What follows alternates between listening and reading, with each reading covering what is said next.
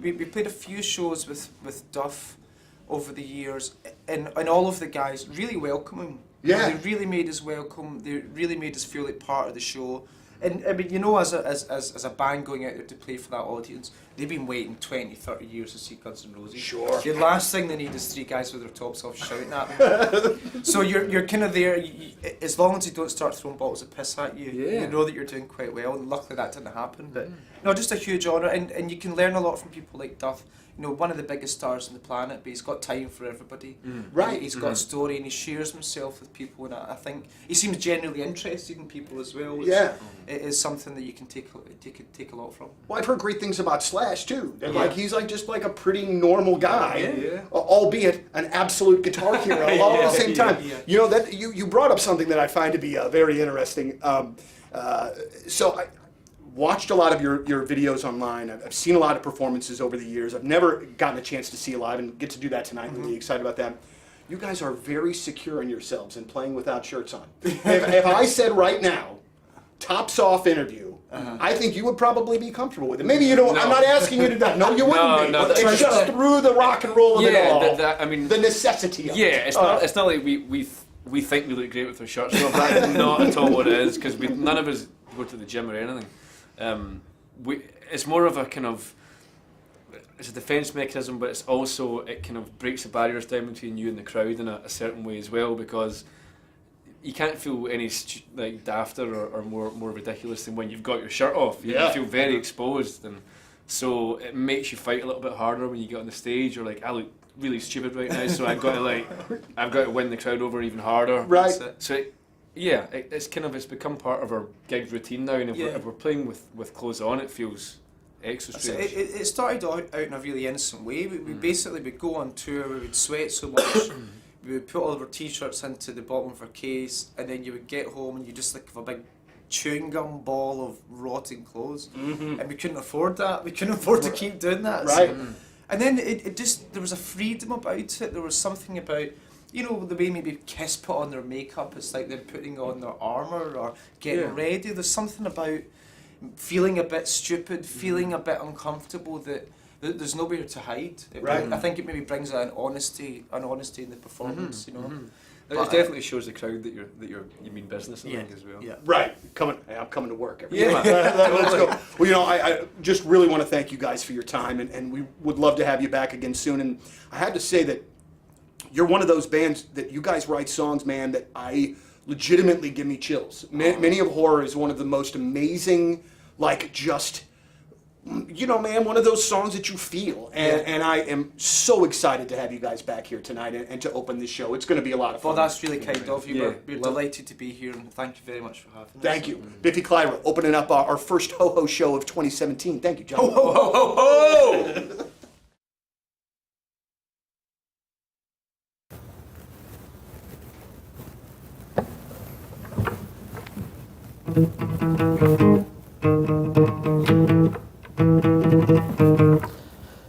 Wake up! It's when you gotta go on a table, and then you gotta go on a table, and then you gotta sit on a table, and then you trust in my sip and slide.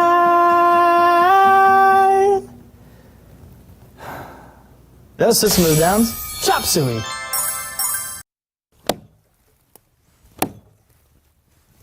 Dude, this sucks.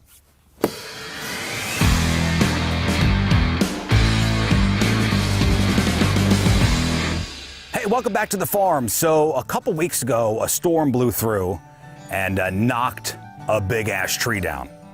So I got a tree that I need to kind of get rid of, or at least saw down a little bit. So, of course, I got the pro, Mark from Curl Landscaping, with me. So, Mark, not only do you put trees in, yes, sir, but you take trees out. Yes, sir.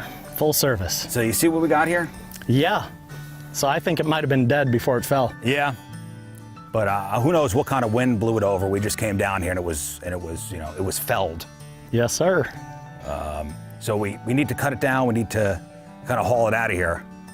So we'll cut it into some manageable pieces. Cut it into manageable pieces and then just haul it out to somewhere, you know, a burn pile somewhere. So what should we do? We're gonna get it into small enough sections, move it in by hand, since we're on a pretty steep slope here, we're not getting anything else down there, so it's going to take a little elbow haul- grease? a little hauling ourselves.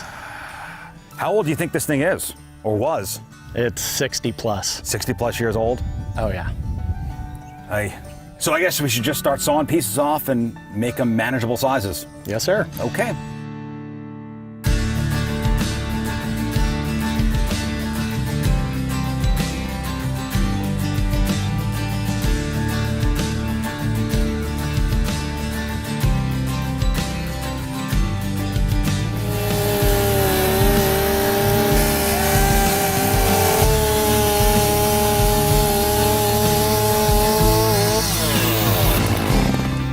Well, you got a fun job.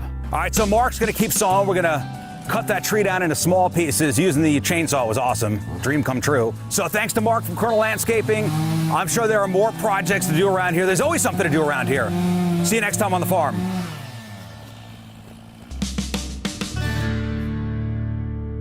All right, we've made our way to the supposed cemetery. This is where my kids say they heard some weird stuff.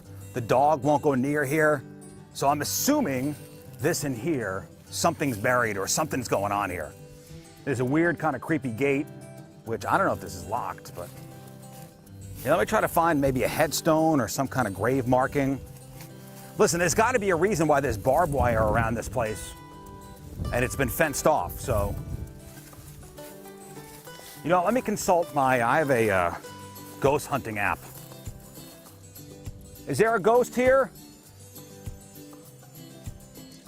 Are there any spirits in the area?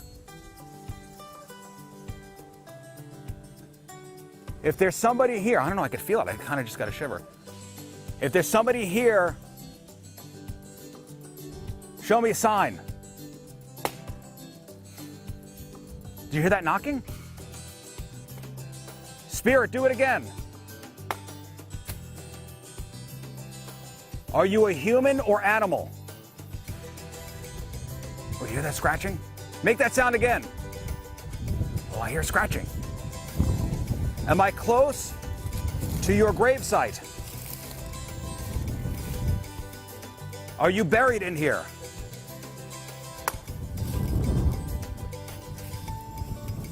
Man, I don't know what's here. I don't like it. I don't like it.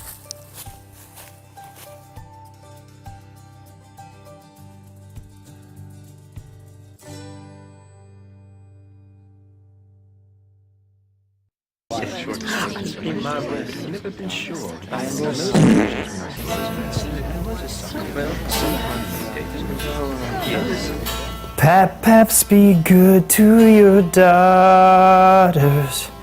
That's how you know to be good.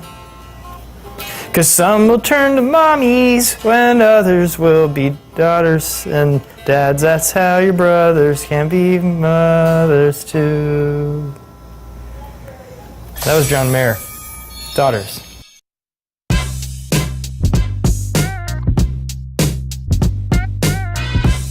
All right, backstage at our big, gigantic ho-ho show with Angels and Airwaves. Mr. Tom DeLong, how are you, man? It's great to see you. I am good, and I just realized you have a kick-ass camera right there. This is like IMAX level shit you're doing. We try not to mess around, Tom. You don't fuck around. This is like real interview. This is like the bad part is though with that fancy camera, it really pinpoints the ugliness. Boogers and like I mean anything, man, like crazy hairs, anything. It really blows it out. You know of what's proportion. funny about that? I was just walking down the stairs, and Alon, my drummer, goes, "Wait a second, I had one. I was like one hair was longer," and he went up to my face and we got it out.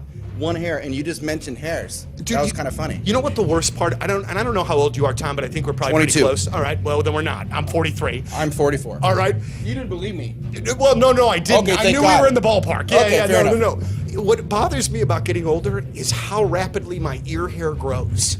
I've noticed every once in a while, like there'd be like a random hair, and you're like, "What the fuck? Where did that shit come from?" I just trimmed this yesterday, and now I can't hear because there's so much stuff See, going on. women think they have it bad because of like childbirth, but no, men have it really, really bad. Yeah, I They have don't- things like that. Yeah. I don't know that that's the road we go down. Yeah, no. Right now, there's women over there going, "We will kill you." Right now. While you sleep. Real quickly, because I know we don't have a ton of time. Tom, when you first, way back in the day, when you first started talking about like the alien stuff, the UFO things, I thought, it's very good, and I'm going to be very honest with you, it's good everybody has a hobby. You know what I'm saying? But I did not necessarily firmly line up with you on a lot of those things. Sure. Yeah. Over the years, you have been proven incredibly right about a lot of things, and there's got to be a lot of people like me, and you have to know that. Is there any sense of sort of vindication in that? In all seriousness, vindication's not the word I would use. I've been briefed on things that are really scary, unnerving, and frankly, really hard to digest. And I knew that I would take all the arrows and bullets for a few years until all the guys I was working with from these various places, like the Department of Defense and the Central Intelligence Agency and so on, I knew that until they could come forward, I would be getting a lot of those rocks thrown at me, and they would think I was crazy or this or that. But the whole time I was like, people can do that, but they don't know what I know. They haven't been in the conversations and the briefings that I've been in. Yeah. And once they learn some of what I know, it's not all like gumballs and candy. It's like, this is a very difficult subject. This is a very difficult issue we have to work on. Yeah. That we have to understand. It's something the whole world needs to work and unite on together. But people keep coming to me, go, do you feel validation? And I go, no, it's, we have a lot of work we need to do with this. And right now there's a lot of people that don't understand it, a lot of people that don't want to understand it. My job is to communicate it for people to understand it better. And then the job of others that are a part of To the Stars Academy of Arts and Science, my company, is to make sure that for the first time since World War II, our elected leadership are briefed on these subjects. And then it can start to come out in such a way that countries will start coming together on it, because the reality is that we're so busy fighting each other on this planet, they're missing something that's dangerous and big. And I think there's a lot of good things that come from this as well, but we have to create those good things, which is, people coming together and working together on this subject. So that's a long-winded way, me thinking out loud here. I don't, it's not a I told you so thing. Yeah. It's too big and unnerving for that, Well, I just felt more like a dick. Because the more I was like, Tom, come on. And then things would start to come out over time, and I'm like, you know what, this guy, he knows friggin' what he's talking about. Exactly, and I don't mean to take away from you. You know what I'm saying? It's a lot. Some guy comes out and talks about life and Hey, good morning, everybody. Hello. Hi. It is October the 10th, And 2024. we are live. All right. Thank you. You are on something this morning. Yeah. Tums. Tums? Yeah, Tums always. and what else? Positivity. Methamphetamines. Oh, methamphetamine. Of course. Yes. I get that at No, you Walgreens. missed this. You missed this conversation, Scott. Okay. Some of the stuff that is discussed prior to us, what we in the industry would call cracking the mics. Or, to the layman, turning them on. Cool jargon. Wow. Lern pictures what everybody looks like on the toilet when she is on the toilet. Yeah. This is something that I've been doing for a long time. I picture all the people I know, and I'm like, because only you know what you look like on the toilet. Do I? I don't know. Have you? He peeks at a lot of people. Maybe you've he seen your knows. wife on the toilet. Going number 1 or 2. Wow. Either or Never number or 2. both. Okay, well, I'm sure all of us have seen our partners at some point just sitting on the toilet. I don't think my wife has. This is a hot. This My is a wife hot has take never at my seen house. me sit on the toilet. Okay, that's great. That's good. Tim is notorious, and he's getting better because he senses some insecurity from me coming through. The man does not want to hear. He knows that I go to the bathroom. He doesn't want to hear me go number 1, number 2, and I don't want anybody to hear me go number 2. Sure. Nobody wants that. But it really hurts me that he can't accept that I am human and I also tinkle. Wait, it bothers him when you pee? Yes. He doesn't like to hear it. He doesn't like the whole thing. You guys are buttoned up. Now The whole listen, thing. lately he's been, because he's trying to be loose. He's saying loose blood. Like he's trying to. He's like, pour a pitcher in there. Yeah. So Turn the faucet on. See if I can bear it. So I feel very insecure about that. But whenever I'm on the toilet, I think I wonder what my best friend looks like on the toilet. she and I are very open with each other about all sorts of bathroom humor. So Are we talking like straining to go? yeah, number like two? all the situations. Like, what does somebody look like when they're really having a hard time? What is somebody? What do they look like You really wiping? go through Yeah, the Rolodex. like I really go through this like humorous That's all. Is line there of a thought. squatty potty involved? Exactly. Are they what- yelling? What are their inner thighs Are they look like? on the phone? Do they have a magazine? How are we wiping? Are we standing? Are we still sitting? How much toilet paper do we use? The whole thing. And I think this is the sum of growing up in my house in the Bauer household because my stepdad, Jerry, has his own bathroom off of the laundry room. That was known as Jerry's bathroom. And he's got all of his popular mechanic mags and that his was scientific his digest. bathroom. His bathroom. That is where the toilet that can withstand 40 golf balls we had installed, like in 2006. Oh, remember there was an episode of Married with Children. What's going on with Jerry, dude? Jerry's Why did clogging toilets left and Why right. did you have to have a That's a man right there. industrial? Do you remember strength? Al Bundy had his own bathroom in Married with Children? yes. He got the Flush 3000 or whatever. special. Was it the Binford? What was that? What was the? No, Binford was tool time. Binford was tool Yeah. time. Al Bundy's toilet. Al Bundy's toilet. It came in a big like wooden. The Ferguson toilet? Ferguson. Gosh. A man's flush. Yeah. So that's what Jerry had. Yes, my mom for like their anniversary one year got the Ferguson 200 installed at the house because Jerry kept clogging the damn toilet. And I remember him being so excited when it got installed because he said, this thing, we could take a whole thing of golf balls and flush it down. And we're like, ew. Lauren, your soup Yeah. can turds don't stand a chance in here. Well, that was she was not allowed to use it. Were you not allowed to use that bathroom? Well, none of us wanted to use it. I mean, this is a house full of women. Jerry was the only man. And so all of us just stayed clear.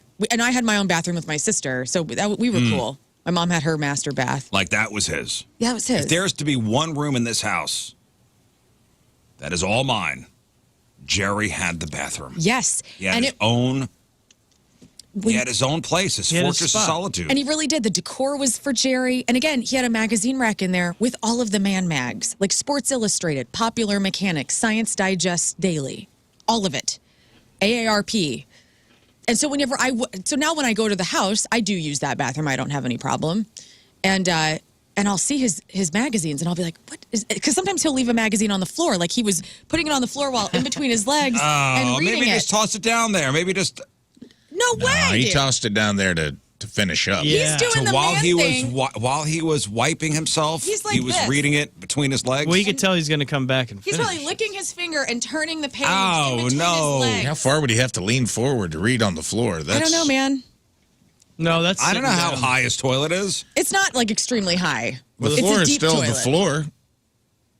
You're still sitting. He's got eyeglasses, so Yeah, he but, knows. You know, He can You zoom think in. he's turning the He's got a pages with his magnifying toes? He's like licking his toe. No, you got to lean forward to read on the floor. That Popular Mechanics, that's small font. It is small font. It's a great magazine, by the way. So anyway, He's an older man. His eyes are not what they once were. this started, That's my 20 years point. ago. You got to be leaned forward. So me at, 20 or whatever, how old I am, I would think like, okay, now I know what Jerry probably looks like on the toilet. And I've seen my mom on the toilet a gazillion times because I'm a daughter and she's my mom and that's just normal in how that goes. Do you think of celebrities? I do. Like I think about Jennifer Aniston as somebody I just love. Yeah, taking a big old. Taking a Steamer. big deuce. Oh man, Think about Clogging that it. sometimes. I said Taylor that. Swift. Taylor Swift taking a dump. I think about like really regal people, Yes. like Barack Obama taking. I'm just like, man, well, Obama poops sometimes. That's crazy. We all It's do. crazy, dude. We Think think of about it like Andre that. the Giant or something. I don't think about that. Well, there are stories, notorious stories about him. He'd poop his pants in the ring to make people. There's a story of Gross Andre the people out. Giant crapping in a bucket on an airplane and them almost having to put the plane down. Oh my. Was it a Home Depot bucket? I don't know, but they almost had to put the plane on the ground Anybody because it want was a so peanut? bad. Andre, don't say that right now. Anybody want a peanut? Oprah. Oprah. What is Yeah, she- I heard she had to do that in a I bucket imagine once. Tom Cruise pooping. He's just laughing maniacally the whole time. Exactly. I picture Tom Cruise having like rabbit pellets. Like a deer. It just opens up and they all he's so fall out. dialed in. You may be right, dude. Like, it's just like a stack of Mentos. Yeah. Ding, ding, ding. The fresh maker. He's got everything working poops as it out half should. a roll of peppermint Mentos. and then- Everything is perfect. Yeah. You might be right, man. You love His a good peppermint. His digestive system is perfect, streamlined, practically that. zero waste. Yes. It's a machine. Tom Cruise's digestive system is a machine. Probably right, man. Practically zero waste. It's just styrofoam peanuts. I'm still tripping on Taylor Swift, right? About what? that you don't not only don't pee in front of, but can't be heard. Well, no, Tim is opening up. He's getting more. I don't know what it is. That seems to be a Tim Is his problem. hearing going? It is. Because I feel like, yeah, Yes, hearing's going. I feel It like doesn't bother him now. his hearing's going. He's like, it doesn't bother as much as it used to. Right. I mean, it doesn't bother. I don't even think about that. Like, girls on the toilet when they're peeing, it's kind of cute and whatever. It doesn't, It's like, just I don't look normal. at it and go, oh, it's Taking a hideous. big old steamy dump. Yeah, well, yeah, I don't like the door open. No. I vetoed Some that in things our should be house. private. I think and that's I'm okay. pretty chill, but I'm just like, look, I feel like you and Tina would have an open door policy. Like she you wouldn't care. probably would. Yeah. And there's been emergencies. There's Sure. been times, and I don't like it when she leaves no toilet paper in there. You don't notice, and you got to ask for the toss in. Oh, that's the worst. And I'm like, just Leave it outside the door. just toss, throw your arm in and toss it. I just want to see an up to I'll the catch elbow. Yeah. Don't look at. Don't look at me. That's what I said. Don't look in here. I am Melissa I got the McCarthy. shower. and I'm under Bridesmaid. I have the shower curtain in front of me, and I'm like, don't look at me. Because there's a chance we may sleep together later, and I don't want this in your head. Yeah. As I'm mounting you. Oh, jeez. Yeah. And so somebody in the chat's like, you're the new Chuck Berry. No, I'm not like getting off on people on the You're not toilet. installing cameras. I'm just thinking like, it is the most, like I think about my cats often because they come into I think a lot of our animals do this with us. Scott, maybe your dogs do this, where if you're in the bathroom, they will just arrive. And Willow, we have a pocket door for our master bath, and Willow knows how to open it with his little paw. And so he's like Jack Nicholson from The Shining. He'll just like slowly get into the door, and now the door's open. I can't move it. Now the door is open. Both cats are there. He's watching me. He's on the defunct bathtub. And I'm just like, yeah, like the cats, our animals see us in our most vulnerable stage. When we're doing that, we are at our most vulnerable. Yeah. I agree. If you watch a dog take a dump, yeah, they're on their toes. I mean, they're like looking around. Right. Yeah, there's a shame factor. There's a shame factor, but there's also like, hey, I'm at my most vulnerable. Now is a time where a predator can get me. Right. And I think our animals sense that and they want to protect us because they're like, hey, you're going to go do your business. We're animals. I got you. We're animals too. And I think, I'm at my most vulnerable. Yeah. That's why I need myself in a locked vault. Mm-hmm. Yeah, my dogs will come in, and I'm like, why would you have such a more advanced sense of smell? Why would you ever want to be in here for Exactly. this? I don't want to be in here for this. And they'll just stare. They'll walk right up to you, just stare you in the eye like a boxing coach trying to give you instructions in between rounds. Like, you got to get in there, kid. You're going to eat Use the lightning. jab. And I'm like, get out of here, Lightning, and man. You're going to crap thunder. Yeah. I'm literally crapping thunder. You gotta eat 2 eggs, some sugar and flour, and crap a bunt cake with a cinnamon swirl. It is funny, like, women will go to the bathroom in groups. Yes. Oh, boy. What do you mean, oh, boy? Nothing. I just feel like we got an 80s comic in here right now. Give it to me. No, I came across this Reddit thread the other day that asked men what things are normal for them but weird for women. Go, yes. Because we think it's weird for women to go to the bathroom in packs. Mm-hmm. In fact, we had this discussion the other day. You could be in the bathroom and strike up a conversation with another woman, and within 5 minutes, you know everything about this person. Yes. Men don't even make eye contact with each other. And I had that thought here. I'm like, you know what? I'm kind of glad I'm a girl on this show because you guys could all possibly get hit with the runs at the same time and have to be in the same space together. And how awkward is that? Also, our boss is a man. So you guys use the bathroom with our boss. I don't have to have that inconvenience. I can just, everybody all the chicks that are in the bathroom, it's just willy-nilly in there. We don't care. Well, it's nice whenever the boss is in there. You can talk shop. You can get things done. Get a raise? Cool. Mm-hmm. So I'm going to read you a statement, Lern, and you tell me if this is weird. But this is normal stuff for guys. Like me and my bros have been friends for like 15 years. I think we have a total of 3 pictures together. Yeah, I hate that for you guys.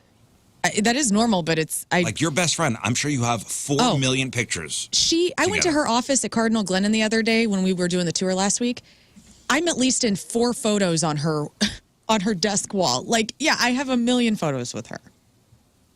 Wow. For 25 years, we've been taking photos. Yeah, again, I could be friends with somebody for 20 years. Yeah. And have a total in those 20 years of maybe 4 photos together. Why are men so adverse to photos? It's just something we don't think about. We can tell you detail every photo we're in. We're like, yeah, this was it.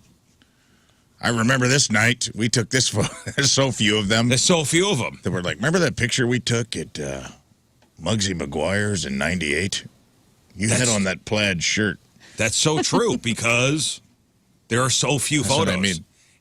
Every photo is just a bit more special. Okay. My best friend proposed to his girlfriend. My girlfriend goes, "How did he do it?" I'm like, "I don't know. I assume he just got down on a knee." Yeah, you don't want. She asked when the wedding was. I said, "I don't know. I assume I'll get the invitation with the date." This drives my friend Leah and I nuts because Leah, her husband, is best friends with Tim. And when we're planning things and the men are kind of spearheading it, there is no plan. And it drives us absolutely nuts. It's the not asking for detail. Like, my wife and I have a friend who's going through some marital issues, and I went out and hung out with this dude, and I go, "Yeah, it's rough." She goes, and my wife's asking me, like, "So what's going on?" I go, right. "I don't know. We didn't talk about that." Right. That drives us nuts. Exactly. Get the deets. Spill the tea. Yeah. I hung out with we went to the my buddy and I. We went to the Missouri Mershon factory, and we did the tour together, all that stuff. And he's having a kid. What factory? The Missouri Mershon. What is the Mershon? Corn cob factory. Oh, okay. Yeah. And so we were out there and just having a great time. And we haven't hung out in a while. We just, awesome day. Come home and my wife asks all those details. Like, what about the pregnancy? What about this? And I'm like, I have no idea. What do you people talk about when much. you are together? And in fact, being friends. Another thing would be being friends with somebody and knowing absolutely nothing about them. I know. It's so strange. That's why I find the men in my life that do have, because not all men are like that. The men in my life that I'm friends with that do ask questions, want the details, know the story, spill the tea. It is such a special breed of male that I'm like, they exist. And I have so many of them in my Rolodex of friendships, but I do have so many men that don't want the details. And my husband's one of them. And my wife was so angry when I got home because she was like waiting for me. She's like, "All right, what's going on?" Yeah. I'm like, I forgot to ask you should have that. given me a list of questions because we really didn't talk about much because you were together for 6 hours. Exactly. Tim went on a golf trip with all of his college buddies a couple weeks ago. They were together for 48 hours. I was like with my coffee cup when he got home, ready to hear about everybody. Yeah. And there was you got nothing to report. You got nothing. And I'm going, so then what does that make us do? Us insecure females? We go, oh, there are probably some babes around, and you're just filling your time with hot, making up big your own boobed stories. women. Psychos. Yeah. Boobed. Yes. You start making up your own stories then. I know. And honestly, I'm not hiding anything. Are you? No. I mean, seriously, I'm not hiding a thing. It just never came up. In 8 hours, 6 hours, it never came up. His marriage. Sounds so boring. What do you guys talk about? Like, what are you doing? What do you care about when you talk? You know what? Here's what it is. I'll tell you what it is. And Rafe and Scott, back me up on this. Okay. Depends on what you say. No, we Shut are, up, no Rafe. matter what. I'm not giving you This is one of my emotional you're man friends. You're pre-backing me up. Yeah. Whatever it Put is. on a skirt, Nancy. No. We hang out so infrequently, right? Or why should I fill up any of our time together with negativity? So it's all positive. The man's hanging out. He's going through a thing at home. Why am I going to bring up that? Why am I going to neg everybody out? Are you just talking like funny movies that you love? Just talk about Are you- stuff.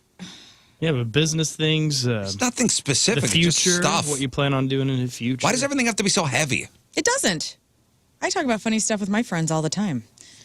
Me too. But I talk about funny stuff in the midst of the heavy stuff. I love a deep Yeah. convo, Corey, though. excellent way to put it. Men talk about what's going on in the moment and nothing else. That's great. You're mindful. That's a positive for men. Okay, here's another statement. These wings are good. Yeah, they are, right. And then you start talking We're about pretty wings. mindful. And then you go, what kind of sauces you like? And then, hey, you ever think about death? So what about your Dang it. marriage that's falling apart? Let's talk about that. Come on, man. I don't want to do that. We're going to pay for these wings later. Don't talk about the future. Live in the moment. Live in the moment only. All right. Again, these are guys pointing out things that are normal for them, but not for women. So basically, it's double standard at its finest. Men using shampoo, conditioner, body wash, and face wash from the same bottle.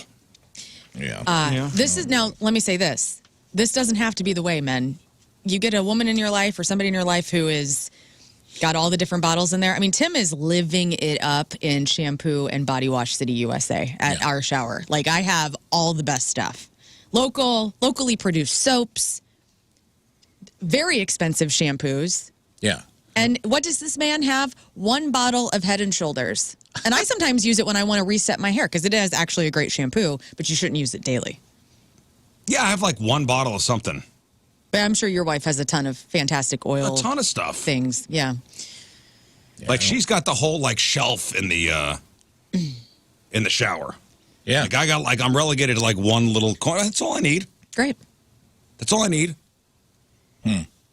I have a decent amount. Well, yeah, you are a special man I am. with your hair. And But I got we've talked oils, about I that. got all this stuff. Yeah. I like to. It's just such a weird. Men get stuck in like a phase of life. There's a whole other world out there, man. I have lots of products. I don't just wash my ass and my face with the same product. That's a good rule to have. Mm-hmm. That's a good rule to implement as an adult man.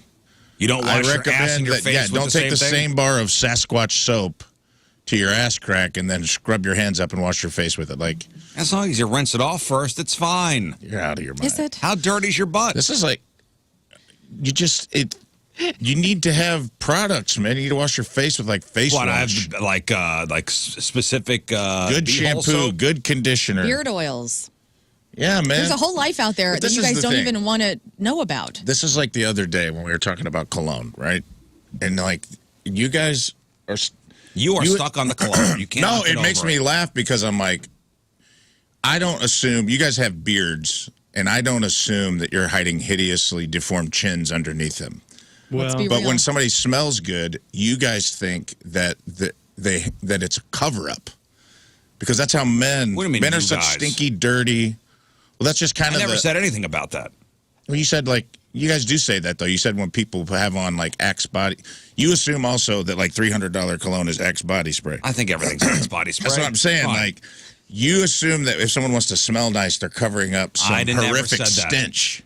That is what you guys think, though. I hear you talking in the break room, What? I never go to the break room. in the water cooler. You're like, canteen. Got you, sucker. It's just funny because men get stuck in that like. It is that one bottle of for everything mentality. Like, I wash, ugh, wash. Water do cleaning. We're just disgusting, dude. I just We're don't disgusting know. as a I'm not species. opposed to any of the other, 15 other bottles or whatever. Yeah. I have introduced so much. Do you need cosmetic eyebrow stuff. soap? Guys, I took my what is it called when you shave your face? Microderm. I have my microderm razor I don't know what that is. at the house where I'm taking like the peach fuzz off of my face because I am a Sasquatch woman. And the other day I was looking at Tim and I was like, hey, can I just As you're come in here? shaving your beard off. As I'm shaving my beard off, I looked at my I'd beard rather watch my wife take a dump. and I said, can I please shape your eyebrows? Because Tim doesn't go get his brows. He has great brows, but he doesn't get them waxed or anything. He was like, ugh. Because I always ask him, I'm always like, can I give you a manicure, a pedicure? He never wants me to do anything No, for and my him. wife's the same way. Like, let me do your eyebrows. I go, come on, just leave me alone. Does she do them though?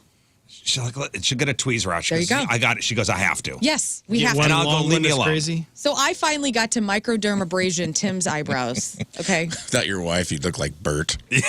Yeah, All right, here's another statement. Hold on, you microdermed his eyebrows I and did. what? And then I've also given Tim like facials. I've put masks on him. I've I've So he is deep living conditioned it up. his hair, and I bought him a massive product line from my friend Maven and for his beard, and the man is killing it. He looks sharp. I'm just saying. Okay. Welcome the product. This is me last night. Look at look at Rafe. Look at Let me see. What is that? You're doing your my bags? routine, baby. Look at Show you. the people on the YouTube Cucumbers what's little- going on on your there. eyes. I love man. this Self-care, dude. self-care, It's not illegal. and it's not just for women. You I guys just need don't help. think about it. I don't think about it. I just want to go to bed. Okay. Wow. So do you have any That's what lotion you you put on guys' your balls face? or- smell like. Lotion on my face? No. Okay, just I don't lotion my face. I do lotion my elbows, though. That's good. I've just started getting into that. Thank you.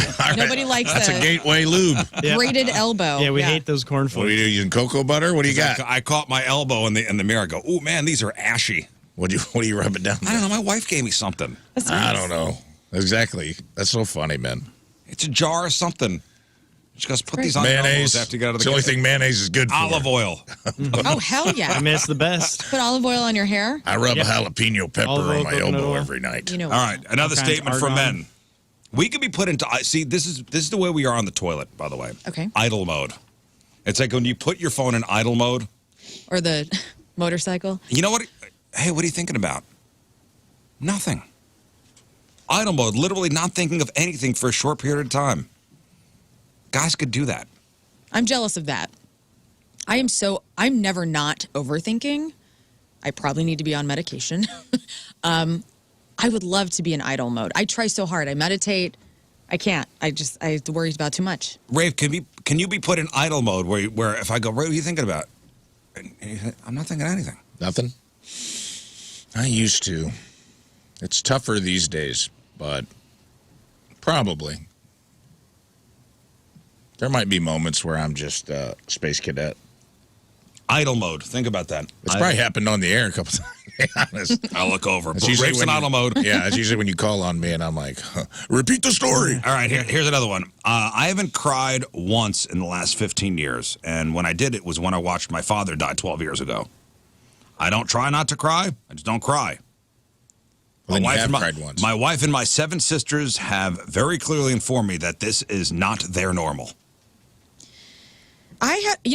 It's weird. I had a good cry a couple Mondays ago where I just broke down big time. And I haven't had that type of cry in a long time, like a year.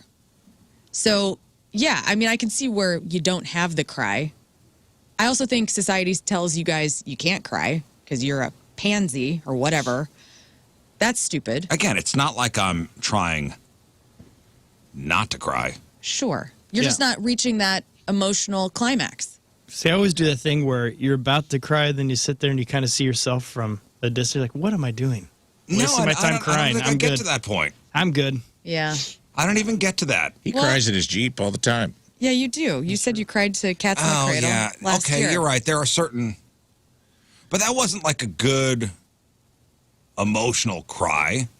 That was more like a time moving on cry. That was a generic cry? Okay. That was like time is going fast cry. I think it's different. I don't know what that means. Me either. I don't know what that is. Anyway, I was thinking about the kids, all right? Okay, I That's cried in the beautiful. past year. That's great.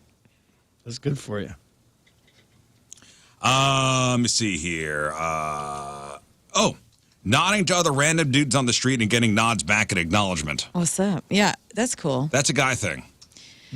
Tim rides his motorcycle to work pretty often, and he found out there's a thing where you just kind of point down Oh, yeah. the motorcycle. I've seen that. hand I like that signal. whenever you're on a moped, you try the same thing and they will flip you off. never give you the response. I've never seen women just nod at each other walking by. I wink at women. You do? Yeah, I wink at. You wink at women? I wink at women I know. Or if something funny happens, like I'll wink at an old No, lady. if two guys, random dudes, just pass each other on the street, strangers. Sometimes there's a head like nod. Well, acknowledgement. what's that about? What do you mean? Why I don't did know. people do that? I don't know why. I've never seen two women pass each other and do that. Oh, we probably smile more at each other, or like Nah, I roll think our you pretty eyes at much- each other. Yeah, probably that. Yeah. Yeah, I do the head nod with fellas and the cat call with the ladies. Yeah. Yeah. Just getting punched left and right, you know? Yes. All right, here's something the guys do that women can't do. Deciding to do something and leaving the house 5 minutes later to actually get it done. That's a stereotype. What? Yeah. Based in reality. I'm sure that there are women like that. Absolutely. That's where the stereotype comes from. Whenever I get it in my mind, I want to go do something, boom, we're out. You're able to get it. If I got my get it shoes on, together? we're out the door. I'm already in the car. My husband takes forever sometimes. Oh, so it's a role reversal then. The thing that drives me nuts about Tim and time is I will cook dinner and then we will go and camp out on the living room floor or at the dining room whenever, and I'm ready to eat and I'm ready to eat. I'm ready to go. I have everything ready. I'm seated. You're seated. Seated. Seated. Or seated, whatever you want. And he will be, I gotta get paper towel. I got sauces. He will take forever to get to where I am. Yeah. Dude. Last night this actually happened. I was like, Same I'm sitting on the thing. couch. I go, oh, let's go. Just like declared, and the two women in my house went nuts on me. Sure. We do a little prayer before we eat. We say a little something about gratitude and whatnot for the people in our lives. And I honor that. I never take a first bite. I'm like, okay, but I'm like, let's freaking go. So sometimes I will just yell the prayer wherever the hell he's at in the house. You're ready to go? I'm grateful so for hungry. everyone who's ready to eat when I'm ready to Exactly. eat. Passive aggressive prayer. That's Yep. nice. Mm-hmm. I have the same problem, so I empathize. I have a room leaver. Like she cannot sit down and we'll like prepare a meal. It'll be a nice meal. It'll be a hot meal. I'll be ready to eat the meal. We'll have picked out a show. We're going to sit down together. We're going to watch this show. And she will get up and leave the room 35 times. And I'll wait. Or I'll go. The other thing is that I'll prep food. I'll be like, are you hungry? No, I'm not hungry. All right, well, I'll make some food and we're going to watch a show. Then I'll sit down to eat. And she's like, I am hungry. And then she gets up and now I have to wait for her, which I would have made food for her. Mm-hmm. And now my food's getting cold. Or I got to sit there and eat it while I'm staring at the Netflix home screen. Yeah. And then I'm done eating by the time the show starts, and I'm like, that wasn't satisfying at all. So I get that. Yeah. I don't yell passive-aggressive prayers through the house, but... I yell passive-aggressively through the house. Sit your ass down. That's more aggressive than anything else. Yeah, that's Yeah. just aggressive. Get it together. Okay, listen, I'm not a fashion guy. What? Yeah, I'll admit it. I don't know what's hip. I don't know what's not hip. Just trying to keep up. I'm just trying not to stick out, okay? All right. A so-called fashion trend, famed for showing off the physique of the female genitalia, is, I guess, in. Camel toe? Yes. Yeah. Camel toe is in. But they're not calling it camel toe anymore. What are we calling it? What do you think we're calling it? The moose? Front butt. Vagina-rama. I don't know. Vagina-rama? I don't know. No. It sounds neat. Well, yes, for a guess. Let's see. The camel toe has made a major comeback. Vulvacious. No. No. That's a good one. So the camel toe, there's a big article about this. The camel toe has made a major comeback. It's got to be a Vulge. This time. Vulge, I love I it. do like that. I like that better than what they're talking about Vulge here. is cool as hell. I approve. Modern new name after being dubbed what by Generation Z? Generation Z. Okay, all right. A Vulge. I love that. They're calling it crotch cleavage. Oh, yes. I have seen this. They're Crotch calling cleavage. it crotch cleavage. Right on. While both are, camel toe and crotch cleavage, both slang terms, the term camel toe is defined in the Oxford English Dictionary as an effect created by clothing that tightly fits around a woman's groin, drawing attention to the shape of her external genitals. Mm-hmm. I wonder what people at Mass think about this, because not at like Mass, not like church, but in Mass. Because, you go to the gym, you wear tight workout pants because it is comfortable, mostly. And you do have a Vulge. So, Well, in this article, they kind of discuss who's the more outraged class of people here. But the earliest, and this is excellent, as far as the history of the camel toe goes. okay. And I didn't know this. The earliest known use of the noun camel toe was in the 1980s, but was popularized in the early 90s by the Camel Toe Annie skit on Late Night with Conan O'Brien. And that's when spandex was coming back. You know, we had like an 80s spandex experience. Okay. And then spandex kind of came back with the bicycle short in the 90s, which had. But back then, Conan was wearing despite that. showing a woman's natural shape, having a camel toe was far from celebrated. In fact, one Australian publication described it as humiliating as walking out of a public bathroom with your dress tucked inside your underwear. Yes.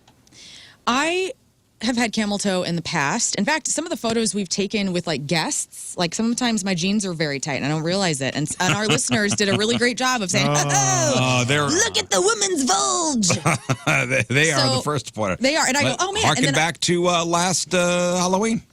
Absolutely. Tweedledee and Tweedledum. We both had camel toe. We both last had camel Halloween. toe. Rafe and I were Tweedledee and Tweedledum. Rafe had found this really cool size extra small Tweedledum vintage costume for me that I immediately bought, got it on, put it on. Holy crow. Like it was Looked obscene. great. It fit everywhere but one place. I wore a fanny pack to our Halloween party last year to create a shadow over my vagina. Well, Just to be a little bit more decent in Shagina. public. Yes. Well, so this article goes on to explain, like, the fact that the camel toe or crotch cleavage or vulge, as we're calling it, had such a negative kind of connotation. Now women are like, you know what? We're reclaiming this. We're embracing it. We're leaning in. We're reclaiming this. I like it. Here's the thing. When you see a man's package, it's strange because you guys, and this is like me when I've noticed it. Like if I've ever been out and I've noticed, or there's photos online of like John Hamm, whenever they've had those photos. The strange thing about a man's bulge is because normally the penis will lie in different ways. It could go, well, It's sometimes diagonal. God bless John Hamm for having the ability to go down one leg or the other. Exactly. And it's like strange when you actually start to think about it. Like you guys have such an array of positions that your packages can go, whereas a woman, it's just what it is. It's fixed. It's a fixed space. It's a fixed thing. And it is. I mean, A lot could go wrong with the men. absolutely, or it could go wherever. And it's confusing at first because you're going, "What is this? Where did it go?" Well, a recent report from the Fashion Journal argues that far from being vulgar and repulsive, a camel toe should be considered a positive female attribute. High-waisted jeans, leggings, and bike shorts are all major culprits, and labia-hugging bottoms. It's scrutinized and looked upon as disgusting, but shouldn't a camel toe be cute? Now, let me say this: is a camel toe Such a ridiculous article. crotch cleavage?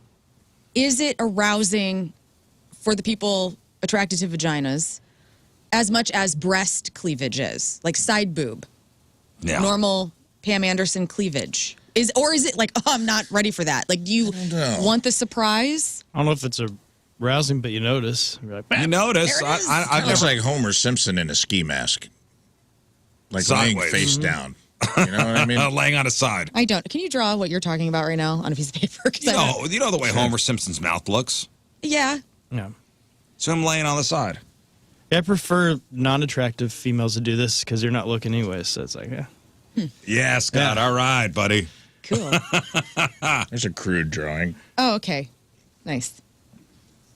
No, is it a turn on? I don't think I've never thought of it That's as more crude. as a turn on.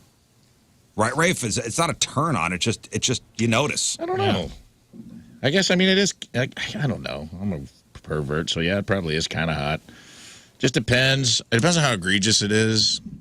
And that's the thing. You talked about, like, thinking about, why are you looking at me like that? No, I'm not. It's the same thing, like, if I saw a dude who's, like, pants are too tight, I'd be like, that's egregious, man. We got to loosen that up a little bit. You just notice. You just notice, Yeah. yeah. Just notice it. I don't know if it's even, it's not like necessarily sexually stimulating, but it's like, oh, Yeah. Well, it's kind I of like see that. cleavage. It Okay. doesn't always hit that way. And here's where this article Depends. goes into, well, that's not true. Because I got you like, okay, ladies, reclaim the crotch cleavage, camel toe, the vulge, whatever you want to call it. Right. It's fine. Embrace it. Who cares? You know, Lululemons are big. I've been to the gym and, you know, tight pants are all the rage. You look good in those, by the way.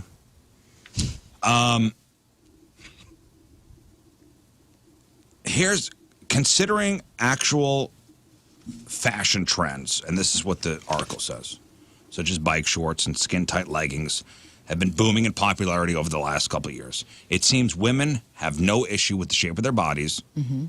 The only people who have a problem with our camel toes are men, Interesting. and that is 100% false. You think? Yeah. Because, like Rafe brought up that point, I think some gals will be like, why are you doing that? Well, you It's just not. it's one of these things. We're at the very front of it being okay. Well, they're blaming men in this article for not being cool with it. And get out of here. Well, men probably make fun of it. Get the f out of here. Women don't Get outta don't here. call out camel toes. Every guy, every listener that commented on my jeans and my photos were men. Yeah, they just wrote it out. Wow. Women were commenting too, just to themselves. But that's fine. You guys take it upon yourself to make it vocalized. Why? You know? So I agree. There probably is a lot of men having a problem. No More men are no probably man. looking at you online. Okay, All the pervs. they pointed it out, but that didn't mean they had a problem with it. Yeah, it did. What do you mean? They didn't say, "Oh my gosh, that is awesome! Look at her." They're going, "Ew," like they're making fun. No, but that's Yes, nobody's make up got voices of listeners in my nobody's head. got like a it. problem with it. Yeah. No man has a problem with Yeah, it. they have a problem because they're typing it out. If you didn't have a problem with it, you just keep That's just scrolling. pointing it out. Why do you have to point it out? You have a problem with it. You're going, No, there's they don't- something here I'm no. uncomfortable with, or I think this is not hilarious. at all. Not at all. Not Guess it's at like a all. highlights magazine. 1,000% disagree. Anybody I think who it's other comments on women. anything is taking it to that next step of something Just about because I this is comment making on me something vocal. doesn't mean I have a problem with it. I'm just Really? making- yeah. There's so many things I Your have hat is problems with, and I don't say a word. Your hat is yellow. I am commenting on your hat. Doesn't mean I have a problem with it. You are wearing a jean jacket. No, I'm not. It's a jean battle vest. Okay, whatever it is. You're wearing a jean vest. I'm commenting on your jean Are vest. you uncomfortable with my battle I vest? am not at all. I don't have a problem with it. I can't decide if I love it or not. Only because the way you imagine people on the toilet, I often think about genitalia. Absolutely. Not in a What was she necessarily sexual No. way. I'm just like, Knowledge. wonder what What's going on under there? my boy's balls are. I wonder if he's got big saggy balls or if he's got a little tight action. That's exactly right. It's just like imagining an audience in their underwear, right? Yes. It's like my mind goes there sometimes. And I do it with men and women. And I'll be like, is everything tight and tucked away? Well, with Or the- we got some loose, we got some Arby's Big Montana happening. now down there. with Who knows? Now knows? with leggings. But now you and- know. It takes a lot of the guesswork out It of it does. Yeah. You kind of get to find out stuff that was kind of fun to, to fantasize about. or to at least, use your imagination on. I've told this story before. My buddies in college, all of us, we had this huge group of friends, all sorts of walks of life. Everybody was involved. There's 200 of us. And my friend Scott and I tried to spearhead the Book of Revelations party where we had a nude party. Nothing sexual, just getting it out there. What does everybody look like in their birthday Okay. suits? That sounds fun A friend, for dudes, a friend of mine brings up a great point. Okay. A camel toe gets called out like a fresh haircut. Hey, buddy, Hey. fresh haircut. That's right. Well, what I'm saying to you is, New hat. as, Hey, you're right. Hey, as the camel Vulge- toe. Hey, as the Vulge continues to be more normal and we're leaning into it, that will not be pointed out. Now we don't really care. Unless you do something significant to your hair, nobody really cares. So nobody will care about this in like 20 years. I feel like there were a lot of comments last year on the Tweedledee, Tweedledum about my situation. Well, I think you There brought was. it up. You brought it you up. guys brought it up. Yeah, you're the one announcing. Because Both we were ears. leaning in. We're going, yes, we understand that this is obscene. Yeah. Happy Halloween, everybody. I didn't bring it up in the picture, You brought it up on air. but there are already comments. There are already hundreds of Facebook comments at that point. I brought it up on the air because I feel like it needed to be. You Yeah, we brought wanna it up air on it the air out. prior to the Yeah, event. as before you well. even went. This Oh, was that a- it was tight? This was a Streisand effect Well, thing. all right, man. I'm trying to back your play here, and you're cutting me off at the pass. Well, the point I'm trying to make is I don't necessarily think people were pointing it out, but I didn't feel like people were being derogatory. They were just like, whoa. There it is. Yeah. Well, I think New 'cause haircut. you made it funny right out of the gate, so it was like, oh, I'm part of that funny. Yeah. Maybe I was getting ahead of it. Yeah. Yeah. Sure, and that's the Streisand. I'm agreeing with you. I'm just saying the Streisand effect being you pointed out. Had you not pointed out, maybe nobody else would have. I think there's some people that are like pointing it out as if you have guacamole on your shirt. You know what I mean? There's always going to be that subsect of those people. Right. That are Flies like, open. Yeah. Yeah. They find joy in your like humiliation. They think you should be humiliated by it. But I don't think that's everybody. I humiliate myself every day, okay? And I'm aware. And I love being Well, self-deprecating. I, for one, am okay with the Vulge. Thank you Okay. for taking a stand. I'm speaking on behalf of men everywhere. I love it. It's fine. Okay? Thank you. And no man has a problem with it. Great. Okay? We've got the meats. Stop blaming us. Stop blaming. Okay, I will stop. No, I'm not talking about just you. Oh. Well, you're part of it. Was this a Meninist meeting? Dude, I'm up against four dudes every day it's just of my at life. the end of the okay? article. The end of the article states that men are responsible for it being a fashion Hey. faux pas. I'm pushing back on that. I love it. And you know what? You are going to spearhead the change because it's not just on women to do the work, it's on the men as well. Fine. And look at you. I'm so proud and I accept. You know what? I think it's time for us to normalize the moose knuckle around here. Fine. And maybe we can gain some acceptance. Good. If you want a moose knuckle it, if you want a camel toe it, Is moose knuckle the same or is that a man's? that's men. It's just when a man's pants are like splitting the atom down there. Hell yeah, dude. When you're like doing the bows, the Higgs Yeah, boson. kinda Saturday Night like, Fever. Yeah. just image search moose knuckle and you'll. Let's do this right now, I I get it. guess. That's safe. I mean, I get it every That's once in an a while. accurate description. Listen, I don't. Do moose have knuckles? of course. I'm not a moose in their expert. arms. Moose don't have knuckles. I don't Oh, know. I don't yeah. know. I don't know where the term came from. Yeah, you've seen it out in the wild, Of course I'm I sure. have. There you go. They got Fat Elvis with a moose knuckle. Right, Fat Elvis when he used to wear the jumpsuits. Mm-hmm. Boom, moose knuckle. That's great. Don't you have to have fingers to have knuckles? That's what they want you to think. They do have them. I mean, they can play guitar. They I do don't all think this moose have knuckles. I don't think they have fingers. I don't like mooses with knuckles. Were there products to cover up Absolutely. camel toe? Yeah, think about like gymnasts. I remember being in gymnastics, and the older girls would have. There was like, and if you look a lot of pop Dance, stars that too. wear, like Beyonce wears these like one piece, like swimsuit almost looking things. They will have like a crotch cover so you cannot see Oh, okay. definition. Yeah. But that's all out the door now. Dance uniforms have that. Like cod piece, like a female cod Right. piece. I'm just listen. I'm learning. I'm learning things. It's cool. We're all learning together. I And love I learning think about you Vulge- guys. I think Vulge should be. I like Vulge better than camel Me too. Trademarked on this show by King Scott. Yeah, I'll take it. Thank you. Excellent work. Hey, so Hurricane Milton, it did make landfall yesterday. Yes. It made landfall in Siesta Key, Florida, which is near Sarasota. So it wasn't a direct hit on Tampa. Milton made landfall as a Category 3 hurricane, I'm glad it went down. reduced in strength to a Category 1 as it made its way across Central Florida. More than 2 million homes and businesses throughout the state are without power. St. Petersburg saw over 18 inches of rain Gosh. as Milton hit the area hard. Did you see the roof of Tropicana Field where the Tampa Bay Rays play? No. Ripped off. Oh, man. The roof of Tropicana Field, home of the Tampa Bay Rays, was partially ripped apart from the winds. Flash flood warnings were in place across the state still. Milton's arrival marks the third hurricane to hit Florida this year, tying a record set in 5 other previous hurricane seasons. The storm spawned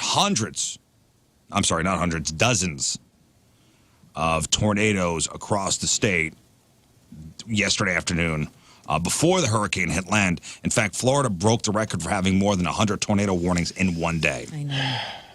Man. I saw a bunch of people in mobile homes had their roofs ripped off, and they weren't rich enough to leave. They had to stay. I also saw a firefighter rescue a dog who had been chained up. Yeah, outside. I saw that. Yeah, I saw that. Made me enraged. That enraged a lot of people. It was that white dog that was chained on the side of the Thank God for that firefighter. Yeah, we kind of I forgot the streaming app is, but it's basically like cable, where it has the old school list of things and has 24-hour news, so it has CNN and Fox. Yeah. And my wife was all excited to watch the live coverage, so we were switching back and forth between CNN and Fox. And I must say, Anderson Cooper is incredible when it comes to this kind of broadcast. Absolutely. Their team was awesome. And the best part, they all had hats on and stuff like that. And then you go over to Fox, and a guy had a helmet. Oh, yeah. Whatever it takes. Listen, I was watching the Weather Channel last night. Yeah. I had the Weather Channel on.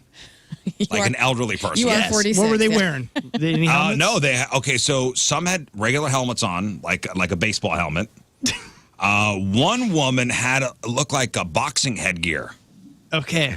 That's all right. But she was a Weather Channel reporter. It looked like she had boxing headgear on with a Weather Channel logo right in the middle. But they were wearing goggles. I get it. They're out there. These journalists But are Anderson amazing. Cooper, he showed it, man. They were awesome. There's debris. There's all the stuff flying around. I understand. Safety first.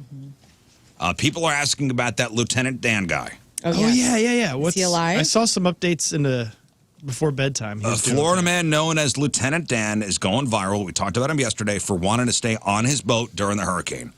He'd planned to ride it out in Tampa Bay. People were actually placing wagers on whether he would live or die. On Wednesday afternoon, it was announced that Lieutenant Dan, whose real name is Joseph Malinkowski, finally agreed to get shelter. The Tampa mayor actually said in one of her press conferences, the Tampa Police Department this morning just saved Lieutenant Dan. He has been rescued, and he's now in a shelter as well. If we get Lieutenant Dan to go to a shelter, we get anybody to do that. In interviews, he had likened himself to Noah and his ark. And here is Lieutenant Dan being interviewed. This is before the storm hit. Are you okay? Everybody's worried about you. Who's worried about you? I don't think people realize you're so close to down. I mean, you could just get off if something bad happened. You know what I mean? I'm not going anywhere. The safest place to be is on a boat in a flood. Okay, we learned that with Noah. Everybody that stayed on land drowned. Noah and the animals lived. So I'm fine. Makes perfect sense. Now, the mayor of Tampa said we took him to a shelter. There are conflicting reports that no, he did not go to a shelter. I think the mayor said it like, hey, if we can get this guy, trying to be an example, like, hey, if we get this guy, you go to a shelter. I think he wrote it out. I think he's okay. Yeah, my man. But let's look a little more into Lieutenant Dan. Okay. Oh, no. Is he really a good soul? Okay, Lieutenant Dan is this, tattooed, skinny guy. He's got one leg. Mm-hmm. He doesn't have stories. Florida man, lovable, thinks he's Noah. God told him to stay. Okay, Right. They're saying this guy's a piece of garbage grifter. Okay. Headline. Lieutenant Dan, a Florida man who plans to ride out Hurricane Milton on a sailboat in Tampa, was once arrested for lighting a woman on fire. Well, this... Wow. Wow. How? Or attempting to set Blowtorch. a woman on fire. This is from a publication down there in Tampa. The heavily tattooed amputee sailor who captured the world's attention this week, insisting he'll ride out Hurricane Milton aboard a small sailboat in Tampa Bay, served nearly 6 months behind bars in Florida recently for punching a police officer, and last year was arrested over allegations he tried to set a woman on fire with gasoline. Joseph John, I think it's Malinowski. There's no C Joseph John Mellencamp. Joseph John Malinowski, not Malinkowski. 54 years old of Tampa, is separately due in state criminal court later this month in a dispute over whether the sailboat that he's on is actually his. The courthouse is about 8 blocks from inland Tampa Bay, which is expecting a storm surge estimated as high as 15 feet from the approaching hurricane. He's made quite a lot of money on his GoFundMe. They said this guy's like a grifter that kind of does this. Yeah. He's playing the whole, I'm just putting the camera on myself and I'm got a GoFundMe and I'm like Noah. Hey. Been in and out of jail at least 14 times. Known online as Joe C. and Lieutenant Dan after the character in Forrest Gump. He is said to resemble with his tan complexion and amputated leg below the knee. He said he lost part of his leg in a scooter crash 38 years ago. He was released in April of 2022 after a 1-year prison sentence in a felony case over punching a police officer in the nose. The manager of the Irish Brigade Bar in Lake Worth Beach, Florida, asked him to leave the bar because he was screaming and breaking glasses. As a responding sheriff's deputy tried to handcuff him, he punched the deputy who punched him back. Just as he's now planning to survive alone, he tried unsuccessfully to represent himself in court, which always goes well. And a jury convicted him in a trial that lasted less than a day. Last year in a separate case, he was arrested on suspicion of aggravated battery after a woman said that during an argument, he doused a park bench with gasoline and set it on fire. Jeez. So he's an arsonist. That's what you're saying. She said that as the argument continued, he splashed her with gasoline. She feared for her life due to the potential for the gasoline to be ignited because she was holding a lit cigarette. Well, there is an update on him. And? He found his leg.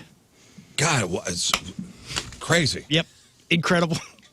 No, it said he. Damn it, Scott. Did you say Noah? Nice. Noah. Yeah. He survived. He's doing fine. He did. Yeah, this is another woman talking about him. This is all about Lieutenant Dan. First off, this man has a GoFundMe with over $20,000 in it. He's not homeless, period. He lives on a boat, except for the short year that he spent in prison for beating a EMT with a violin. His GoFundMe Oh, that's right. He is beat like, an EMT with a violin, too. Where'd he get the violin? What does it sound like? He's a under fancy a man. different name What the hell? than the one that he's using in the Daily Press and the one that he was arrested in. So it's really hard to tell who exactly he is. But what I have found is that his Facebook page lists himself as a digital creator. That's right, a digital creator. He lives in Palm Beach. Knowing that there was going to be a storm, he anchored himself to the worst place in all of Tampa. The worst place. From where he anchored, there are 4 marinas. The Hillsborough River, a short jaunt, like literally not even 700 feet from where he's anchored, would have been a safer location to put his boat. See, he got me. He got me invested in what's going on. I know. I'm such a sucker. We really can't trust anything anymore. No. You know? But I I hate to hope- say it. I hope his plan did work. He said he's doing this to bring the world together. So see. Maybe we'll be on the same side. Wars have stopped today. I bet everything's good to go. I was so invested in this guy. I know. Why do we have to research I people? kept checking, like, is he okay? Violin We price. checked. I mean, out of the things you're going to beat He hit an somebody EMT with a violin. That's mean, violence. You know, you could do $239 up to $9,000 for a violin. He probably the had a guy's really a- cheap one. A grifter. He was offered hotels. He was offered homes. He has clearly made $20,000 in a GoFundMe. Jeez. All of this for internet clout. Meantime, there are people who are homeless in Tampa and St. Pete, Clearwater area. There are people who are infirm. But do they have one leg and they're living on a sailboat? And $20,000? Yeah. This is just like those people that want to get selfies on the cliff and then they die. It's like he's trying to be a digital creator and have all the, and obviously the whole world has talked about him. And so he did that. He was successful in that He marketing. somehow plan. hit on something. Yep. Well, hope this pulls him out of his crazy history and gets him set on the right, straight and narrow. And did he save any animals? That's all I care about. If you're going to If be you're Noah, going to be Noah, you got to start He putting. kept pulling Stack fish that up boat. so they wouldn't drown. That was really. Yeah, I you thought that was got to nice. start. You got to start putting animals on that boat, or else you can't compare yourself to Noah. that's Come what on. I'm talking about. Hey, and before we hit the break, just some good news. And by the way, it's now daytime, obviously in Tampa, and they're assessing the damage, and I'm sure we hear all day. We'll hear all day about what's what's going on down there. But the good news here in the local St. Louis region, U.S. City Safety Report. St. Louis no longer among the top 10 most dangerous cities. We've done it, you guys. No way. Now, mind you, it's not great. It's not great, but it's still not, we're not in the top 10. I love it. That is huge. A new report analyzed threats to safety across the U.S. and ranked the safest cities according to public health, natural disasters, mass shootings, and traffic accident risks. According to Wallet Hub, St. Louis ranked very low on the country's safest city list, but not as low as other cities. So, yes. I know that's like kind of polishing a turd. But we'll take it. But we'll take it. Well, I mean, it's a win, because how long has St. Louis been 1 or 2? Like, Yeah. yes, we did horrible, but we're not. There are plenty of other cities that are worse. Whoa. Yes. Way to go, everybody. Way to go, guys. Huh. So they ranked 182 U.S. cities, and as far as safety goes, we are number 163. That's great. So yeah, we're number 19 as far as bad cities go. That's big time. But out we're of not in the top 10. We're We're still in the top 20. Yeah, We got work to do still. we still got some work to do. That's Are all we right. catching up with Kansas City? Because aren't they always around that? We are okay. So St. Louis was number 163 out of 182, in between L.A. and Jacksonville, Florida. So does this mean these are places people are moving We from? did good. We did good. We didn't do great with the crime thing. We did good as far as being a low natural disaster risk. That really, So that the really crime- helped our score out. Honestly, I've been thinking about that. I mean, you start to think about, I mean, yes, we can get tornadoes here, we can get floods here. But I feel like as we get more intense natural disasters as time moves on, the Midwest is going to be an okay Great. spot to be. Yeah. You know, we got a lot of hopefully plentiful natural drinking water supplies. Like, I think we're going to be good. We're going to start seeing, hopefully, the property values rising I hope. as things happen. You know? I Till hope after I buy some again. land. We are on the top 20 as far as most dangerous cities go, but our low natural disaster risk really helped us out this year. That's important. Yep. We've been working on that as a community. Yes. Okay, most dangerous city. Go. What do you think it is? Detroit. Detroit's number 2. Whoa, good job, Detroit. I got the staying top in there. 10. Rafe. Most dangerous city. Who is it this year? Detroit's off the table, and we're off the table. It's usually No, a Detroit's two-horse number race. 2. Yes. I know. It's off the table for 1. It's usually a 2-horse race between us and them. Who would have crept up? There's a lot of problems in San Francisco. I know they've been having issues, so I'm going to go San Francisco. No, didn't make the top 10. Chicago. Chicago, How about- not in the give me top 10. Oakland? Oakland is number 8. Okay, I'm going to say... This is a big city. New York City? New York City, no. New York City was number 123rd. Show me Cincinnati. Atlanta. Atlanta, no. You said Cincinnati, Yeah. no. Oh. Dallas. Top 10. Not Dallas, no. Austin. Yeah, is it north, south, east, west? Midwest. Midwest. Midwest. Show me Omaha. Omaha, nothing going on in Omaha. Such a sweet Little city. Rock. Midwest. No. Tulsa. Oh, Memphis. Memphis is the Wow. most dangerous city in America. But the best barbecue that you can get on a road Memphis, trip. Great music, Tennessee, too. Congratulations. Memphis, number 1, most dangerous. Then you got Detroit, Fort Lauderdale, Florida, Baton Rouge, New Orleans, Baltimore, Cleveland, Oakland, Philadelphia, and San Bernardino. Good job, man. California raking in. Now, as far as the safest city in America, congratulations to South Burlington, Vermont. Because ain't nothing but trees there. I think like 3 people live there. Yeah, and they had someone that almost thought about stealing something last year. They thought about it. They didn't. I know. Their conscience got the better of them. Congratulations to South Burlington, Vermont, Casper, Wyoming, Yeah, where the ghosts live. Warwick, Rhode Island, Burlington, Vermont, and Boise, Idaho. Those are the safest cities in America. But All right. congratulations Yeah. to us. Hey, we're on the right path. We're not number 1 or 2. In fact, we're not even top 10. That's great. That's great. huge. That's great. All right, let's do this. And that is brought to us by Hot Shot Sports Bar and Grill. St. Louis is home for Blues hockey. From Connellville, Missouri, Lindsay Dell is our team. Lindsay says the Riz Show is her favorite radio program. She preaches the gospel of Riz far and wide to any non-listeners that she comes across. Thank you for being a Riz evangelist.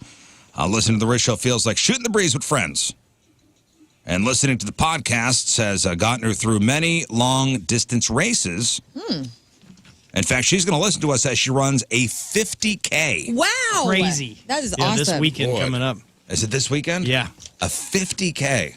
How many miles is that? She said it was a lot. Look that up. Okay, Because 50K, I'm not good at math. 37? What was it? It's, I don't know, man. Okay, here we go. And the big reveal, 31 miles. 31 miles. Wow. That seems like a lot. Some of Lindsay's fondest memories consists of meeting Jeff at previous Riz Show events and Lern at a Riz Show blood drive.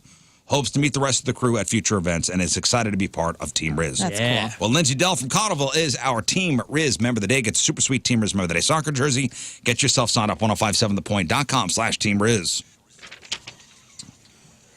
All right, we'll take our first break in the morning. We'll come back. Craig's Freak of the Week time. So it is a quarterfinal matchup. 2 ads, 2 past champions going at it. One will move on. No, it's a second round matchup.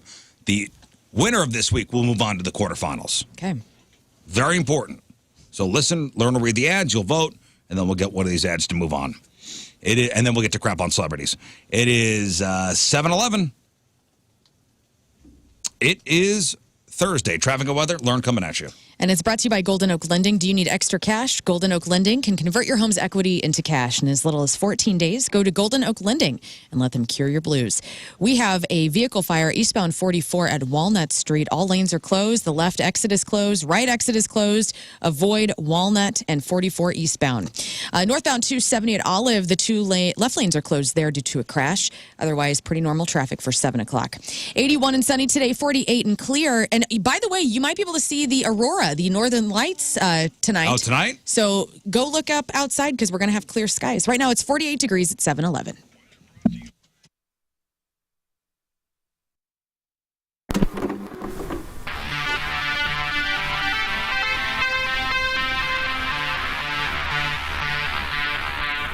It's 105.7 The Point, Donnie Fandango, Backstage, Way Back Point Fest, Goldfinger, and we got everybody. How you guys doing? Band. It's great to have Woo! Thanks for having us. Well, and welcome back to St. Louis. I know specifically people were absolutely stoked to see you guys and have you guys back here. And, you know, our buddy Moon is waving that Goldfinger flag when you guys aren't here, man. Moon rules. Yeah, pretty much. I've known Moon way before Moon. Thanks, Big savings at Schnucks this week. When you go into Schnucks today through Tuesday, you're going to see some big money off several customer favorites. These are special sales with major money off items you love. They are amazing discounts that you're not going to see every day. And when you hear these deals, you will know what I mean. So, certified Angus beef T-bone steaks, value pack, $8.99 a pound. That's a great deal. Choose from Fuji, Gala, Granny Smith, or Red Delicious apples, 99 cents a pound. How about sweet potatoes, 99 cents a pound? How about Hostess multi-pack snacks for $1.99? How about a certified Angus beef porterhouse steak, value pack, $9.99 a pound? Oh, there's more. But you got to go to Schnucks to go see. Or download the Schnucks Rewards app and save yourself some money. That Schnucks Rewards app is amazing. It's right there. If you're an iPhone user, right there in the store, the Apple Store. It's free. And that free app's going to save you some money. So download that Schnucks Rewards app today and save some money. Oh, let's do it now. Let's do it now. Let's do it now. Let's do it now. Okay, so wait, and Columbus, I don't think you have a clue how bad this gun hurts. Would you like an example? Would you like to try? Would you put your butt on the line and? You guys can shoot me. Yeah. Scott, how about you shoot Clonvis first? Can I take one shot in the Can I tush. take one of his shots and give him 4? What? No. Oh, that's happened. I'd like to. I mean, just as a gesture. I mean, of that's a pretty. goodwill. That's a pretty amazing friend right there. In tribute? Or I'll take one and I'll still shoot him 5 times. I had 4 last week, and I'll tell you, it was excruciating. I'm interested to see if it's as bad as you guys say, or if you're hamming it up. So I'm willing to take a shot. Yeah, okay. I would love for you to take a shot to see if we're hamming it up. Fine. Shoot me. You know what?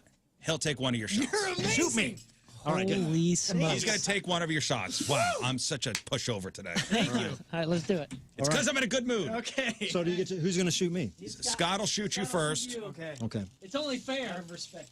I gotta take my butt out? Yeah, now put it up against the, go up against the wall there. Just your undies.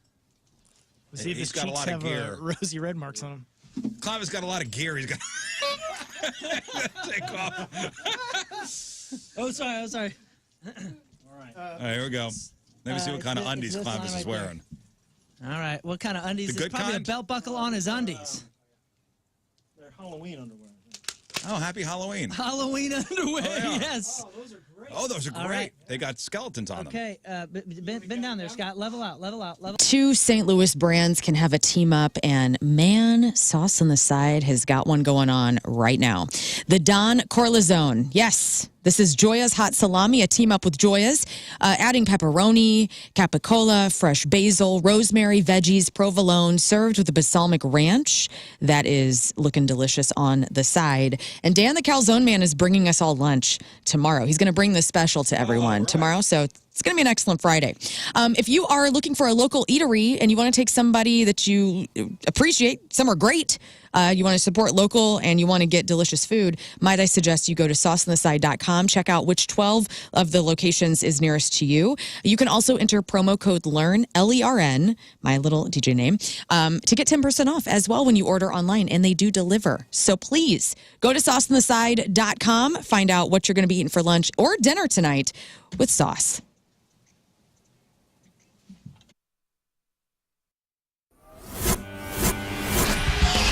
It's a nerve-wracking day. Why? You guys and Queens of the Stone Age, back-to-back interviews. I'm already a high-strung person. Whew. I can't wait to have a beer when this is done. Yeah. Yeah, very much so. You don't need to worry about us. Well, yeah, but I do though, because see, here's where the rub is with me and bands that I really like.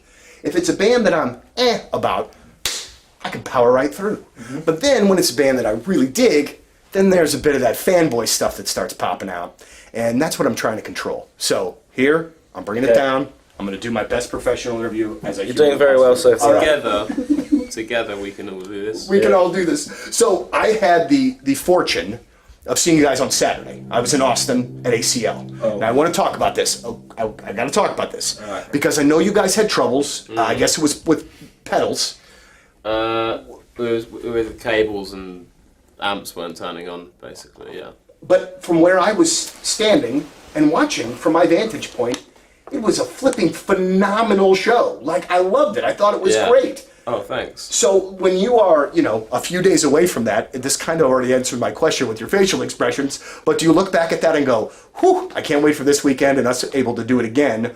Or do you go back and go, you know what, this song was messed up, but we powered through for the rest? I kind of, when stuff goes wrong and breaks, I almost feel like, I'm almost like, see, it can go wrong.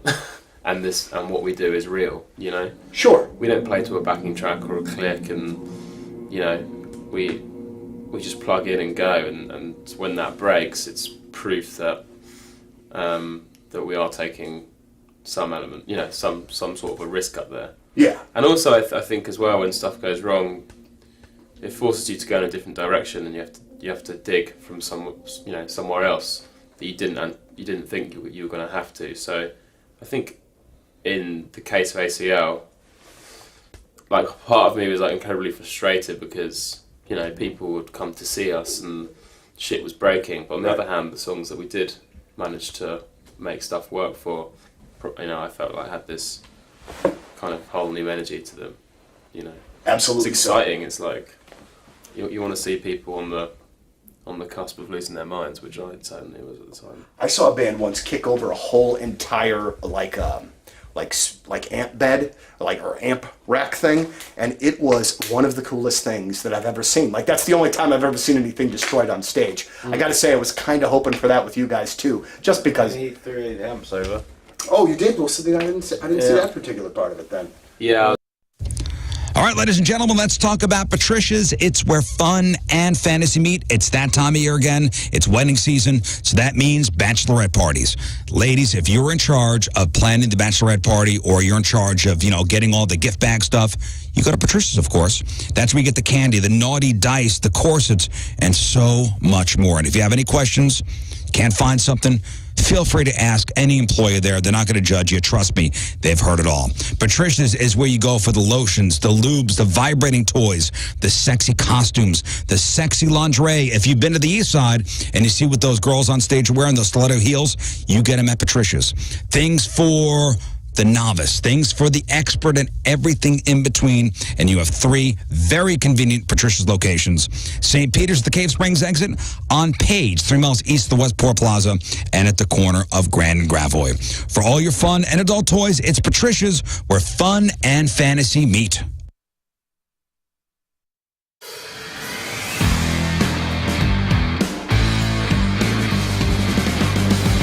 So we've had this place for a little over a year now, and every time I come up here, I discover something new, whether it be a new structure or just something hidden in part of the woods here. So a couple months ago, just spotted something in the woods, and what the hell is that? So I went exploring, and let me show you what I found. Check this out.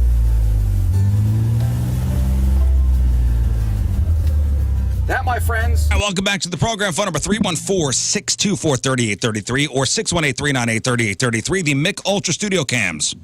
1057thepoint.com/Riz. The socials at RIZZ Show. Your emails. RizShow 1057thepoint.com. Craig's Freak of the Week here in just a moment. We'll play contest later, give away some fabulous prizes. Rise Against tickets, Theory of a Dead Man tickets, Godsmack tickets, Wage War tickets. What are we playing today, Rafe? Bad movie descriptions. Bad movie descriptions. It's a good game. It is. It's kind of a tough game. It's tough, but you'll have to really earn these tickets, but it's doable. Some of them are tough today. Some of them I think are easy today. We'll see. All right. It's always easy when you write them because I know the movie. That's true. Also, at 9 o'clock today, Megan Little from the Blues organization. So we got Rish Night of the Blues game coming up on January 16th. Mm-hmm. So the giveaway this year, if you buy your theme ticket for Rish Night, is a Blues Riz Show jersey. And she's coming in today to show us what these things look like and talk about some of the other theme nights coming up with the Blues for this season. So our October fundraiser is for Cardinal Glennon Children's Hospital. The Hollow Weirdo stickers are back at Together Credit Union. Just stop by any location for $1. Get that sticker. Proceeds supporting Cardinal Glennon. Also, we have our Corey Feldman Movie Fest Spectacular in just a couple of days. Saturday over at the High Point Theater. We'll be showing The Goonies at 5 o'clock. Then at 7:45, The Lost Boys. Tickets are still available. You can buy them actually. If you want, if there's still tickets on Saturday, you could walk up and buy tickets. Oh, good. Walk-up tickets are available if there's going to be some left. Right. You don't have to pre-buy. You can just walk up and buy your ticket. But 5 o'clock for the Goonies, 7:45 for the Lost Boys, with proceeds benefiting Cardinal Glennon. Thanks to Cinema St. Louis. Thanks to Tracy Bibb and Allstate Insurance. The hats of the week are back. This is your opportunity to get your company or brand out there on the Riz Show for just a donation to Cardinal Glennon. We have 3 great companies this week sponsoring 3 of our heads. I'll start with Rafe on your head. Scotsman Coin and Jewelry, buying and selling rare coins and bullion since 1959. And their website is scoins.com or scoins.com. And thank you for your donation to Cardinal Glennon. Lern. Super Smokers. Super Smokers, we don't have chefs. We have pitmasters. Thanks for sponsoring my globe here. Your dome. My dome. Your dome. Thanks, Super Smokers. And thanks to Cheney Window and Doors, your gateway to a better home, providing pro installs and pro via window and door products. Cheney Window and Doors, the sponsor of my head this week. And thanks again to those 3 companies for making donations to Cardinal Glennon Children's Hospital. Hey, speaking of the kids, you are, Scott, you're basically the only Croc wearer in this room here. Yeah. You love Crocs. Yeah. They're you are classy. a Croc enthusiast. Yeah, I'm a big fan. I got a few pairs, and they're very comfortable. I have one pair that has cool flashlights on them, so very You have handy. Crocs that have flashlights on them? My sister got them for me. Wait, do the flashlights work, or are they just the Yeah, graphic? you Oh have to my push little gosh, flashlights, and Of course you do. it's great, man. that's actually quite helpful. Yeah, it's very nice. You know, the appeal of Crocs is one of humankind's most mind-boggling mysteries. We don't wear them because they're luxurious or because they look cool or because they're supportive, high-performance footwear.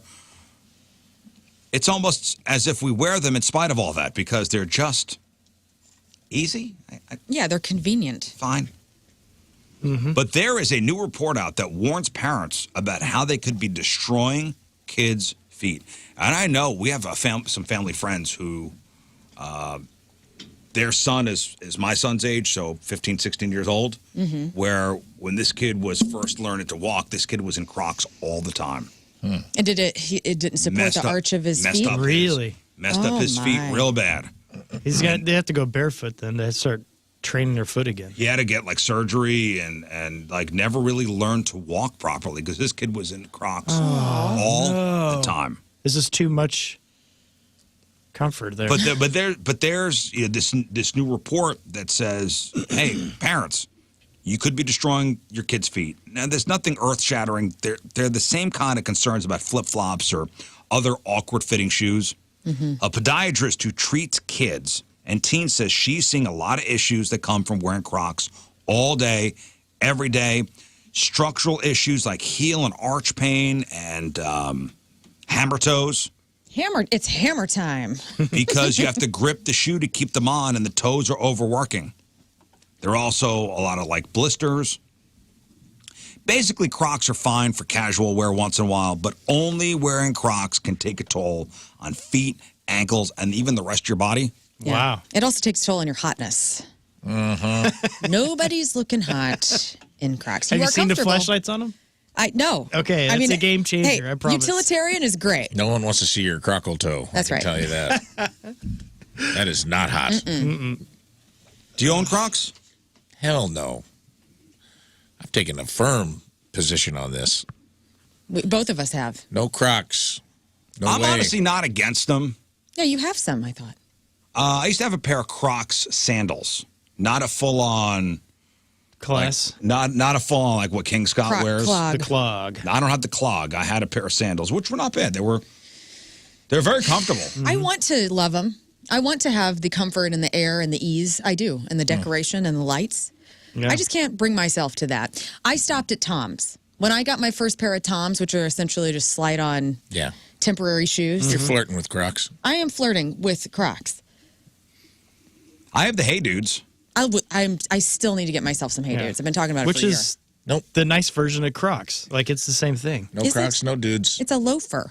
It's Yeah, a but loafer. it's- I love the Hey Dudes. No Crocs. Go to no dudes. if you want, leave your loafers at the gate. You don't want to look goofy, you go with Sperry. If you want to look goofy, you go with Hey Dude.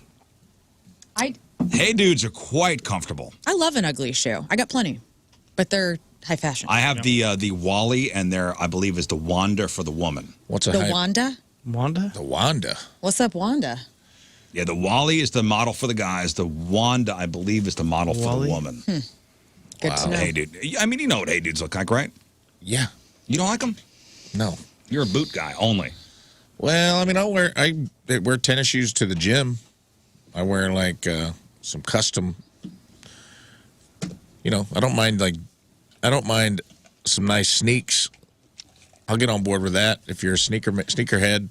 But I'm all about comfort. Have you guys tried the grounding? for me, man. If I'm tooling around for like a Saturday or Sunday or whatever, man, I just want to slip something on. Have you By guys- the door?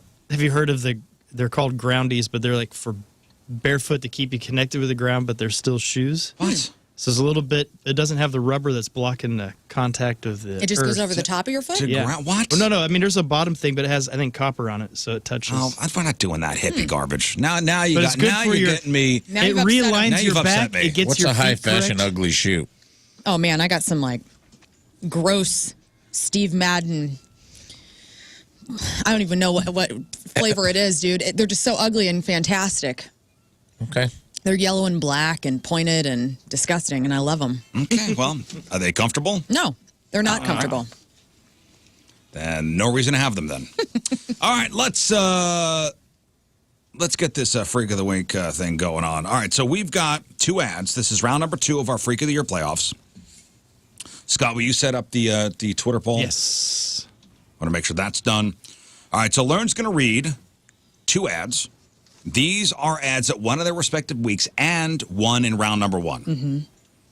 So based on your votes, one of these ads will move on to the Freak of the Year quarterfinals.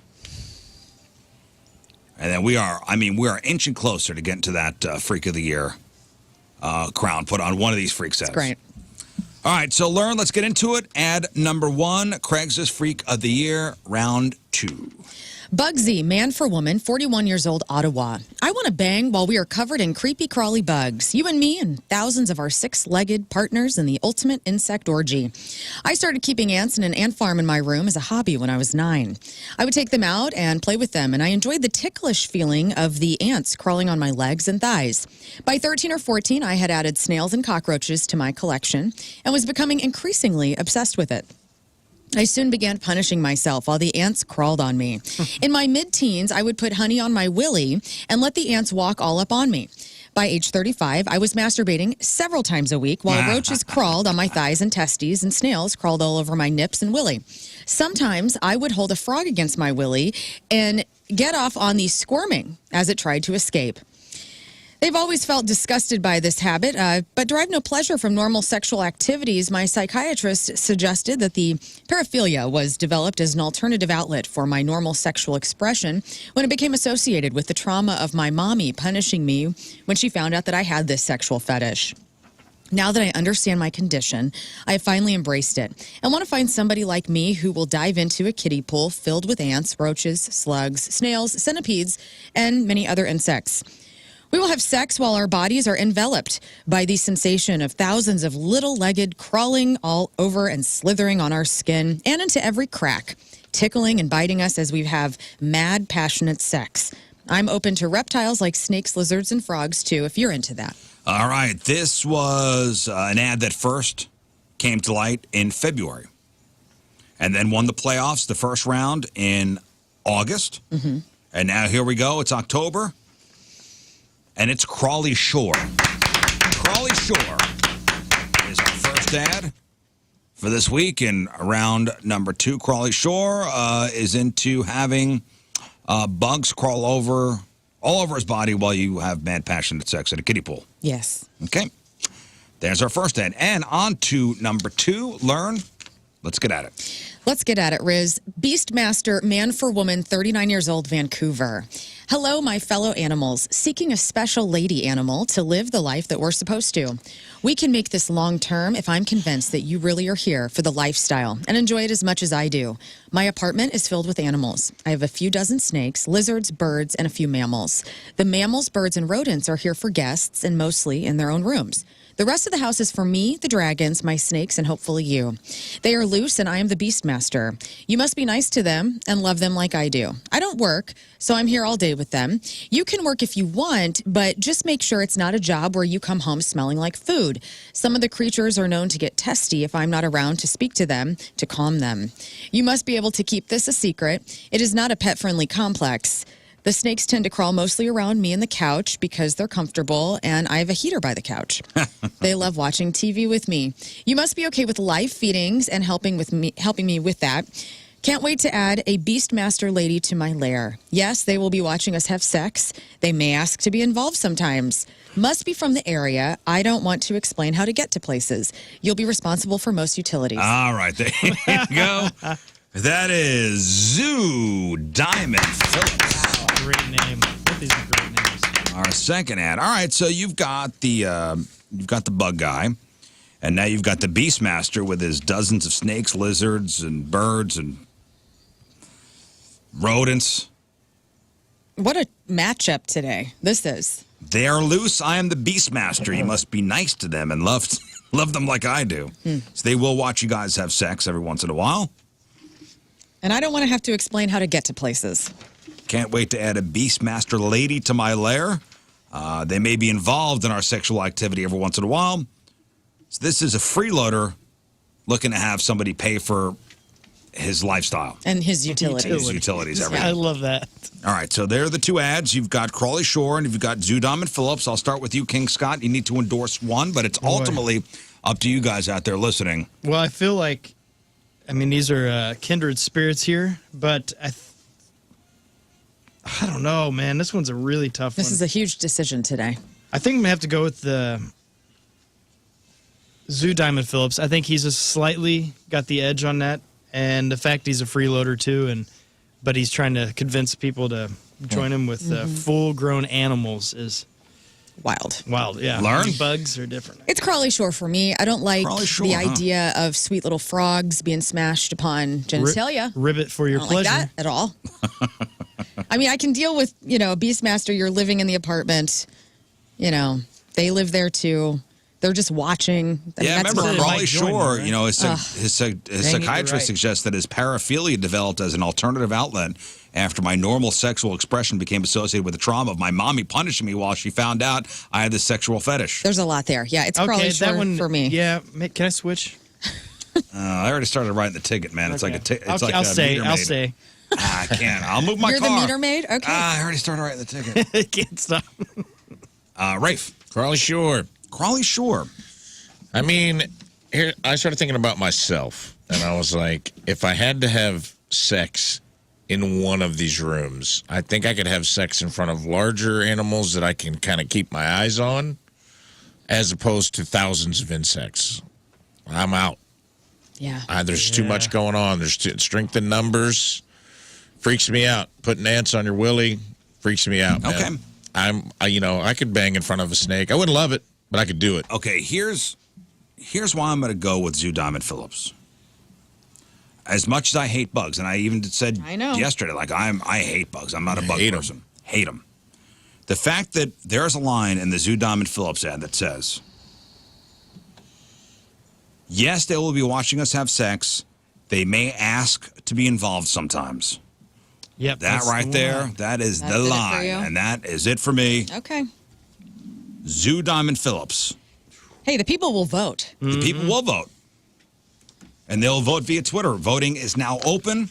It's up to you guys which one of these two ads will move on to the quarterfinals. This might be a walk-off, easy win for one of these guys. He's already off to we'll see, but it's early still. You have about 23 hours to vote. And we have the mail-in. Yeah, we have the mail-in ballot. Yeah, you know what? Speaking of that, I do want to, before we get to crap on celebrities, I want to bring this question up. Okay. So yesterday was the deadline to register to vote. Yesterday was a deadline in Missouri. Yes. To register to vote. And, there have been some people that have been voting already, early voting. Yeah. My mom early voted. And I know actually a couple people that early voted. Mm-hmm. So this came from an email, and it's an am I the a-hole situation. So this woman writes, my husband doesn't think too much about politics and elections. I often try to educate him on policies, but he barely listens. Recently, he did listen, and I was talking about who I was going to vote for president. Mm-hmm. He told me that he liked what I said, and just to put down what I was going to vote, he told me that he liked what I said and to just put down what I was on his mail-in ballot. So basically, hey, fill out my mail-in ballot for me with whoever you're going to vote for and just mail it in. Okay. I filled them out for both of us. If I didn't, I'm not sure he even would have voted. Right. And I believe a vote is too valuable to waste. This weekend, I was filling our ballots when my husband casually strolled by and said, you know what? Put me down for the other candidate. So he changed his mind. Okay. Put me down for the other candidate. I made him explain his reasoning, and all he could come up with was, I just think they're cooler. I said that's no reason to choose a candidate for president. Despite all of my reasoning, he wouldn't budge. She says I was so angry with him that I put down the candidate he originally said who we vote for. Otherwise, his irrational stance would cancel out my rational position. I feel like I'm justified for my action. But my sister told me what I did was wrong and low-key illegal. I feel justified. So am I the jerk? Yeah, yes. We all have a constitutional right to vote, and you should vote. And some people do vote just based on who they think's cooler. And that's unfortunate, but that's That is still their right. I think And from a legality standpoint. I think in this situation here, you got two babies. You got one woman who is like, oh, you're not voting for who I want you to vote for. Well, she's mad because he's not voting seriously. Doesn't matter what your rationale is. Sure. This is who I want to vote for, so this is who I'm going to vote for. Right. You got that. You're not voting who I want. You know, your reasoning is not what I want your reasoning to be, so I'm going to put down whoever. Mm-hmm. And then you got the guy who's like a man-child. Fill out your own damn ballot. Exactly. Mm-hmm. Yeah. Yeah, both are stupid. Fill out your own damn thing. Right. I got my sample ballot in the mail. And I mean, I'm somebody, the older I get, the more serious I take it because I realize how heavy the weight of our decisions are. And I filled out the sample ballot and I started reading up on things that I wasn't There you clear go. on. Be an informed voter. That's Yes. great. That's huge. And then I think you can take your sample ballot with you if you want in case you're. Yeah, you can. You're You're allowed to. Yeah. I've done it before. Because we got a big one. I mean, I don't know if you received your sample ballot. There's a ton of stuff to vote on. There's a lot of stuff to look up, and you know, I like to be an informed person when I go into the polls. Man, I want to know how many of these mail-in ballots are just someone's like, well, they're not going to vote in my house. I'm just going to write it in for them. Who They have knows? no clue. It could be a lot. Yikes. There could be a lot of these situations, but she's like, am I a jerk for doing this? I think you are. Yeah, he said one thing. But I also think that he's a jerk for not filling it out himself. So they're made for each other. By the way, your vote is yours and nobody knows who you're voting. I mean, you can go to the ballot and vote for whatever you want. So don't worry about what everybody else is doing. You do you. Yeah, it is voter fraud, what she did. Yeah, one person's lazy, the other person committed fraud. A federal offense. Yeah. It's a little, Maybe both different. shouldn't vote. He changed his mind. He was apathetic. But he did eventually give it some thought and change his mind. Right. He just didn't do it in the moment she wanted him to do it. And Well- then she didn't like the result. So she did what she wanted to do and committed voter fraud, which is not cool. Which is not cool. And who cares whatever his rationale is? Hey, man, I think the other person's cooler. Okay, if that's your reason for voting, fine. That's more thought than I'm pretty sure 70% of Right. people give to it. Right. Hey, I listen to this person talk. I think they're cooler. Okay, fine. Whatever his reasoning is his reason. That's not up to you. Yeah. I've been going down the rabbit hole, like Trump and Harris have been on all sorts of podcasts. Like Trump was on Theo Vaughn's podcast, great interview. Harris was on Call Her Daddy, and she was just on Howard Stern. Listen to both of those. I think if you care, you should listen to both, you know? Mm-hmm. I really do. I'm in my political era right now. Like, I love listening to what's going on, and I do worry about it, and I'm excited to vote. And I hope that everybody kind of gives it their due diligence. I know that many won't, and people are going to go down the ballot lines that they see fit. It's going to be a tight race, but we'll see. It's wild to me to see where they're doing appearances. I love it. Like Trump was on Andrew Schultz's podcast, Flagrant or whatever. Yeah, I saw that. And he stayed for a really long time because he liked him. He's throwing him some pretty big softballs, but just interesting, man, to see, like, you would have never seen that. Right. No. 2 you elections don't think ago. the Call Her Daddy, they were softballs? They all No, did you listen to it? I listened to some of it. I'm not- or Stern, I these were loved it. all softballs. Listen. They went to who they went to. My point is that each candidate chose the podcast that would throw them softballs. Of course. They went to the Well, yeah, podcast that you're will get them smart. 10 millions of young people. Of course. That's where, exactly. And that's what exactly. it is. And they're That's playing what they into did. their It was fascinating, though, both interviews. already their crowd, I guess. But it's interesting to just see, beyond that, just that they would even go on these podcasts. You wouldn't have done that 2 elections ago. You wouldn't have seen presidential candidates going on multiple comedians' podcasts. Been on late night Remember when shows. Clinton was on playing the Arsenio. saxophone on Arsenio? Yeah. That was a huge deal. That was wild. So that's what they used to do is the late nights, and now it's the And now it's a podcast, and I get it. That's where the young people are. Mm-hmm. Let's be hip. the hip. The young people are going to determine this election. That's going to be hip. Go on the podcasts. Yeah. But no, I think this woman's a jerk and committed fraud for filling out her husband's ballot, and he's a dope for letting his wife fill out the ballot. Yeah. So, dummies in both respects. Yeah. Okay. There we go. We go. Hey, no matter what side of the aisle you're on, you could agree on. Hey, Look how at cool! us. Brought it. Coming together. They Coming brought us together, guys. That's it. That couple brought us together. coming together as one. If your kid or your partner has trouble getting up in the morning because they were up all night playing video games, this is the perfect gift. Nintendo has announced a new alarm clock, which will allow you to pick music from 35 video game scenes, including Super Mario Odyssey, The Legend of Zelda, Breath of the Wild, Splatoon 3, and Pikmin 4. Now, it also has a cool cartoonish Nintendo look, but it isn't just a gimmick. It's an interactive clock, which I thought was cool, and that's why I'm bringing it up, which features motion sensor technology that responds to your movements. So you could snooze your alarm with motion alone or stop it by getting out of bed.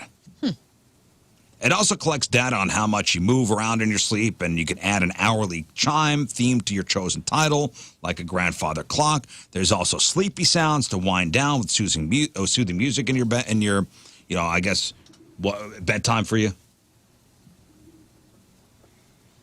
And not everybody considers video game music to be soothing, so if you sleep in the same room with somebody else, be warned. Wow. It's called the Nintendo Sound Clock Alarmo. And it'll be available next year for $99.99. So unfortunately, you can't find it in time for the holidays. But Nintendo Switch Online members can buy it early in the My Nintendo store. Here's a quick sample of what it could do. Okay. I don't know. I thought this was kind of interesting. Hang on. This is Nintendo Sound Clock Alarmo. Let's see what it's like to wake up with Alarmo.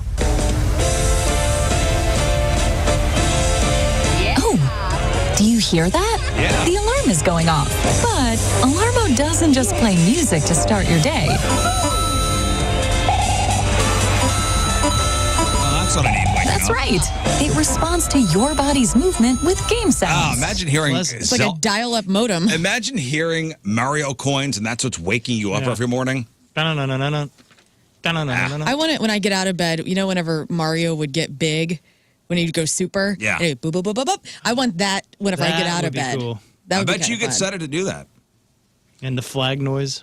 All right, today is October the 10th. Back in the day, 179 years ago, 1845, the U.S. Naval Academy opens in Annapolis. 54 years ago, 1970, Neil Diamond has his first #1 song with... Sweet All I can see are sparkly That's shirts. right, Cracklin' Rose. Okay. 46 years ago, 1978, President Carter signed a bill authorizing the Susan B. Anthony dollar, which died a quick death. Why? Because I'm not paying with no woman coin. Nope, that's good guess, but no. Susan B. and Because it looked and felt like a quarter. Well, okay. equal.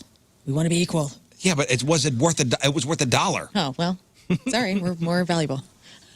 44 years ago, 1980, Billy Buckwheat Thomas fell victim to the curse of the Little Rascals when he died of a heart attack at the age of 49. Man. What? Say, poor Buckwheat. Poor Buckwheat. The curse of the Little Rascals.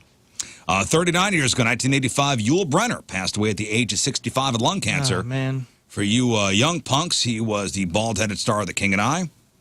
The original version of the Magnificent Seven. He was also the gunslinger in Westworld, the Pharaoh in the Ten Commandments. Oh, man, that song, The Magnificent Seven from The Clash, is a banger. Just look it up if you don't know it. Look it up. All right, 33 years ago, 1991. Joseph Harris killed 3 other postal workers and a woman in New Jersey. He was an ex-postal worker, which was the basis for the term going postal. Mm-hmm. That happened 33 years ago in 1991. Fun fact about this song, 32 years ago, 1992, House of Pain's one-hit Jump Around peaks at number 3. Jump Around, we all know the song, was written by DJ Muggs Neil Diamond of House of Pain. Now, if you listen to the song, you go, this could be a Cypress Hill song. Like the way the beat goes. Jump Around's beat has Cypress Hill vibes for a reason. He wrote it for Cypress Hill. They were like, we're not doing this song. And then he offered it to Ice Cube. And he's like, I'm not doing the song. And I guess Everlast in House of Pain went to high school with Ice Cube. Wow.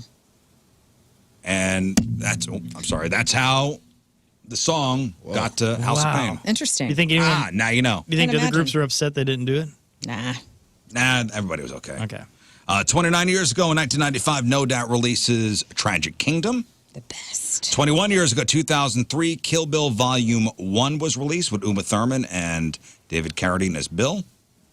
20 years ago, 2004, the entire planet mourned a world without a Superman when Christopher Reeve passed away. And 18 years ago, in 2006, Google buys YouTube for $1.65 billion. And that's what happened back in the day. All right, time to find out what's going on in the world of music and entertainment with your Crap on Celebrities. And we start with this. Tuesday was hair metal night on Dancing with the Stars, so ABC thought it would be a really cool idea to bring out Gene Simmons as one of the guest judges. Gene seemed very concerned about how hot all the female dancers were without really thinking about how well they're dancing. He even told a 24-year-old actress, Chandler Kinney, that she, quote, fogged up my glasses and moved me, not just with your gyrations, but with your beautiful face. One fan said, What's wrong with that? One fan said ABC needs to apologize, adding, why didn't a producer tell him to knock it off? Another person said, Gene is compared to a gross uncle who corners you at a reunion. A third person said, Gene Simmons is seriously sucking all of the energy out of the ballroom with his creepy comments about female dancers. But what'd you expect? You got Gene Simmons is a notorious swordsman. Yes, that's what I immediately thought as well. You don't bring Gene Simmons in for poignant commentary exactly. on dancing. Right. I actually thought your pliés were top-notch. Fantastic. And the way you held tight in the spins was very impressive. No, and even that one comment about fogging up my glasses. I mean, is that... It's just, how old is Gene? Like 70? I think it's He's of this time where that's what he's been saying to women his whole life. He's a creep. He is, and he's notorious. You brought a creep. And he's an a-hole. He just spoke out recently about how everybody is right. He goes, yeah, I am an a-hole. Yeah. So what do you expect? Like, he's owning it. Am I an a-hole? Yes, I am. Okay, you guys, we've been talking for a long time about Alex Van Halen and how we don't know what Alex Van Halen sounds like. Well, there was a new excerpt from the audiobook version of his memoir that's coming out October 22nd called Brothers, and it's been released. Now, in this clip, and we'll just play a little bit of it, it's kind of sad, he is essentially eulogizing his brother, Eddie Van Halen. So, guys, hold on to your butts. This is what Alex Van Halen's voice sounds like. Drummer for Van Halen. This is what Alex Van Halen actually sounds like. I still have trouble believing you're gone, and probably for me, you never will be. Outliving my little brother, this just wasn't the plan. As the older brother, I was supposed to die first. Same as always, Ed, butting in line.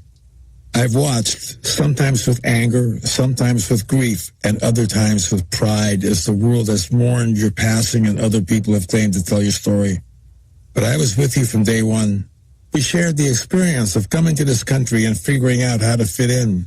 We shared a record player, an 800-square-foot house, a mom and a dad, and a work ethic. All right, well, I mean, he's got a voice that's a combo of a bunch of different people. Yeah. Mm-hmm. I heard Colin Quinn a little bit. I heard Stevie Van Zandt. I hear that. A little bit. More of that. He almost sounds like I he's from got New a York. Colin Quinn at the beginning. Maybe a little. It's like he's got some cookies in his mouth. You heard the Steven Van Zandt, though, right? Figuring out. Yeah, that's how Steven Van Zandt talks, like he's got just Little ate a cookie. And he didn't take a drink. Take a drink, Stevie. Yeah, that's how he sounded, kind of. I've never heard Alex Van Halen speak. Neither had I. Never, or at least I didn't realize if I had. I want him to sound like Mickey Mouse so bad. Nope, no such luck. And in fact, I feel like his voice will be really good for the audio version of Brothers. So if you're thinking about reading it and you want to listen to it, again, it comes out on October 22nd. Guys, Gavin Rossdale of Bush has been trying to pimp out this cooking show called Rockstar Kitchen Chronicles, and he finally had somebody pick it up. Vizio's free streaming service, Watch Free Plus, is going to include the first season. And so essentially, I watched the trailer for it. You are welcomed with open arms to Gavin Rossdale's gorgeous mansion, probably in the Hollywood Hills somewhere. He has Serena Williams, Common, Selma Blair, Brooke Shields, Tom Jones, among other Hollywood elites, come to his house, and then he cooks them a 3-course meal, and they essentially just talk. So it's filmed. And he looks like Kreischer does that already. he knows what he's doing.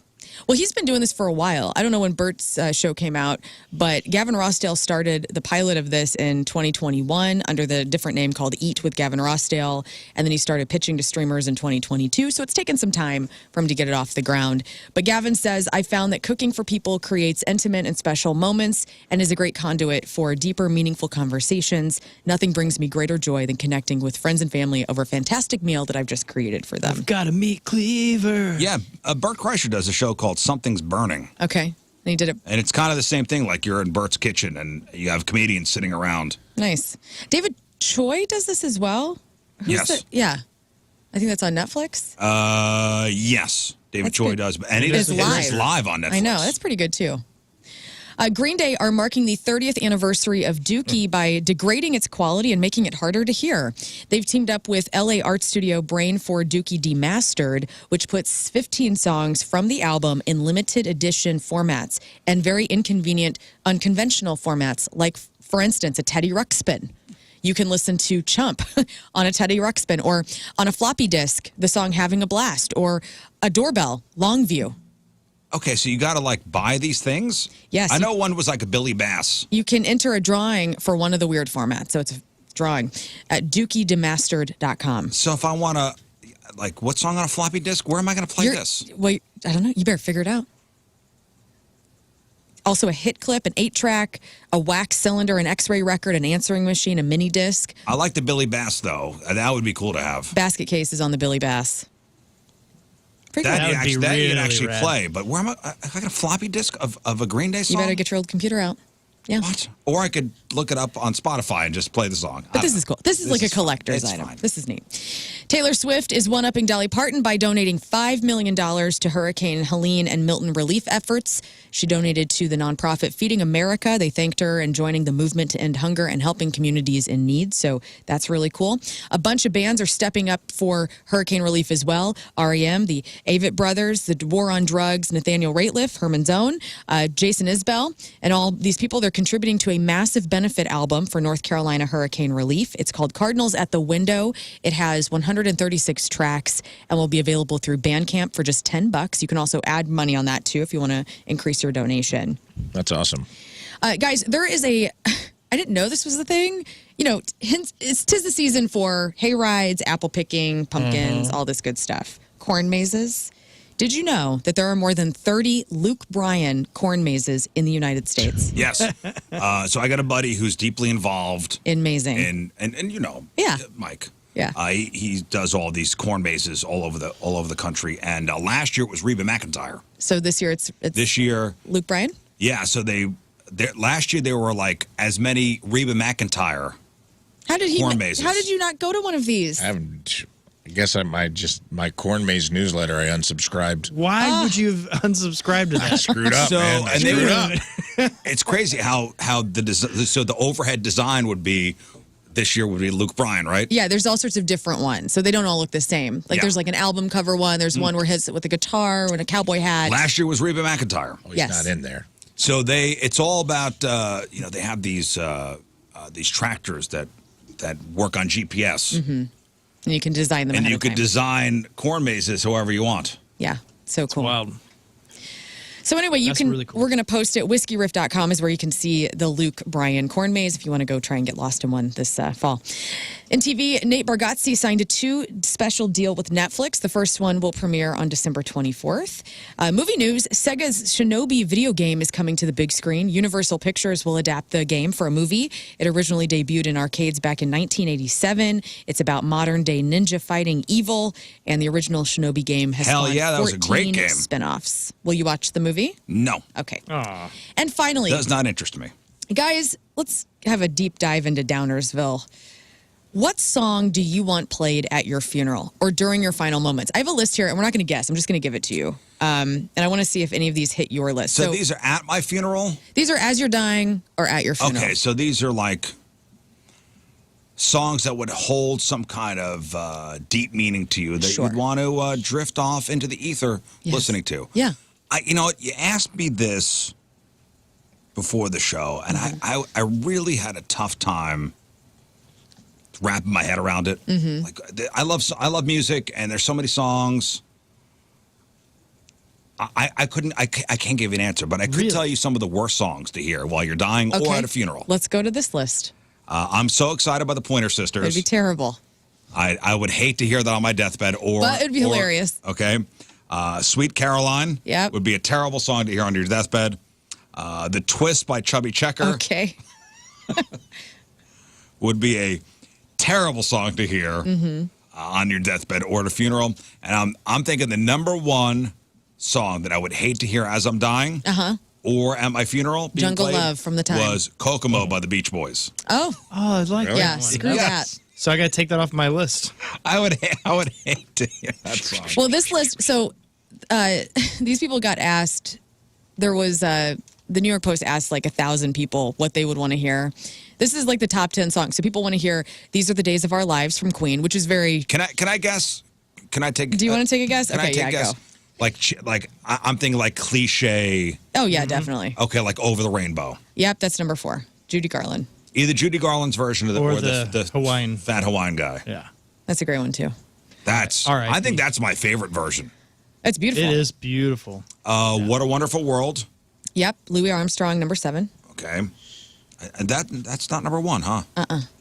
The number 1 song gives me the ick because I've seen it like act out in like I think in 6 Feet Under there's an episode where somebody dies and they have this song. Dust in the Wind? No, it's My Way by Frank Sinatra. No, yeah. Which seems kind of lame. My wife doesn't like that one. Another song on this list. That's kind of lame. Hey Jude from the Beatles. That's a very emotional song.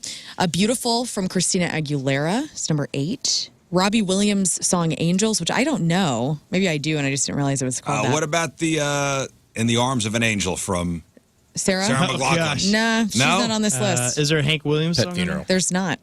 Cyndi Lauper's Girls Just Want to Have Fun. What? How is that on this list?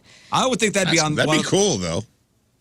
That's a cool song. I don't want to hear that as just I'm want to dying. have funerals. Is this as you're dying or at your funeral? It's both. There's like okay. as you're dying or at your Girls just funeral. want to have fun as you're dying?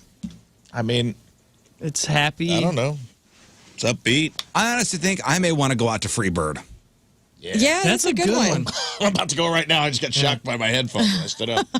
I think that'd be a good one. Quick play night moves. I think Stairway to Heaven is I have a bit cliche. What few good did ones.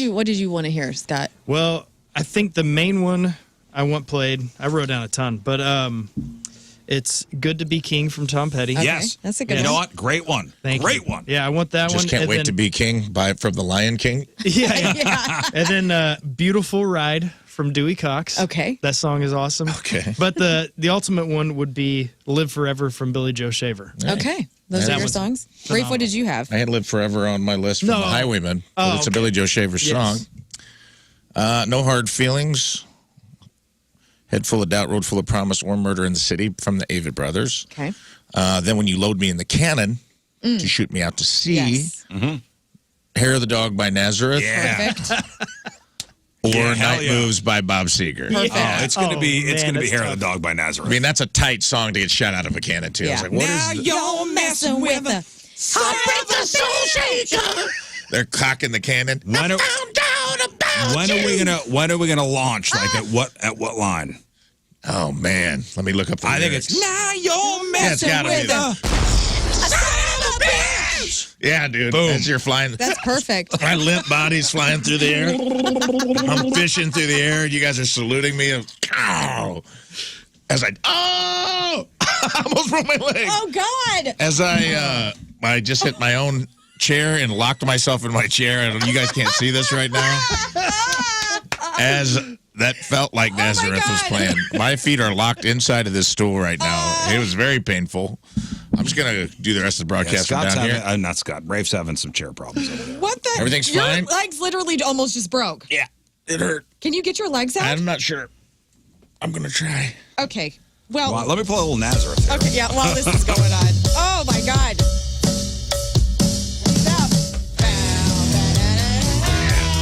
Nice try, cheater. All right, so Rafe, we're on a battleship. We're on the catamaran. Right now, they're stuffing me in with one of those things. They're putting my body in, Yeah. and they're pushing one of those ramrods down. Like a giant Q-tip. Yeah, they're getting me in there. Now they're opening the back, and they're loading all the powder bags in, and they're closing the breech. I'm throwing a rose in there. Yeah, throwing roses. Throwing a chair in there. Okay. I'm also lighting Now we're saluting right here. a pre-roll as we're on the catamaran. Everybody's lighting up. Yeah. Hell yeah, dude. I'm flying through the air.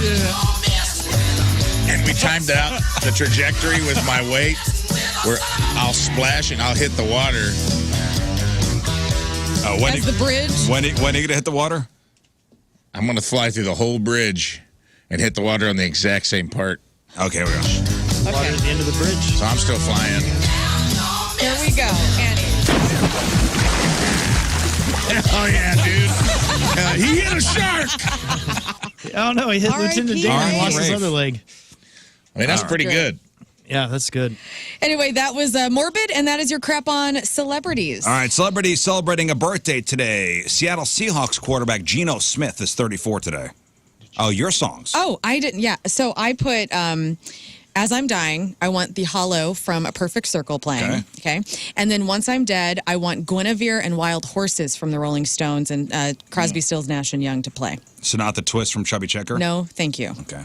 Thank you for Guinevere, asking. huh? Hey, Yeah, it's a honorable great mention, song. Remembering Beautiful from Ashley Campbell. Okay. Yeah.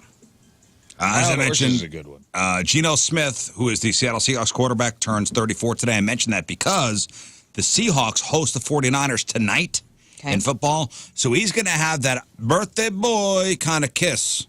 Oh, So when you're making your football picks for the Pick'em Challenge, keep that in mind. It's Geno Smith's birthday, Rafe. How old is he? At 34. home. At home. They're against the Niners, That's right. who are kind of reeling right now. Birthday boy at quarterback. He's going to went out last night and had a few. Hailstorm singer Lizzie Hale is 41 today. R&B singer Maya, you know her from Lady Marmalade? Mm-hmm. She is 45 today. Junebug Dale Earnhardt Jr. is 50 today. Mario Lopez, Saved by the Bell, Extra. He hosts the Miss America pageants. He is 51. Brett Favre is 55 today. Wendy McLennan Covey. She is the mom from ABC's Goldbergs. She is the foul-mouthed cousin Rita in Bridesmaids and Deputy Johnson on Reno 911. Wendy McLevin Covey is 55. Gavin Newsom, California's governor, is 57. Bradley Whitford. Do we know who that is? Oh, yeah. Wait, he is... From Aerosmith? No, Bradley Whitford. He's Josh Lyman of The West Wing. Oh. And then the quintessential weaselly bad guy in so Billy many Madison. movies, and lots of movies. He's the bad guy in Billy Madison. Oh, yes. Bradley Whitford is 65. Tanya Tucker, old school country singer, is 66. Ben Vereen. How long? Chicken George on Roots. And the birthday of all birthdays today. Yep. Happy birthday, D.L.R. Oh, yes. David Lee Roth. Happy birthday. It's a big one today. How It's a old is holiday. David Lee Roth today? That man is 70 years old. He is 70 years old today. Happy birthday, David Lee Roth. All right. Good job, DLR. Today's porno birthday, which is being brought to you by Patricia's, where fun and fantasy meet, is Tiffany Minx. That's MYNX if you're scoring at home. Today's birthday girl has been in 583 fine films, including Alice in Anal Land, Ass Woman in Wonderland, Blonde Girls Are Easy, Eat My Feet 4, Flesh Hunter 8, Lern's favorite, Meat Holes 4. It's great. Scott's favorite, Slapper and the Crapper. Someone's got him. Awesome. Good, very good one. Weapons of Ass Destruction 3, and who could forget a role in 1993's not Bud Light, but Butt Light, Queen of Rears. Tiffany Minx is 54 years old. It's your porno birthday. Those are your crappy birthdays, and that was your crap on celebrities. All right, we'll take a break. We'll come back. We have some of your emails to read. It is 8:08. It is Thursday. Traffic and weather. Lern coming at you. And it's brought to you by Golden Oak Lending. Do you need extra cash? Golden Oak Lending can convert your home's equity into cash in as little as 14 days. Let Golden Oak Lending cure your blues. Out there on the roadways, we have, looks like the vehicle fire still happening. 44 eastbound at Walnut. All lanes are closed. I would avoid that area if you still can. Normal traffic otherwise. Gorgeous day ahead of us today. Your weather, 81 and sunny, 48 tonight and clear. Make sure you go out and see the aurora borealis. It's going to be visible from us here in St. Louis. Yes, possibly. What time's that at? Like 9-ish. Steve Templeton shared out some details on it. Right now, it's 50 out there at 8:08.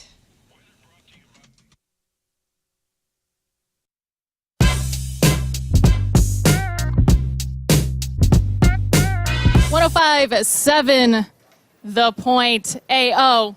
Let's go.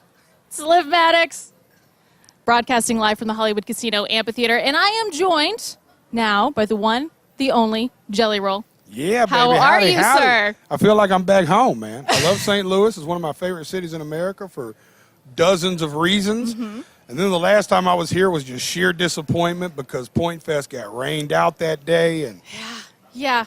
So you're in the market for a new car. Well, it's time to go see my good buddies over at Mount Top Motor Company. I mean, they really are the top of the line there. They are the best of the best. And in fact, we had an email earlier this week from Chad, and it's such a good email. He said he bought a truck this past weekend, and he talked about how great the guys were to deal with, and they were upfront and honest, and the details they gave about their vehicles was absolutely amazing. So it was a great experience. Plus, like he brought up, they have free beer in there inside the lodge. Once you're in there, it's absolutely incredible. It's a beautiful place. But again, that lot is where it's at. And if they have a vehicle out there that you, or if you're trying to find a vehicle and they don't have it on the lot, reach out to them. They will go out of their way to find the right vehicle. And the other thing they do, which makes them exceptional, is they can upgrade your vehicle. Let's say you have a Jeep and you want to get new wheels, leather seats, whatever it is. They can customize that for you, and you will drive off the lot in the exact vehicle, the way you want it, the way it feels, just right. It's at Mount Top Motor Company. Swing by mounttopmotors.com. Check out their entire inventory right there. Follow them on socials. Mount Top Motor Company, mounttopmotors.com.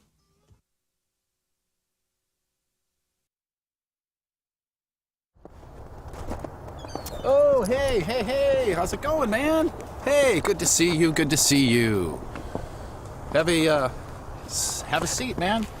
Just wanted to have a chat with you, King Scott's Virginity, just to talk with you real fast and just to say, first of all, thank you for everything that you've done for King Scott and for his lovely fiance. And I also wanted to say that you've been such a big part of our lives, you know, whether it's the show or just in our personal lives. And relationships end, and it's time for you to go. And I didn't want you to be shocked, to be surprised or anything, so I wanted to give you an idea of what's going to be happening on the wedding night, what's to come, so to speak. So when two people are in love, they get married, and then after they get married, they normally go away somewhere, someplace beautiful, and then they get, you know what I mean? Like, they will go behind doors. I recommend going behind doors and you that so that bitch can't get out. You show her God. You know what I'm saying? This is how you show her. And so strong because she ain't never seen it before. And you drill. Okay, you know how when man first landed on the moon? That's what we're gonna do. She is your moon, and you are gonna take your flag, and you are gonna shoot. If you're feeling like you lost your edge, if your energy, your focus, your drive isn't what it used to be, it's time to get back on track with Mentality Health. This is a men's specific clinic. You have a location in Chesterfield, and you have a location in South County.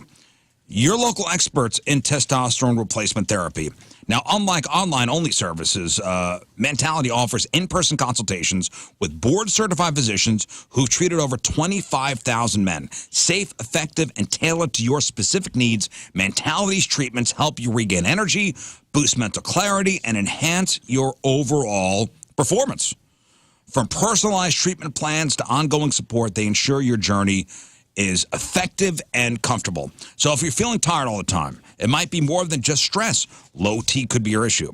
Struggling to keep off the weight or maintain muscle, testosterone levels could be the culprit. And it doesn't just affect your body. It can impact your mind too. Low T, irritability, anxiety, even depression. Visit Mentality today at lowtusa.com. That's lowtusa.com. It's your first step to reclaiming your vitality. lowtusa.com. Time to save some green. Go visit my good friends over at Mountaintop Motor Company out there in Troy. They have an incredible lineup of cars, trucks, SUVs. In fact, you can see the whole inventory right now at mountaintopmotors.com. And to top it off, no payments for 90 days. They have some of the best financing around, all kinds of ways to save some money. And what's amazing about them is they're just down to earth. It's a no pressure environment. So you're gonna find the right car. You're gonna enjoy the process because they're amazing. So aim higher, go to Mountaintop Motor Company. It's mountaintopmotors.com.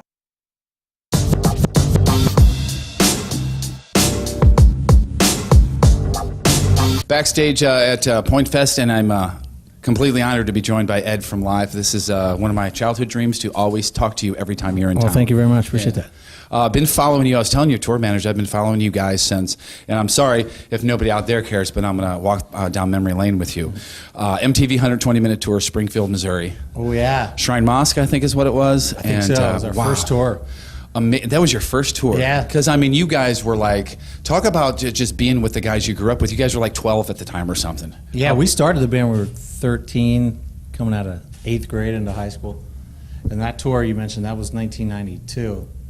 So that was our first road experience with Public Image Limited and Big Audio Dynamite and Blind Melon. Yeah, that was amazing, and that's one of those, that's like obviously the first time I saw you, but even more creepy, I have a Public Affection CD. Oh, I love that. That's awesome. There aren't too many of those around. Is there no restraining order just yet on that? No. Somebody did try. Somebody tried to, they put it up on one of the streaming sites as Public Affection. I'm like, hey, that's our band. Wait a minute, hold on a second. Wait a minute, you can't do that. You got enough of that stuff going on all the time anyway, with so many records out and everything, and now new music, and you guys are here in St. Louis. Talk about touring again and still doing it after, 25 years of Throwing Copper, one of my all-time faves. It's still fun for you, right? It's so much fun. We're just kicking this year off. We've been back now. We took a long break there, and break/breakup. Right. And this is the third year we've been out. The first year we did a bunch of festivals. Last year we did a great tour with Counting Crows. Yep, been there. I was buddies. There. And then, we're kicking off this year right now. This is really the first couple shows we've done this year. And then we're out with Bush and Our Lady Peace starting June 6th. That's going to be an amazing tour as well, and I can't wait to see that. I'm going to go somewhere and see that. Talk about the difference now as opposed to 20, 25, even 30 years ago touring. What is... She felt the raccoons were threatening.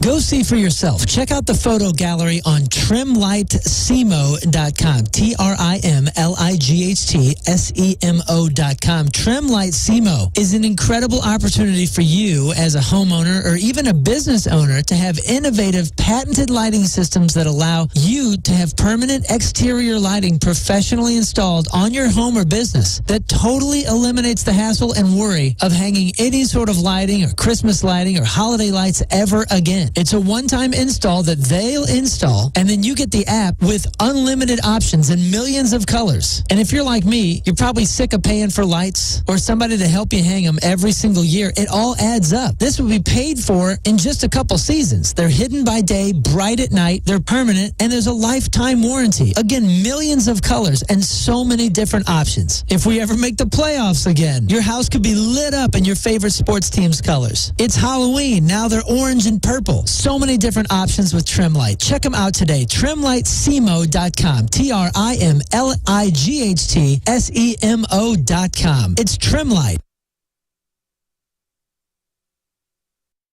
It is a very, very big day in the land of Red Hot Chili Pepper fans everywhere, and I am so unbelievably honored to be joined today by Flea from the Red Hot Chili Peppers. Flea, St. Louis is saying hello to you.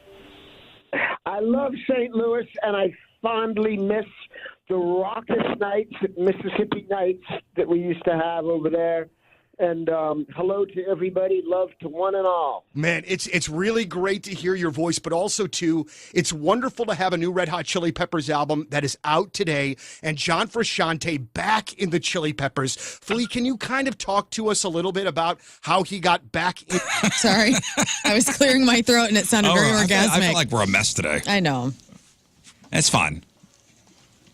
We got a big weekend coming up. We got our Corey Feldman Film Fest coming up on Saturday. Hope you guys make it out. All to benefit Cardinal Glennon Children's Hospital. 5 o'clock, we're going to show The Goonies. 7:45, we're showing Lost Boys. It's going to be at the High Point Theater. If there are tickets left, you could walk up and buy. Mm-hmm. We'll let you know as we get closer. Well, tomorrow's Friday. I can't believe it. Damn. You know, the other day I was talking about how certain news stories remind me of certain people. Right. Like we had a story out of a nursing home of two gentlemen getting into a fight over a can of Vienna sausages. Mm-hmm. One wound up stabbing the other. I read this story. Headline, a woman's home invaded by over 100 raccoons last week. I think of Lern. Okay, well, yeah. That's on brand. Woman's home invaded by over 100 raccoons last week. Now, when people tell you, hey, don't feed wildlife, they aren't just being mean for no reason. There's usually a pretty good reason. I know. So a woman in Washington State called the police when her property was invaded by more than 100 raccoons. She said she was terrified. She had to escape to her car to get away from them. What's she feeding these things? The thing is, she was kind of asking for it. She admitted she's been feeding raccoons in the area for around 35 years. Whoa! Oh, man. Mother raccoon. And if you see a picture of them, they are all very healthy. They're big old Are fatties. they big? Yeah. But things have started getting out of control recently. She said that around 6 weeks ago, the raccoons started surrounding her day and night, demanding food. Last week, she called the police because they all started closing in on her. I love it. And she was fearing for her life. I would like to report a robbery. Mm-hmm. She said she has tried to have them removed, but one specialist says they charge $500 per raccoon to trap and relocate them. Deputies referred her to the Washington State Department of Fish and Wildlife to help find a solution. So she screwed herself. 35 years of feeding these damn things. Look. Is it season? You can go a little hunt. Are you allowed to raccoon hunt? Oh, Yeah. please don't. Come on, there's They a get lot hit of by hats. cars anyway. Think of all the hats. I get so sad when I see dead raccoons on the side of the road because they're so cute. But you can and eat them. vicious. They are and wear 'em as menaces. hats. Yeah.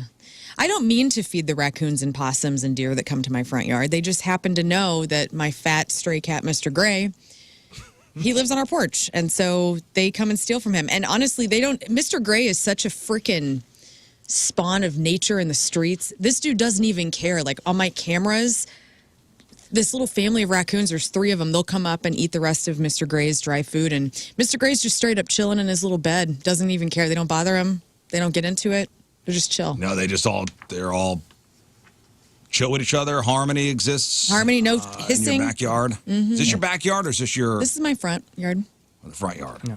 Yeah, in the backyard, we got a big old fence, so it's harder for things to get back there. I mean, they do. I wonder what your neighbors think about you feeding some of these animals. My and neighbors and love other it. for a animals. while too, didn't I you? did. I had a little fawn. They were twins. I am Freaking Snow White. over there, dude. I do have good news for you. If the raccoons get out of hand, it's legal to trap and, remove Bring them in the house? Yes. And bring yeah. them in the house and love them. It's legal to trap Care them for them. any time of year here in Missouri. I've been trying to court a raccoon friend for a while.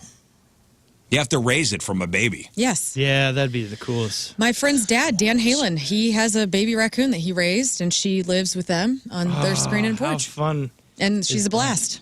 And she goes into the house? Sometimes, yeah. Plays with the grandkids, all that good stuff. It's Hoosier at its peak. Yeah, no kidding. Yeah. And I love it.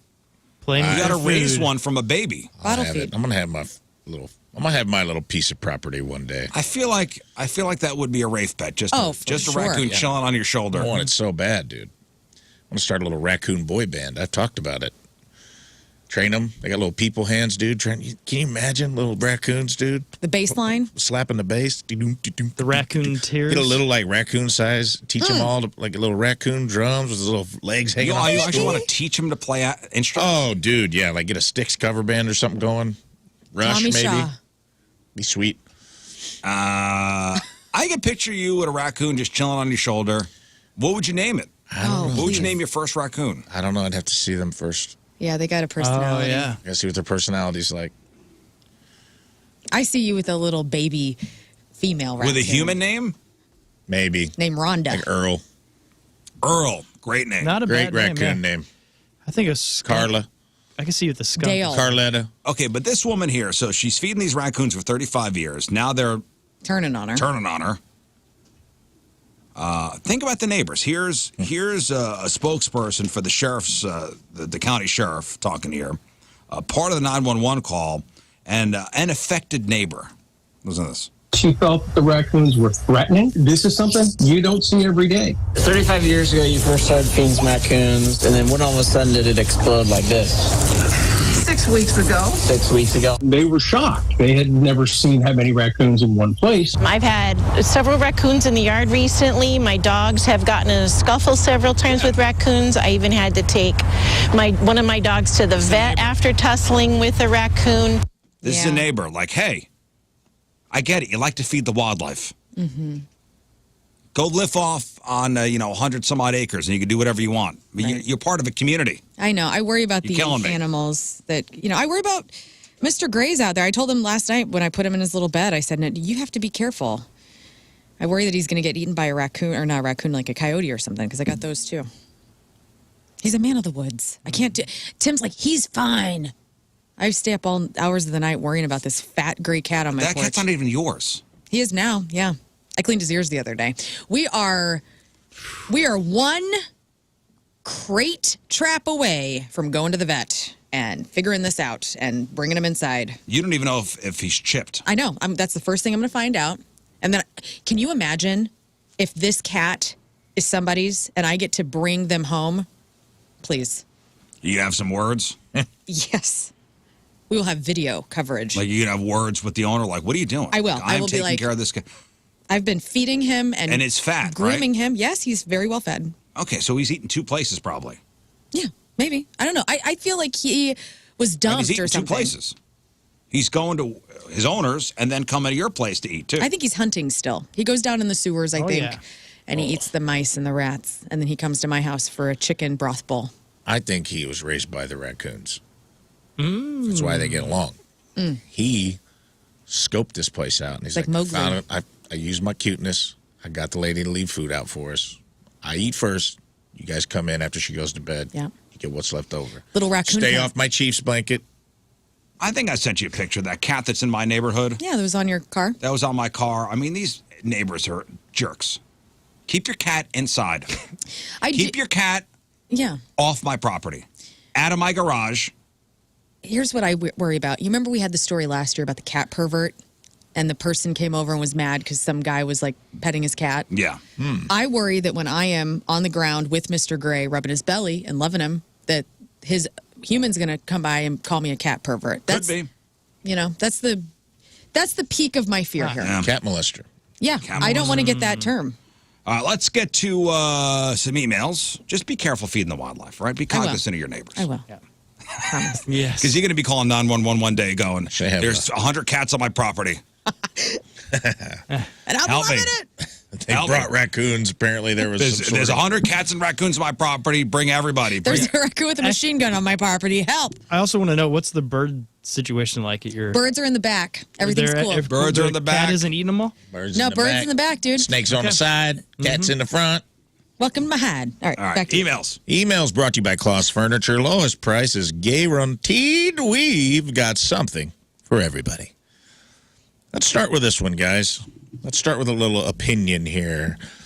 Email titled, Oil Change, Am I the A-Hole? Morning, guys, and lovely Lern. Hi. Morning. Sitting here in the Columbia, Illinois, Valvoline, Lern stopping grounds. There are 2 bays, both of which have had a car being serviced. One bay had a car waiting, so I pulled up to the second one. I ended up getting serviced before the other car. Am I the a-hole for not letting the car who was here before me go? No, that's one of those situations where you pick a lane and it's just lucky. Mm-hmm. Like that person got unlucky picking the wrong lane. And if they hover in the middle, it's one thing, but if they picked a lane... Valvoline, you can't hover in the middle. You need to pick a lane. Yeah, you're right. Tiny lots. You need to pick a lane, and and it's just luck of the draw. It's kind of like when you go to a toll booth, right? I've had that happen where you pick a toll booth and then you pick the wrong one, and the person in front of you is like an old person who doesn't understand how credit cards work, and they're fumbling around, and you're watching all the cars just zip past.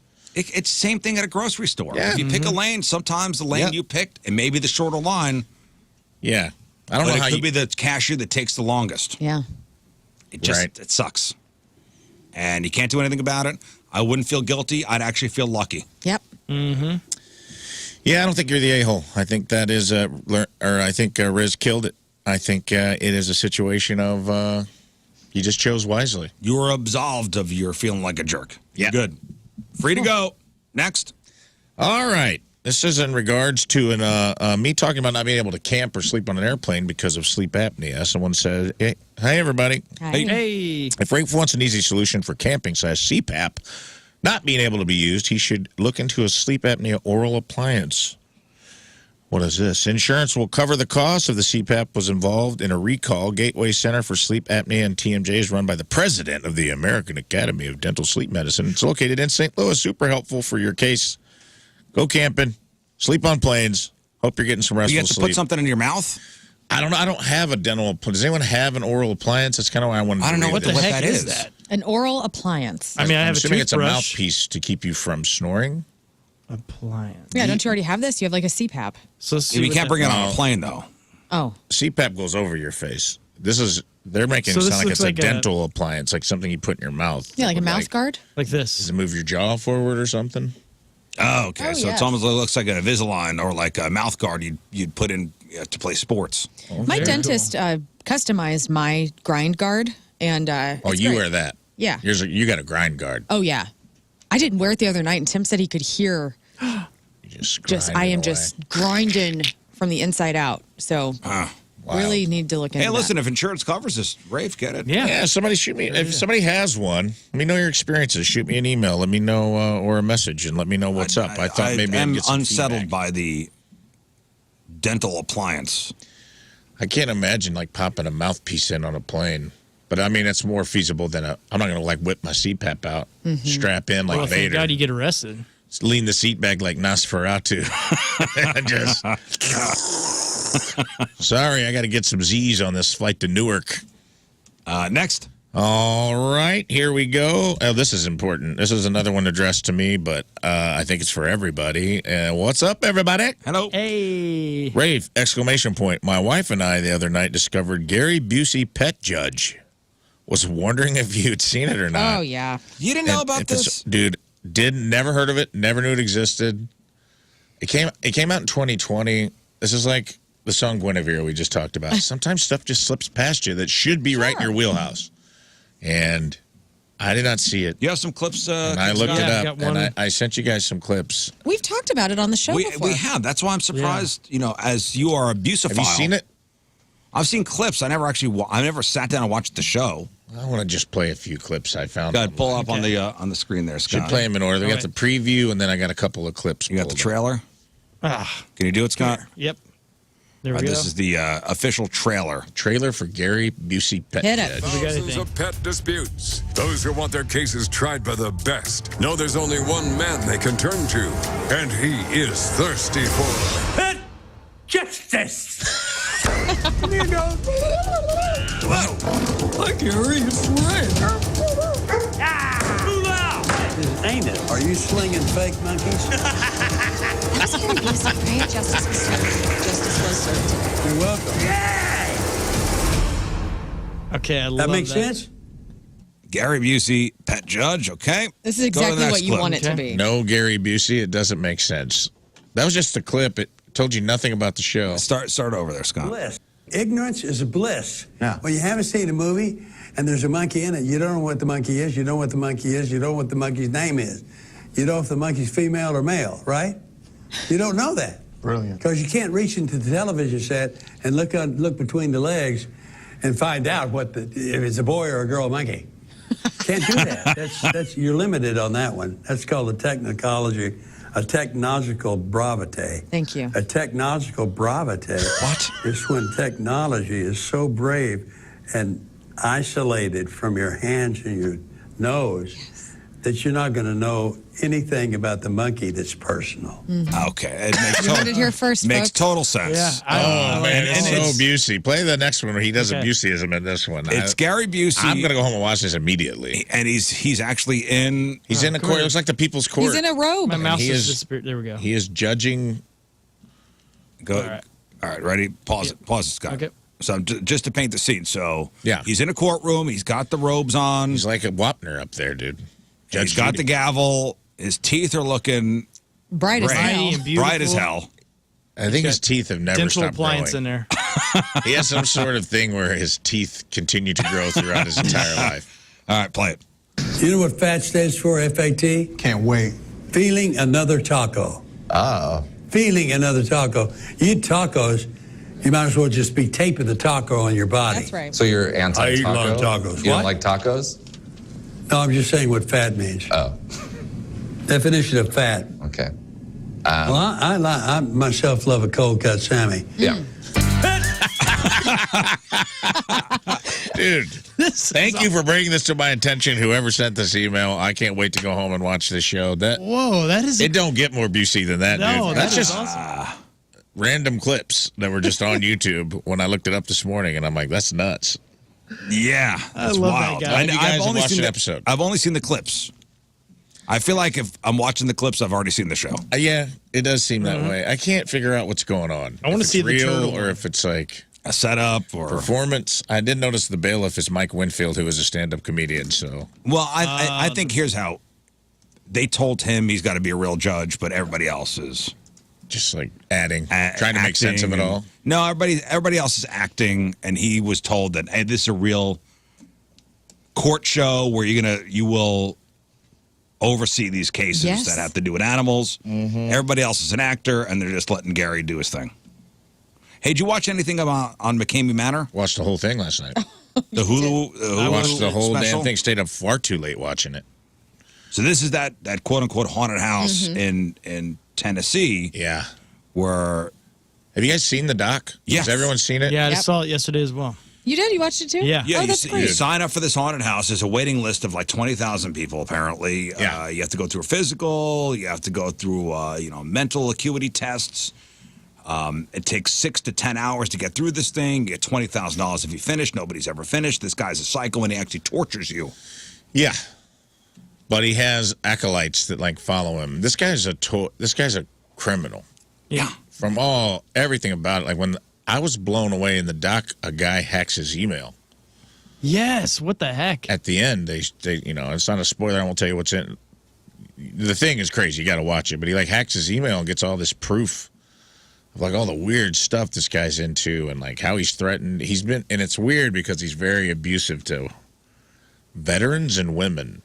It was so strange. He said he got off on like making these, like a lot of these guys have like post-traumatic stress. It was real weird. A lot of it was like seemed like PTSD. He was taking advantage of people with like severe PTSD. And then he ended up like dating a lot of the women and like putting sexual pressure on him. This guy's a real POS. Yeah, and so it's called Monster Inside America's Most Extreme Haunted House. It's on Hulu. If you have a chance to watch this thing, it's wild what goes on. I will say the way it wraps up, it almost seems like it's like the best ad campaign for his business. Mm-hmm. Yeah. The people sell it, and it's interesting. Isn't it crazy how run down the place is? Like it's essentially this kind of what you would see like in the boonies of a Hoosier lot. Right. You know, and people drive from all over the country to come here and try to win. And it's like that in itself would probably scare a lot of city slickers enough, like just to be out in this country home. And his wife or girlfriend is a part of it too. And yeah, and she went through it and thought it was a bad thing and then ended up dating him. Yeah. And then becoming like a mouthpiece. It was really weird, dude. And the fact that he doesn't make any money. The price is 4 cans of dog food. Yeah, and it's a lot of young women that go through this, and particularly vulnerable young women. Yeah, and he cashes in on that. Yeah, I mean he's pulling teeth, he's cutting hair, he's making you eat weird things. So I recommend. It's called Monster Inside America's Most Extreme Haunted House. It's on Hulu. It's good. You should watch it. Then I got a bunch of emails and messages from people saying like, go deeper. Now there's another conspiracy theory that the whole thing's fake. Right. And that it was just like these people all wanted to be famous, which that seemed like part of it too. A lot of these people wanted to be on the YouTube stream. Like they kind of got, and he used that against them of like, all the followers and everybody watching on the live stream thinks you're a badass. You're going to quit? And the lady's like, yeah, you just drowned me. Yeah. I think I might quit. He's like, that's going to really disappoint everyone on the stream, you know? And it's like. He's got a camera in their face. Yeah, super gaslighting and all kinds of crazy stuff going on. But then someone told me, like, look deeper into it. These two guys went undercover on YouTube and got in McKinney Manor and, like, did their own thing and found out the dude's, like, that it's all fake. That it's all just like a PR stunt. Yeah, there's 100. There's 100 videos on YouTube about this guy. I was seeing some of those emails come across. Go, what? Watch this guy. Watch this guy. Watch this guy. Wow. I don't know. It's fascinating. I had to watch the original doc before Watch I the doc, anything and then else. before you go down this rabbit hole. All right, next. That was good. All right, back to the clone talk. We had some clone talk this week about whether or not we would accept a clone of ourselves. Mm-hmm. Some of us said yes. Did we all say yes? No. No, I don't think it's a good idea. I thought you were with it. Was I with it? You did. I changed my mind. No, you said no, I thought. No, I said no because I don't want my clone getting in trouble. Yeah. I don't want my clone being better than being you. better than me. Right. Yeah. Like my clone will, as soon as he's out, start working out, getting in shape, Taking over being your better, taking over everything, and then offing me. Yeah. Well, this is a new twist on the same convo. Would you still clone yourself if you were a baby and had to raise yourself? Would that change your mind? So your clone is just a baby version of you. You're not gonna exist in the same timeline at the same age. It's not a carbon copy. That's different. He's not gonna bang your wife. He's not gonna get more ripped than you. He's just gonna be a little you that you get to raise from a seedling back to. I think I'm in. You're in on baby I think I'm clone. in on baby clone. Yeah, because think about it. Ultimate narcissism. I remember all the chores I had to Then you start get- doing at a young age. If you could have yourself mowing the yard at like age 7, doing all that stuff, you're good. You could set the Life baby is up better. for the life that you didn't have. Yeah, You know, exactly. make the better choices. Yeah. Steer the baby me into making the choices that I did not make. So then when your clone is like hot and ripped and better than you, you're responsible for it. Right. Yeah. And then you get the credit. It is the ultimate will look at me narcissism. as daddy, the doctor, the mad scientist. Daddy did right. Yeah. Father taught me to Would be I better. would I have my clone call me daddy? Scott 2.0, get in here. Riz, what would you have your clone? Are you down for raising? How about Meepaw? No, I don't want kids, man. I don't want little baby me. But it's not a kid. It's not a kid, it's a clone. It's a clone. But it's me. You guys still got to feed it, right? You got to raise Yeah. the baby. You're still parenting. Yeah, you'll feed wild animals, but not a baby clone I of guess yourself. that's my problem. No, I'm not him doing outside, this. I don't then she know. will. She's out. You in You know, on? I don't know. Actually, no. She's back in. Hang on, am I in? Like, I always think of the little Lauren inside, you know, like we're all our little kid selves. And now deep little down. Lauren And now inside is she's outside. here. Oh, Is and I would take outside. really good care of her. Yeah, man. I'll take care of You her. would take great care of yourself. Yeah, you would do great. I can only mother myself. I probably got all sorts of issues. There we go. I definitely would. But so you could raise little you how you wanted to be raised. Yes, she will be a veterinarian. You know, I obviously am Here's not. where it gets weird. So if you raise a little Tim, and then those two fall in love, is that now? I mean, it goes on and on and on. Okay, so you could raise yourself how you wanted to be raised. Yes. Without the things that caused you To be so be nuts. a crazy person as Right. an adult. So My little best Lern version. has a chance. You know what? I'm in. She'll be a vet in no time. Little Lern has a chance. Would you raise little Rafe? Yeah, dude, I'd raise that little bastard. We'd be, dude, little Riz and I would be such good pals. Oh, wow. Would you talk to your kids at all? Isn't this just parenting? Like, why would you just raise your kids the way that you want to be raised? What? What is going on? That's only half me. Good. This is all me. We would go everywhere together. I know. Well, that's great. Like, dude, you're gonna be the funniest comedian that's ever lived because you're getting started early. That's right. Yeah, you won't be the dad that makes your kid, little Rafe, watch you play the video games. You'll let him play. That's right. You know? Little Riz would be jealous of my other kids and probably try to kill them. Oh, yes. So we'd have to sit down and have a discussion about things. Yeah, the jealousy and the rage is genetic. You all have to move into your own place. It'd be the opposite, dude. Your kid would be like Dr. Evil's kid when you get to mini-me. Yes, Scott Evil. Yeah. Scott Evil. Your son would become Scott Evil, where he's like, you don't spend any time with me. And he's like, why would I? I have me. That's exactly what my house would be like. Yeah, you'd have a little bitty Riz dressed up, like doing a little radio broadcast, Fisher-Price radio broadcast. Yeah, we would dress alike. I'd get mini clothes. Yeah, like you have Your son's like, Dad, what the hell? Because it's a mini you. You don't have to put him. You don't have to go to public school. No, he's just a pet. Do whatever you want. We would dress the same. Yeah, dude. He'd have a little painted-on beard. Mm-hmm. Adorable. Adorable. It'd be so cute. Okay. You're in. Yeah, 100% in. Okay. In fact, it sounds like a great idea. We're all in with that. That's a way to reframe the clone talk. Whoever sent that email. Yeah. All right, listen. We got to take a break. You have one more? No. Okay, we'll take a break. We'll come back. We have a couple things after the break. So we'll do a contest after the break.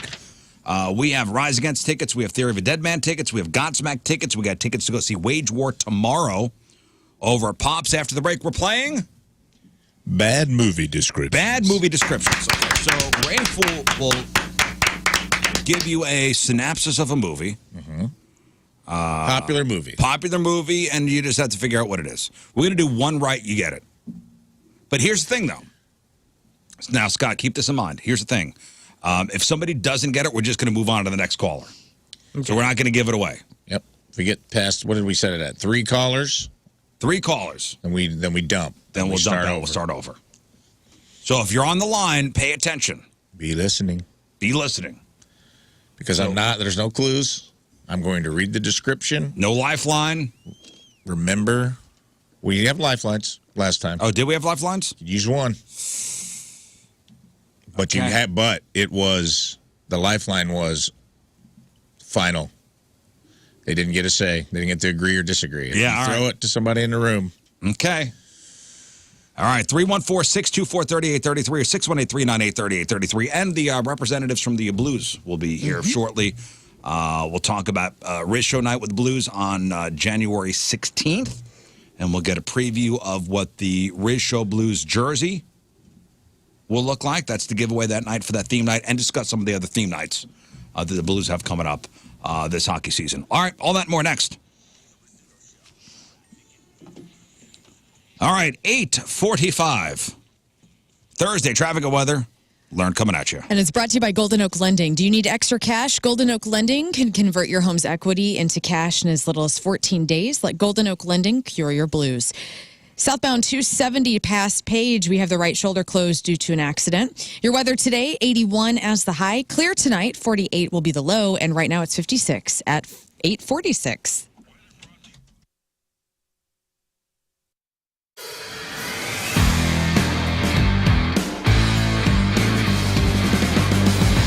All right, guys, welcome back to the farm. So it's a Sunday, and we got a whole crew here doing stuff. We're going to work in the field today. So this will be the final episode of the farm series for now, but I'm sure we'll return back to the farm at some point. So I'm going to show you what's going on here, the progress of the plants, how those elderberries are looking, and we'll look inside the house, and I'll tell you about some future projects we got coming up here. And there's our tractor, courtesy of Herb Equipment, the Captain Riz tractor. We're moving some poles. Poles. All right, so behind me is another barn. This is a future project that we're going to do. So we're going to turn this barn into a greenhouse. So come on, let me show you what's going on inside. So this is where the old owner, I guess, stored some of his tractors, some of his big carts for the field. So eventually, what we're going to do is we're going to take the sides off and kind of renovate this. Time to refinance your house? I don't know. Is it? Call Kevin Putney, and he'll figure everything out for you. He makes the whole process, whether it be buying a house or refinancing a house you're in, he makes the whole process simple and painless. You heard, a couple weeks ago, the Fed lowered the interest rate. So maybe now is the time to refinance a house. Just think, lower monthly payments. So you have money for other things. I mean, you are paying outrageous rates now. You bought your house, I don't know what you're paying now, 8%? Lower that monthly payment. Lower interest rate. Or maybe even take Maybe even take your 30-year loan down to a 15. Imagine paying your house off early. Or secure your dream home with more affordable financing. This is all stuff that's available to you with one phone call. Pick up the phone and call Kevin Putney, 314-862-0123. That's 314-862-0123, online at 123mortgage.com. Kevin Putney, equalizing opportunity, all loans subject to underwriting approval, restrictions apply. Call for details. Cross Country Mortgage, LLC, NMLS 3029, NMLSconsumeraccess.org, 123mortgage.com, 314-862-0123.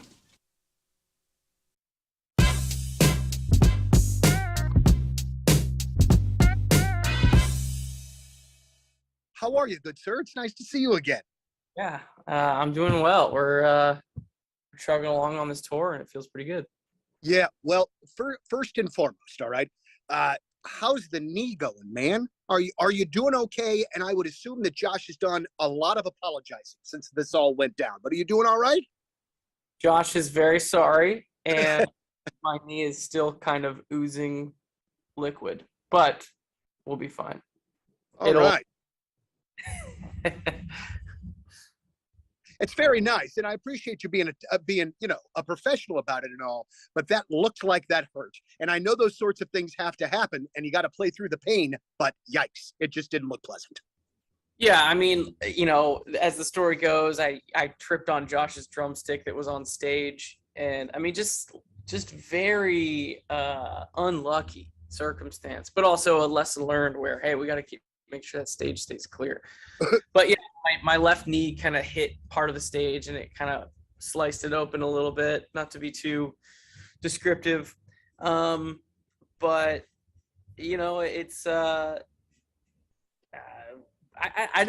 not a huge fan of whenever an artist or performer is either maybe they got like a sickness, or they're not feeling well, or they're almost losing their voice, or they're injured. I don't know if unless obviously there's no way around it, but my default is to hide all that on stage. My default is to present the show as like, this is the only show we're playing, all year. And I really do feel like we need to, individualize each show as that important, because there are people who are coming to that show that see it as that, and so to downplay a specific show, or to play it easy, or to, just kind of phone it in.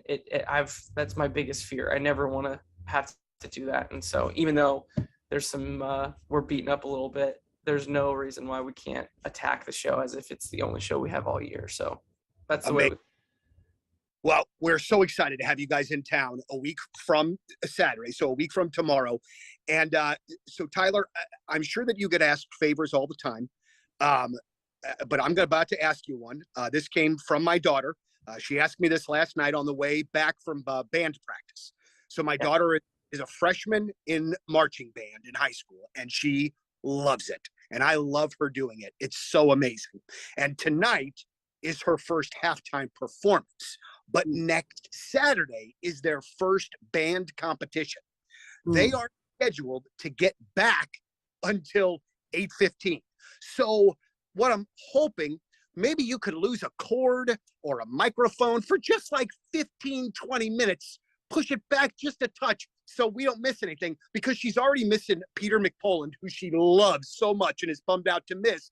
But she was like, Dad, how are we going to get there? And I'm like, well, honey, I'll get us there as quickly as we can. But, a dad doesn't want to end up in jail or hurt anyone. So she said, well, why don't you ask Tyler if they could push the show back a little bit? So I said that was very unrealistic, but I'd do it anyway. I'll tell you what time do you think you can get there? Oh, we'll be there by, I would say, 8:45 at the absolute latest. Yeah, our show goes on at 8:45. I'll push it to 8:50 for you. I love it so much. Thank you so much, man. And I got to tell you, one of the things that I have really appreciated over the years, and as I've talked to you guys a few times and seen not only your professional success continue to elevate, but to see the men that you guys have become, and now you're a dad, you got 2 kiddos, and I just know, and I know everybody says they love being a dad, but I just know that you do. Give me like a favorite thing that you like to do? I don't want to get too deep into the relationship with your kiddos, but just tell me like one of your favorite things as a dad that you get to do that you can't wait to get to do. Well, for example, so one of the games that my oldest daughter and I play is we call about how Dr. Foley and everybody over at Foley Dental, they're up on all the latest and greatest technology when it comes to dentistry. Well, they got a new piece of technology at the offices over there in Glen Carbon. That's the Soleil laser. Now, this has been a game changer, this laser, for people who have dental anxiety. And this is great for kids, too. Now, it's a dental laser that replaces the dental drill for certain procedures in the office. It's gentle, it's fast, it's precise. It helps eliminate the need for drills and needles and numbness after. And almost every patient is able to skip the anesthesia because you don't need it. And I had the laser treatment a couple weeks ago. I had a filling fallout. And normally the doctor would have to drill out, the rest of the filling, and it was, the anesthesia, the Novocaine. Appointment was fast, no bleeding. I wasn't numb 3 to 4 hours after my appointment. And a big bonus, again, you don't have to numb the kids. In, out, no anesthetic, no nitrous, nothing. It's the Soleil laser, now available at Foley Dental in Glen Carbon, FoleyDentalGroup.com. That's FoleyDentalGroup.com. I'm a fan, I'm a freaking nerd, I'm a big fan. St. Louis City has my heart, and Together Credit Union has made it so very easy for me. Not only have they dressed me well with this lovely scarf, but they gave me access to the St. Louis City SC Visa card. The credit and the debit card exclusive to Together Credit Union members, but it's gotten me 10% off food and bev in the stadium at the home opener. It got me 10% off at the team store, which is beautiful, by the way. And you know how Riz and I are super cheap with our time. We don't like to stop or wait in lines because we're prissy, we're crybabies, whatever. I got express entry because of this little card right here, so you can get it too at Together Credit Union. I love them. Go City! All for City!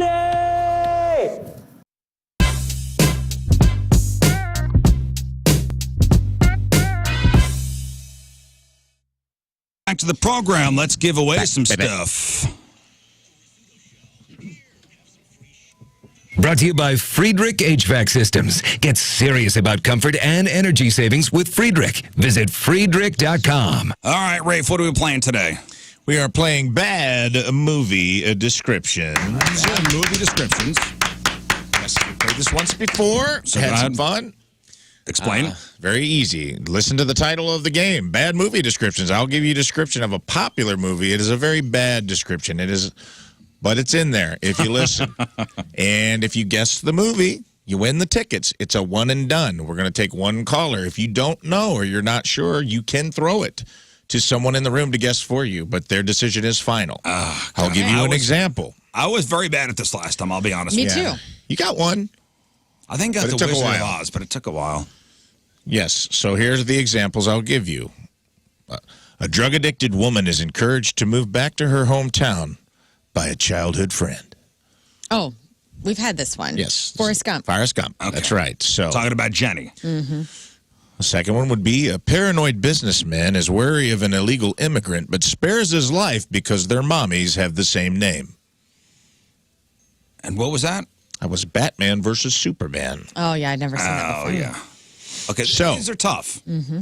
I'm just giving you some examples to get your brain thinking the way I think. All right, we'll go through. So if you don't get it, we'll go to the next caller. That's right. If 3 don't get it, we'll give you what it is. 3 don't get it, we'll move on to the next one, and nobody gets tickets. All right, Rise Against tickets next Wednesday. Pageant, Theory of a Dead Man playing the Factory next Friday. That's the 18th. Godsmack Sunday night, the 20th over at Family Arena, and we got tickets to go see Wage War tomorrow over at Pops. All right, 314-624-3833, 618-398-3833. Let's go to Bennett on line 1. Hello, Bennett. Hey, good morning. Happy birthday. Thanks, buddy. All right, here we go. Your terrible movie description. Bennett, let off some steam. Here we go. Bennett. A father and son go looking for vintage dinnerware and find out they both bang the same lady along the way. Wow. What? A father and son go looking for vintage dinnerware and find out they both bang the same lady along the way. I got no idea. Can I go to Riz? Go to Riz. Yeah, I'll go to Riz. Go to Riz. All You right. ready? Riz. Oh my. I got it. This is Indiana Jones and the Last Crusade. That is correct. Oh my gosh, thank you. Saved your ass, Bennett. All right, Oh, thank you, Riz. hang on. That is correct. I just wanted to let the world know. You felt good about it? I felt good about I'm it. so proud of you. Listen, they're in there. The movie's in there. You just gotta listen. Because they were closely. going, they were going for the Holy Grail. They went Right. up. They banged Elsa. They were both looking. They were looking for Wow. a vintage Piece of dinnerware. Yeah, a cup. There you go. Okay. It's in there. He chose wisely, You chose wisely by choosing Riz. even though I told you to choose me. Even though you Nick in screamed it. Granite City. Hello. Good morning. All right, Nicholas. Here we go. Nick, a sleazy, borderline sexual predator, starts a business with his two autistic friends that comes under government scrutiny the instant they hire a black man. What the hell? I'll read it again. A sleazy, borderline sexual predator starts a business with his two autistic friends that comes under government scrutiny the instant that they hire a black man.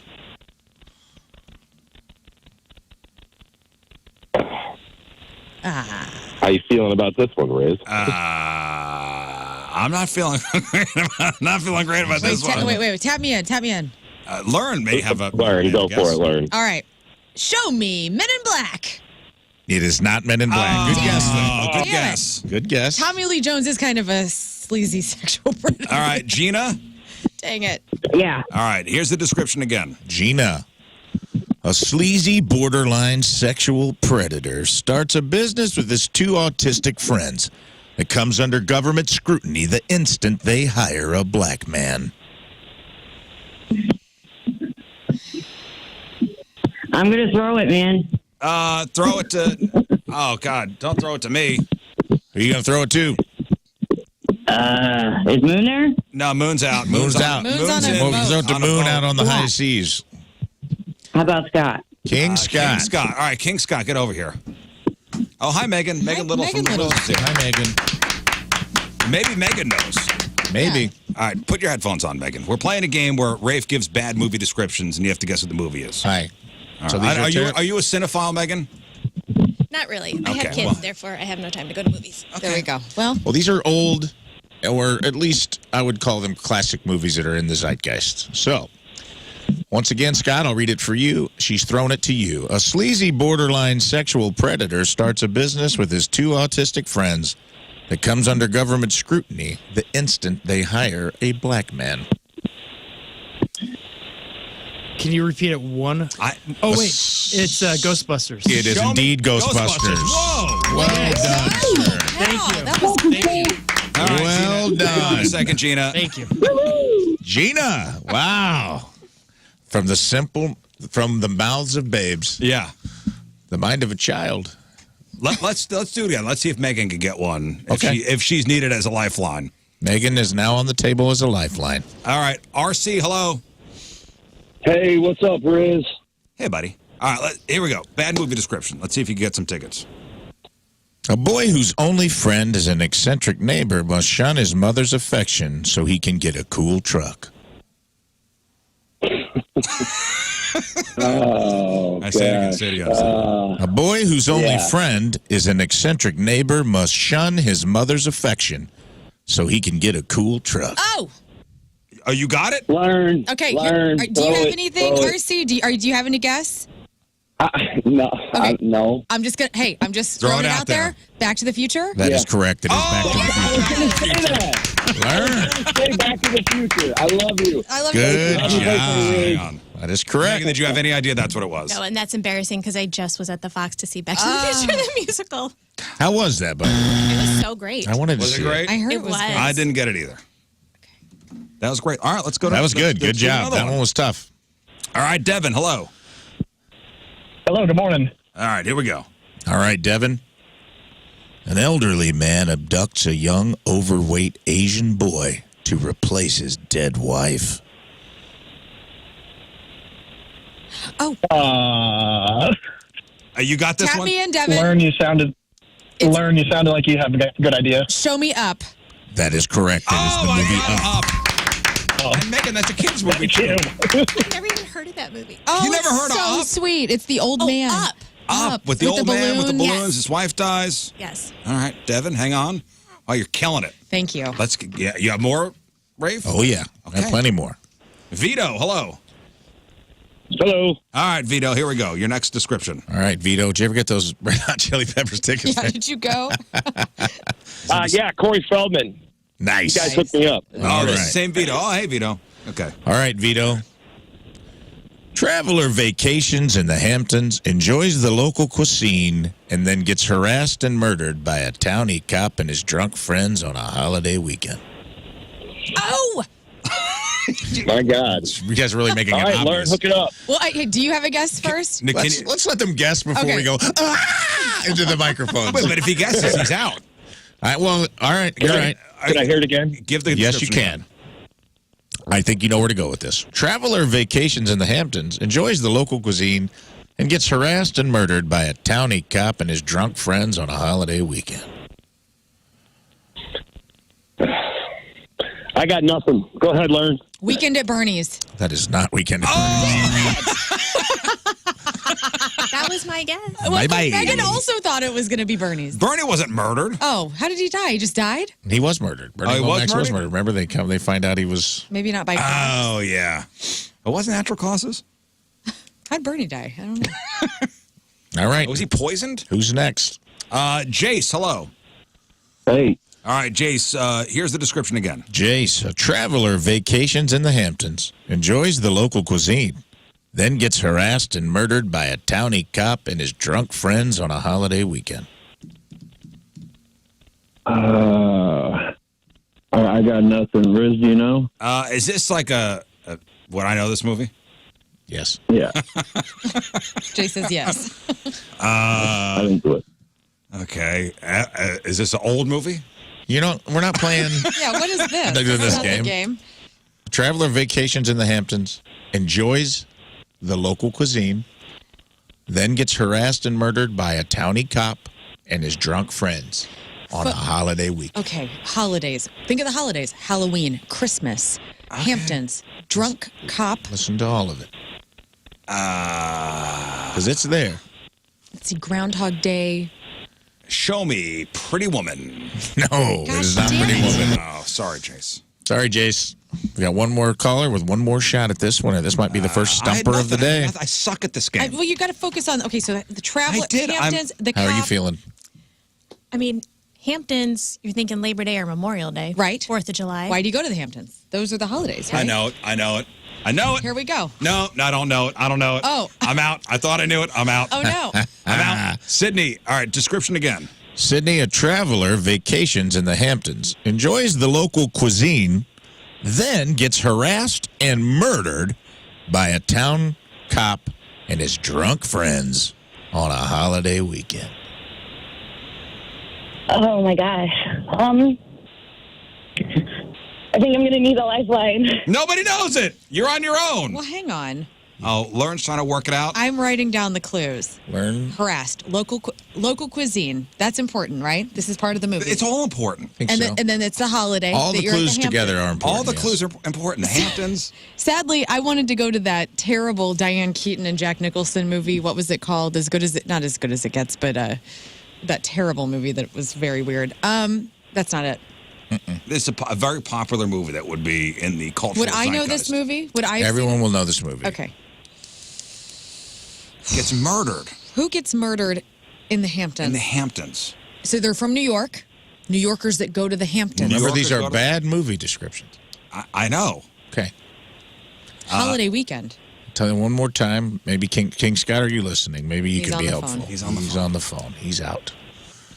A traveler vacations in the Hamptons, enjoys the local cuisine, then gets harassed and murdered by a townie cop and his two drunk friends on a holiday weekend. Okay. I'm gonna fashion a guess. Okay, Sydney, will you allow me to guess for you? Yes. Okay. I'm gonna say Jaws. You are correct. Oh, my God. Wow. Way to go. Okay, hang on. That is the movie Jaws. Okay, so Hamptons. Yeah. Long Island. It was 4th of July. The shark. The shark and murderous. Enjoyed the local cuisine. right, and then drinking on the boat. There That's we go. right. We're going to need a bigger boat. Townie cop and his 2 drunk friends got hammered on the boat and then killed him. Did it. We did it. Wow. You got there. We did it, guys. It was Very in there. proud. It was in Was there. it not? All right. All right, listen, everybody. We gave away some stuff. Okay. Hello, Megan. I'm sorry you had to witness all that. That's right. Hello, Megan. Megan, what's your official title over there at the Blues organization? I'm Senior Director of Communications and Event Marketing. Yes. So whenever we do these ratio nights with the Blues, Megan is our person. How long have you worked with the Blues? 19 years. Goodness. 19 years. Yes, but the way the math and the seasons work out, this will be my 20th season. Okay. Good for you. That's All such right. a cool Yeah. job. Yeah, you got a great job. You have an awesome job. And so Ratio Night of the Blues game is happening on January the 16th, and we have a very special theme night giveaway. So it's a jersey. Yes. And you brought the jersey with you. Yes. And this is the official fancy box. unveiling. Look at that box. Right? This is so great. So if you want tickets for Ratio Night, you have to go to the Blues website and click on the theme night link. Yes, you go to stlouisblues.com/theme, select Rizzuto Show night, Yeah. and then it'll take you to buy the ticket. You can pick your size of what jersey you want. So it's not like, one size fits all. Everybody gets the extra large. You get to pick your size. Yeah, you get to pick your size because these are this is a premium item. Yes. All right, Megan. Which you guys helped design. Yeah, you know what? You guys came here maybe 2 months ago, and we had the conference room filled with all these different samples of fabrics and designs and stuff like that. It was great. It was great to be a part of this whole process of getting this done. Yes, you guys picked the colors, you picked the logo, you picked the number, you picked the name, all of it. Oh, here we go. And it is Oh, my here. goodness. Oh, no, you open it. Oh, no, you guys you should open Rafe, the jersey. I've since seen you're it. right there. Hand me the jersey. The unveiling. Oh, my goodness. Bum, bum, bum, bum. Here, I'm gonna. Yeah, we put need the that one back. horns, Riz. This Oh. is a big deal. Oh, wait, now. Give me the horns, dude. How about I give you the drum roll? Even better. Love it. It's coming out right now. Let's see what this thing looks like. Oh, my God, that is yes. gorgeous. Yes! Are you kidding me? With It's the JB great. heart. That is so Are cool. you kidding me? And wait till you touch it. Like, the fabric is Fabric so is nice. awesome, yeah. And I love the colorways, and it's got the little embroidered Jeff Burton heart right Yeah, here. the heart over the heart. That on is the so Oh, JB. that is gorgeous. Let me The feel it. lace up. Coming at you, Daddy. Oh, this ain't no cheap material either. No, it's so nice. That's a nice joy. Now I wanted the lace in front too. Yeah, the lace in Very front. cool. The lace in front. It's very Oh, dude. classy. Megan, this is great. You guys outdone yourselves. Well, thank you. Thanks for helping us on it. Do they get the 10 or is that just for bringing it in here for shock value? This little Oh, you blue can keep stuff? that too. Oh. It's amazing what you can find in the storage. But they don't get the But 10. they don't get the No, 10. they get the Oh, jersey. no, Come no. on. I'm sorry. No Just get 10 the for jersey. you. Just an awesome jersey. sweet. That was just for presentation today. Well, it is cool. It I also is like the awesome. lighter blue colorway. Yeah, the old school. Our Got 'em. heritage colors. The There you heritage go. colors, yeah. I'm telling you, if you check out the socials, we've taken pictures and stuff. It's up on the website too, if you want to. But for the real deal, check out our socials. But you guys got a lot of stuff coming up. I'm looking at the theme night page right now. So Pink at the Rank happens in 9 days. Yes. Next Saturday, October 19th, the item, and I have a bunch of the items here for you guys too, is a neon pink hoodie. Mm-hmm. And the best part of that is that a portion of the proceeds is going to go to Siteman Cancer Center. Awesome. And by the way, for Ratio Night, portion of the ticket goes to Operation Food Search. Correct. So there is a charitable thing for us as well. So you got Teacher Appreciation Night on November 2nd. Yes. Doing it on a Saturday night, so it's not a school night for our teachers. The theme night item is a belt bag. It's really cute. It has the heritage note embroidered on the bottom. Okay, and the Utah Hockey Club comes to town for the first time on November the 7th, which happens to be Country Music Night. Country music night. I have the cowboy hat that you get with the theme night item right down here by Lern. Oh, let's see that. Oh, yeah. Look at this thing. Hell yeah. Take a look brother. at this. Oh, That's nice. beautiful. How cool is this? Yes. Brand new theme night for us this year, Country Music Night. Country Music Night. That's awesome. Louis' birthday party is November 9th against the Capitals. Yes, he'll have a bunch of his mascot friends at the game See with that him. thing. And if you buy the theme night item, you get your choice of a kid size, backpack, or they say it's an adult-sized backpack, but really you could use it as a diaper bag for your Right. little kids. Scout Night is the 19th versus the Wild. Yeah, we do a couple of those a year, so they get a cute patch for their... Duck Duck Blues happening November 21st against the Sharks. That's the Blues Rubber Duck Night. Yeah, funny thing about that. So your theme night is far and away #1 selling theme night out of all of our so I didn't far. say it. I didn't say it. But That's so awesome. I didn't say it. But But #2, if you can believe it, is Duck Duck Blues night. yeah, that's wild. I mean, Why? I know it's a Jeep thing, and I don't have one, so I don't really get it. I do. I'm but not. I do own a Jeep, and I'm not playing this game. You don't play the He game. doesn't play it, but he plays it. I don't. I don't play the game. He but bought will himself keep- 300. But because Sad. I feel like I put a target on my back because I'm not playing the game that people put ducks on my car all the time. He puts ducks in his own dashboard and then Acts surprised. and goes, "Oh, I hate this." That's what every Jeep owner says. Yeah. Well, I'll make sure you get this one then. It's cute. They're It little is Blues cute. jerseys. Aw. Yeah. Hockey Fights Cancer Night is December the 12th. Yes, the theme night item is a white quarter zip pullover with the lavender note on it. And again, proceeds for that night are going to go to Siteman Cancer Center and Blues for Kids. This is a cool one. Hoops and Hockey. So it's a Blues basketball jersey. Yes, That is new sweet. theme December night for 15th. us as well. Hoops and Hockey. It has our retro colors on it. It's really slick looking. Yeah, that's very cool looking. So it's a Blues basketball jersey. Star Wars Night is January the 3rd against the Senators. That's a longtime fan favorite, Star Wars night. This year it is a jersey that looks like you're going into hyperspace. That's cool. Pride Night is the 9th against the Ducks of January. You got the Pride T-shirt Yes. for that one. Then you got Transplant Awareness Night. Yes, it's in partnership with Barnes Jewish Hospital, and it's a belt bag with a neon green note on it. After that is Riz Show Night. We know about that, January 16th.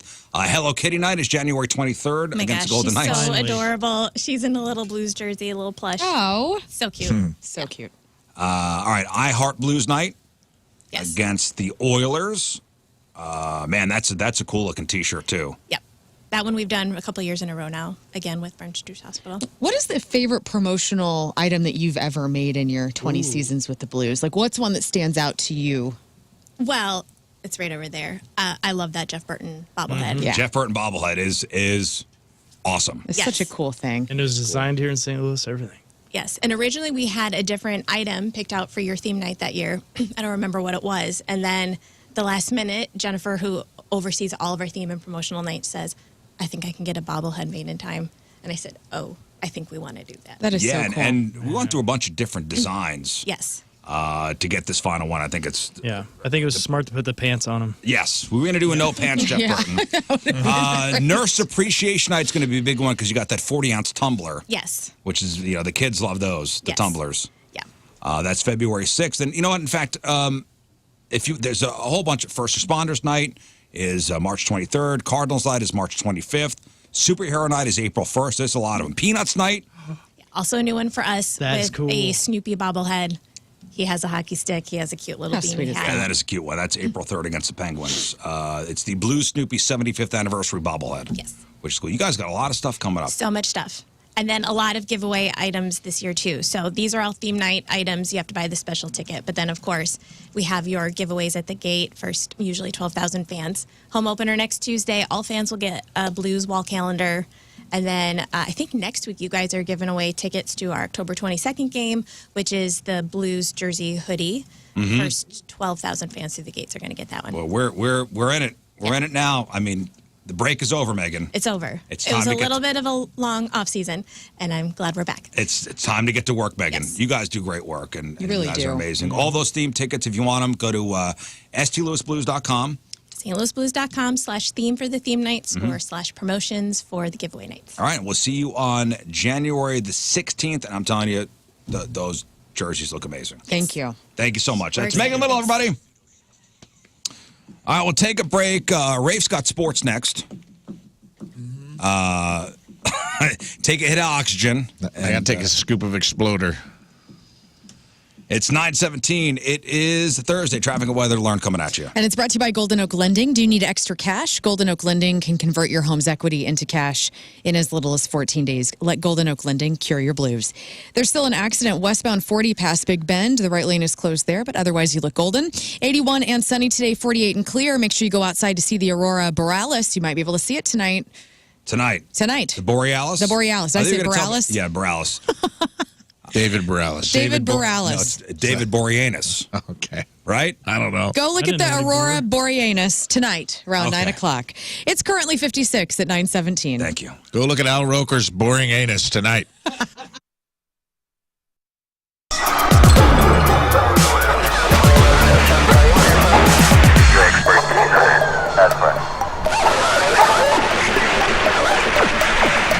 Yeah, we don't want to do anything to scare your children. That's the last thing we want to do. We don't want to scare anybody.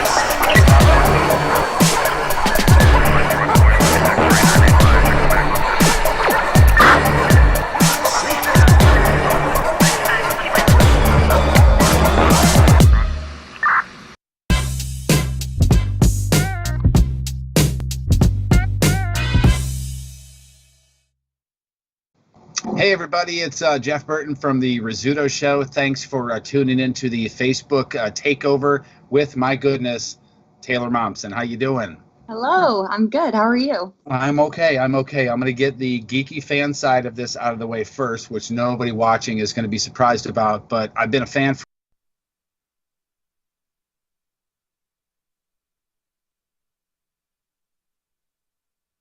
This is it. This is the call. This is the call if you are on your way to a job and you're bummed about it because it's just a job. It's not a career. Let me tell you about an opportunity for a career as an install floor layer with the Carpenters Union. This is a fantastic opportunity to have a lucrative career. Some of the most competitive health coverage and pension for you and your family. Hands-on, real-life work that's lucrative, creative, and meaningful. As a member of the union, you're going to have more than a job. This is a career. Excellent classroom and on-the-job training, hands-on creative work, and a lucrative industry means you'll continue to have opportunities to learn and enjoy fantastic benefits and make money towards your pension. Start today. Visit the website apply.ficstl.org. That's apply.ficstl.org. Once you get started, you start making money right away. As you learn, you earn, and that's a beautiful thing. Apply to become an install floor layer with the Carpenters Union. Begin that new career today. Visit apply.ficstl.org. That's apply.ficstl.org.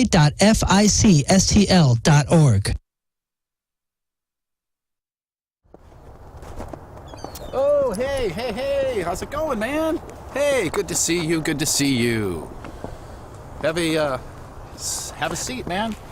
Just wanted to have a chat with you, King Scott's Virginity, just to talk with you real fast and just to say, first of all, thank you for everything that you've done for King Scott and for his lovely fiance. And I also wanted to say that you've been such a big part of our lives, you know, whether it's the show or just in our personal lives. And relationships end and it's time for you to go. And I didn't want you to be shocked, to be surprised or anything. So I wanted to give you an idea of what's going to be happening on the wedding night, what's to come, so to speak. So when two people are in love, they get married, and then after they get married, they normally go away somewhere, someplace beautiful, and then they get, you know what I mean? Like, they will go behind doors. I recommend going behind doors and you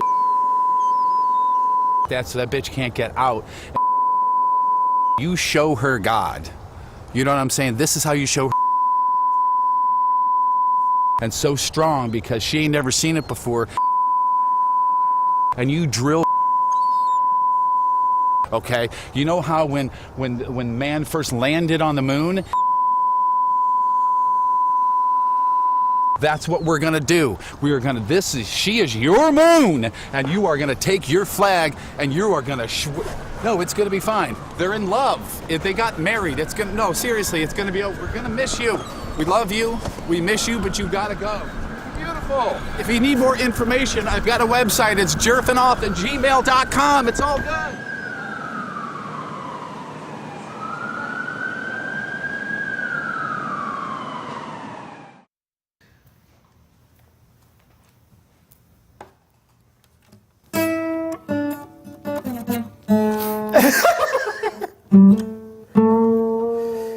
So if you change my mind, 1,000 times.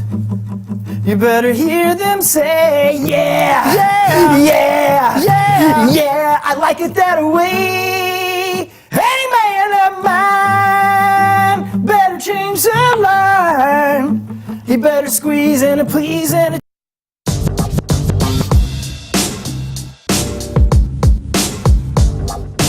All right, backstage at Point Fest, and for the first time playing our fantastic festival, a rock and roll band that we have come to like quite a bit in the last 6 to 9 months.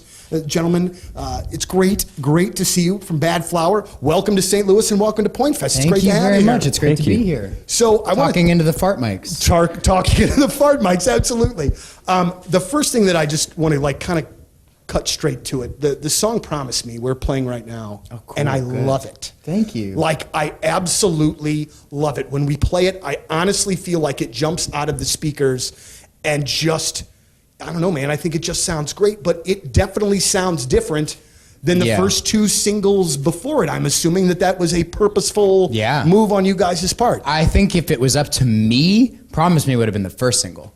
But there were tactics involved and as to why we went and did it in the order that we did. And I'm glad that we did it in the order that we did because Ghost was such a huge success. And then Heroin, we didn't expect to also be such a huge success. So it was cool to sort of like seal that and now come out with our song that is way less on the rock side that everybody knows us to be. Mm-hmm. And it shows more of who we really are, which is a more diverse group. Right. And I believe, if I'm not mistaken, Promise Me went #1 at Active Rock over the week. Heroin went did, #1. I was like, it did? No. There we go. Hey, already screwed up this interview. Yeah, no, Heroin is currently #1. We just went there.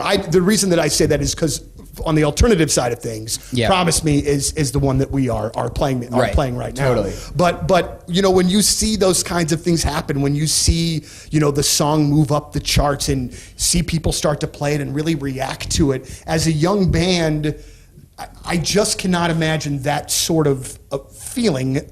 It has to be just a really rewarding thing because I'm sure it's something they've been working on for quite some time. Obviously have a lot invested in it. When you start seeing the comeback, more people at the gigs, how does that trigger in your mind? It is rewarding, but it also like it becomes normalized really fast.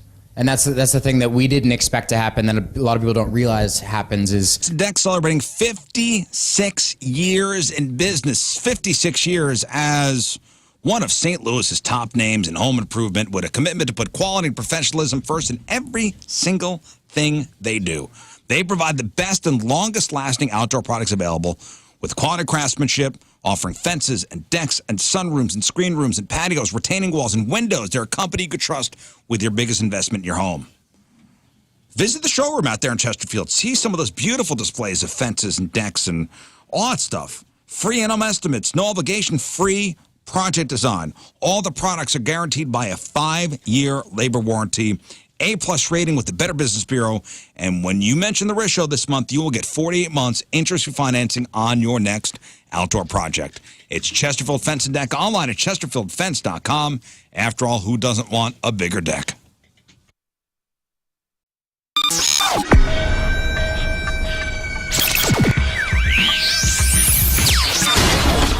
Well, here we are at the Chaffetz Arena, gigantic show tonight with the Killers, joined by Brandon and Ronnie. Gentlemen, thank you very much for your time. Really appreciate it. Yeah. I love the album. Wonderful, Wonderful is out now. It is it's such a great record. I think very much worth the wait. I want to know first things first about Jackknife Lee. That produced this record for you. I know there were a couple of other guys as well that did a track, but I want to know about a producer and what his role is with you guys and how you know he's the right one to work with you guys on something like this. Well, it's different. I mean, every producer is a very, it's a very... Back to the program. Tomorrow, joining us, I believe at 9 o'clock, a comedian by the name of K. Trevor Wilson. If you watch Letterkenny, you know him as Squirrely Dan. That's very awesome. He's at Helium Comedy Club this weekend, show tomorrow, and actually tonight, tomorrow, and Saturday. That's K. Trevor Wilson, Squirrely Dan on the show with us tomorrow. You know the nostalgia boom is in full swing when we're getting nostalgic for proper spelling and grammar. See this Mountain Dew announced they're changing their logo and going back to spelling out the full word mountain. Oh, so not just MT? MTN. Did you know? Did you even know it said MTN? No. I'd never paid attention to that. In my head, it's always mountain. I didn't either. Spelled out completely. Apparently, yes. Apparently, they changed it back in 2009. They shortened it to MTN because it seemed like a cool and hip way to spell it. And it's been that way for the past 15 years. And the new logo looks more like the old one they used back in the 90s, which was based on one from 1969. Mountain Dew is fully spelled out. All right. And it's got little letters that say it was established in 1948. Their original 1948 logo was a lot different, so I guess they didn't want to get that nostalgic with it. I think we all would have got that logo wrong because you look, it's definitely MTN. Yeah, I looked it up this morning. If you're a fan of the shorter MTN logo, you have plenty of time to come to terms with it. They're not rolling out the new logo until May of next year, so make note. Okay. Amazing. I'm typing up a note. And that is your Mountain Dew news. Thank you. Mountain Dews. That's your Mountain Dews. The laziest person you might know might soon be the healthiest. First Ozempic, and now this. Researchers in Denmark say they've created a pill that mimics the benefits of running a 10K. Yes. So you're out of breath and your heart's beating? Exercise pill. Finally. But before you get too excited, it doesn't come with all the benefits of running. For example, your legs are not going to get stronger. Right. Your bones won't. And you won't get one of those fun aluminum, foil blankets they hand out at the end. You're right. You know what I'm saying? You know those. But the lead author says the new molecule they developed does mimic the effects it has on your metabolism. It, quote, brings the body into a metabolic state corresponding to running a 10-kilometer race at high speed on an empty stomach. This is called generalized anxiety disorder, and I have it, and I've lost no weight. So your heart racing and your blood pressure's high and you're sweating a lot. No, it doesn't do that. It just mimics. It just gets your metabolism going. It also offers some of the benefits you get from fasting. Exercise triggers the release of a hormone that suppresses your appetite, and another one that flushes fatty acids from your bloodstream. That's good because it reduces your risk for things like heart disease and diabetes. Remember the Stephen King book / movie called Thinner? Yeah. I mean, we're kind of going in that direction where we're just going to start deteriorating and just... After taking these pills. Yeah. It scares me. Now, they haven't done tests on humans yet, but King Scott has volunteered. Nice. They tried it out on rats, and it triggered the release of the same hormones. If it does what they think it does, they say it could be a game changer for people who are too injured or too old to work out, or for people who just don't want to. Yeah. That'll be the biggest boom. Yeah. And then you got this. $5,000 pants that will go hiking for you. Done. Sign me up. That Walks me sounds around. Wonderful. So is it still hiking Are if you your in pants... them? Yes. Or did they just go? No, you're in them. These are wild. So is it still hiking if your pants do all the work? So CNN just did a big news story about these new AI-powered hiking pants. They give you 40% more leg power. There's a built-in exoskeleton on each pant leg that helps you push off while going uphill. That's kind of cool. Like if you're somebody wanting to go Mount Everest, Yeah. you want a little extra help. Well, wait till So Ill gets into this thing. And then they lighten the load and protect your knees while coming back down. They're called Mogo pants, short for mountain goat. Wow. And they're not way off on the horizon. The first orders are set to ship next year. Go. A startup called Skip is making them. They teamed up with a high-end outdoor brand called Arc'teryx. And you can pre-order them online, but the price tag's going to hurt more than actual hiking. $5,000 a pair. It's cool. They're part of an emerging trend called MoveWear. Please move wear. Clothing that literally helps you move around. For the weekies. Okay. So it is for the weekies. Look for those. I like that. I think that would help me out. If I needed a backup exoskeleton, I'm down. You got it. And you get to say that word a lot. Exoskeleton. All right, so Rafe's got sports here in just a second here. Do you have the story about the Salt Lake City Hockey Club? No. Well, I don't know if you were going to include this in your sports or not, but negative. The beer was flowing in Salt Lake City on Tuesday night, which is a place you wouldn't really think about excess drinking. Yeah. But Utah Hockey Club, it's the new hockey team in the NHL.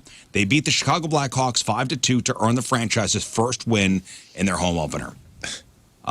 Forward for the Utah Hockey Club says that building was special. He scored the first ever Utah goal. Because it was a ton of fun to play in front of that crowd. But history was made beyond the ice, guys. Delta Center had a record-breaking demand for beverages from the hockey audience.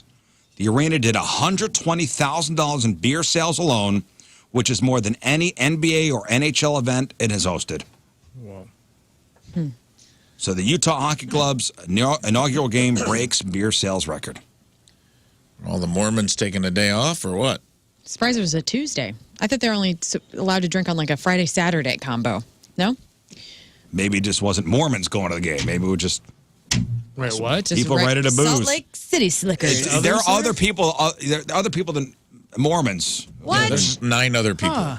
I didn't. Just Utah's not known for being a party state. And that's why I was very surprised about this. Beer prices were slightly higher for opening night. So Mick Ultra went for $13 for a cup. Mm-hmm. But congratulations. Cool. You would love the Utah parks. Yeah, I need to go. Yeah, right up your alley. The slides are Moab, awesome there. Bryce Canyon, you'd love it. I hear it's nice. All right, Rafe, are you ready for sports? I'm always ready. Here we go. And it's sponsored by? Sponsored by 19 Crimes Snoop Dogg Smooth, a silky red blend wine to kick back, relax, and enjoy. All right, Rafe, I think it's time. It's time to play your music. That's right, sports fans. It's time for the super important sports report. Boom! Welcome back, sports fans, to another edition of SISR with your boy Wildman Williams here, covering the sports you never knew existed and probably still wish you didn't. We got some absolute bangers lined up today, so let's dig in. Get into our first segment. First up, Circle the Wagons Buffalo Wing Eating Contest.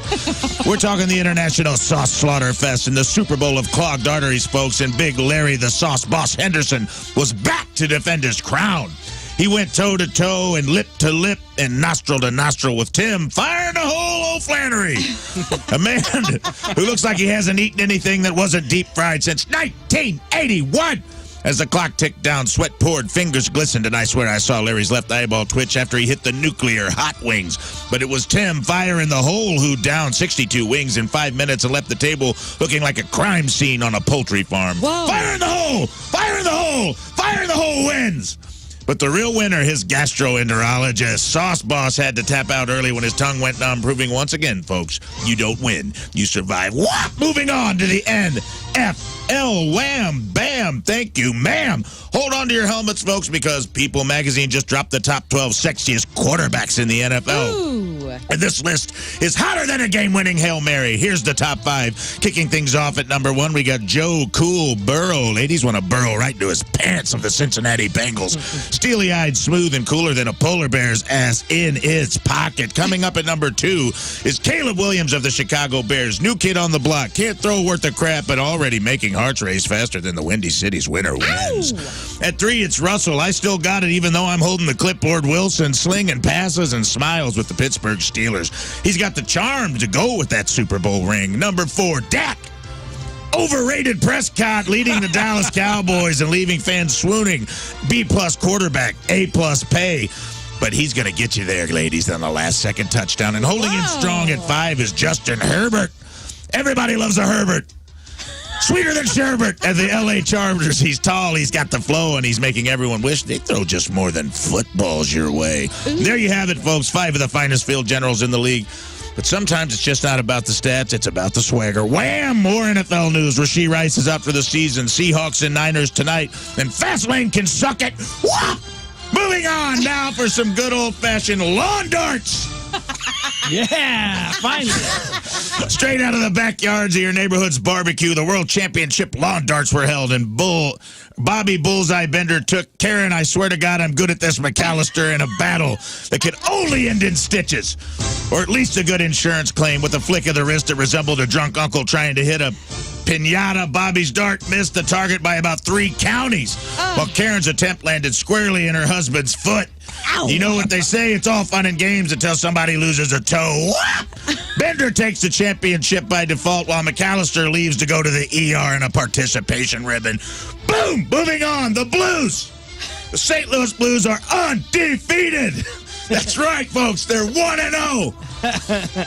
They're going to try to keep that streak going tonight in San Jose against the Sharks at 9:30. Whop! Moving on, smoothing out the wrinkles with extreme ironing. Oh, you thought laundry was boring? Not in the Iron Man Ironing Challenge, where the competitors bring their ironing boards to the most absurd locations. What? Tina, the pressing issue Roberts, ironed her shirt while free solo climbing off a cliff. And folks, that's dedication. Meanwhile, Stan, the wrinkle wrecker O'Malley, got up to 30,000 feet in a hot air balloon pressing slacks while dodging gusts of wind stronger than my Aunt Betty's perfume.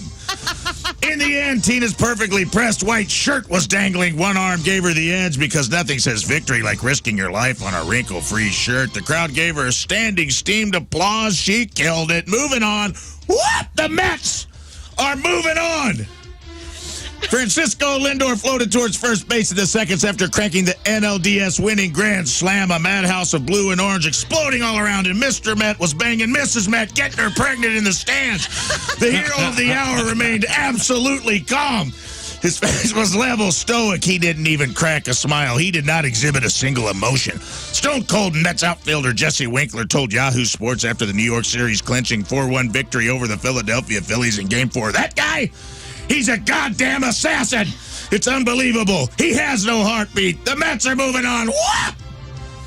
Rolling next into, you guessed it, zorbing. Wow. Now, this is a sport that's all about strategy, courage, and the extreme lack of self-preservation. At the Zorborama, Johnny Roland Thunder McGraw and Becky the Human Hamster Ball Daniels faced off. Imagine 2 grown adults trapped in inflatable spheres hurtling down a hill at speeds that would make a roller coaster blush. McGraw got out to an early lead, zigzagging down the slope like a toddler who just learned to walk. But Daniel, she unleashed a tactical roll that sent McGraw careening into a ditch, and he like a lost tire in the freeway. She rolled him right out of contention. Becky wins, folks, proving once again that nothing says athletic prowess like spinning circles until you puke. What? Moving on, tennis.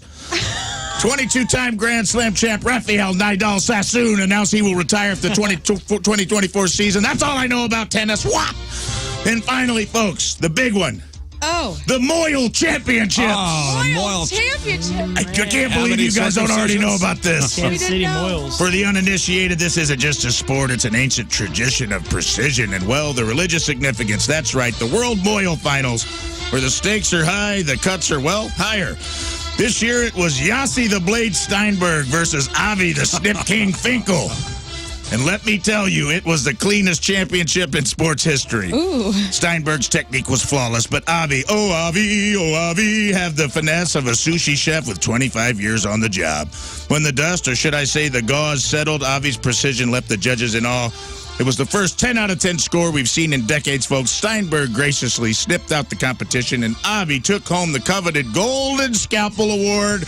And that concludes your super important sponsor pipe. Thank you, everybody. All right. Excellent. Now we are all informed. Oh, yes. One final break. We'll come back, wrap her up.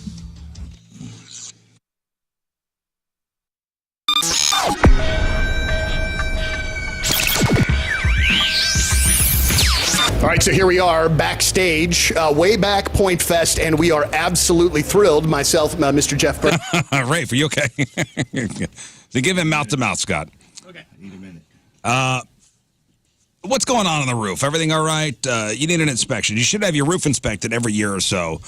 You should have the Happy Roof Company up on the roof just to have a look-see, because you never know what's going on up there. Not if you don't check, and that little problem now could become a big, costly problem down the road. If you have roof damage, your insurance company already paid you out, but you need a roofer to give you some an estimate, call the Happy Roof Company. Do you need help with the insurance paperwork on your damaged roof? Call the Happy Roof Company. Did your insurance claim get denied, but all your neighbors got new roofs except for you? Call the Happy Roof Company. They work with the insurance companies for you. If you have a leaky roof, an old roof, a damaged roof, or an ugly roof, the Happy Roof Company should be your first call. In fact, if you call today, they'll have somebody out to look at your issue within 24 hours. Residential roofing, commercial roofing, they do it all. And an A+ rating with the Better Business Bureau, and you're dealing with a local company.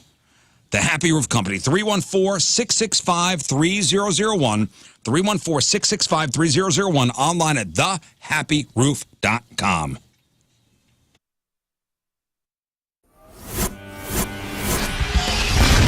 All right, so way back Point Fest, we are backstage with The Urge, and we just learned a very valuable lesson, that when the microphone says mute, that means that they can't hear Steve. It's muted. And That is not working. That is not working. It ain't happening.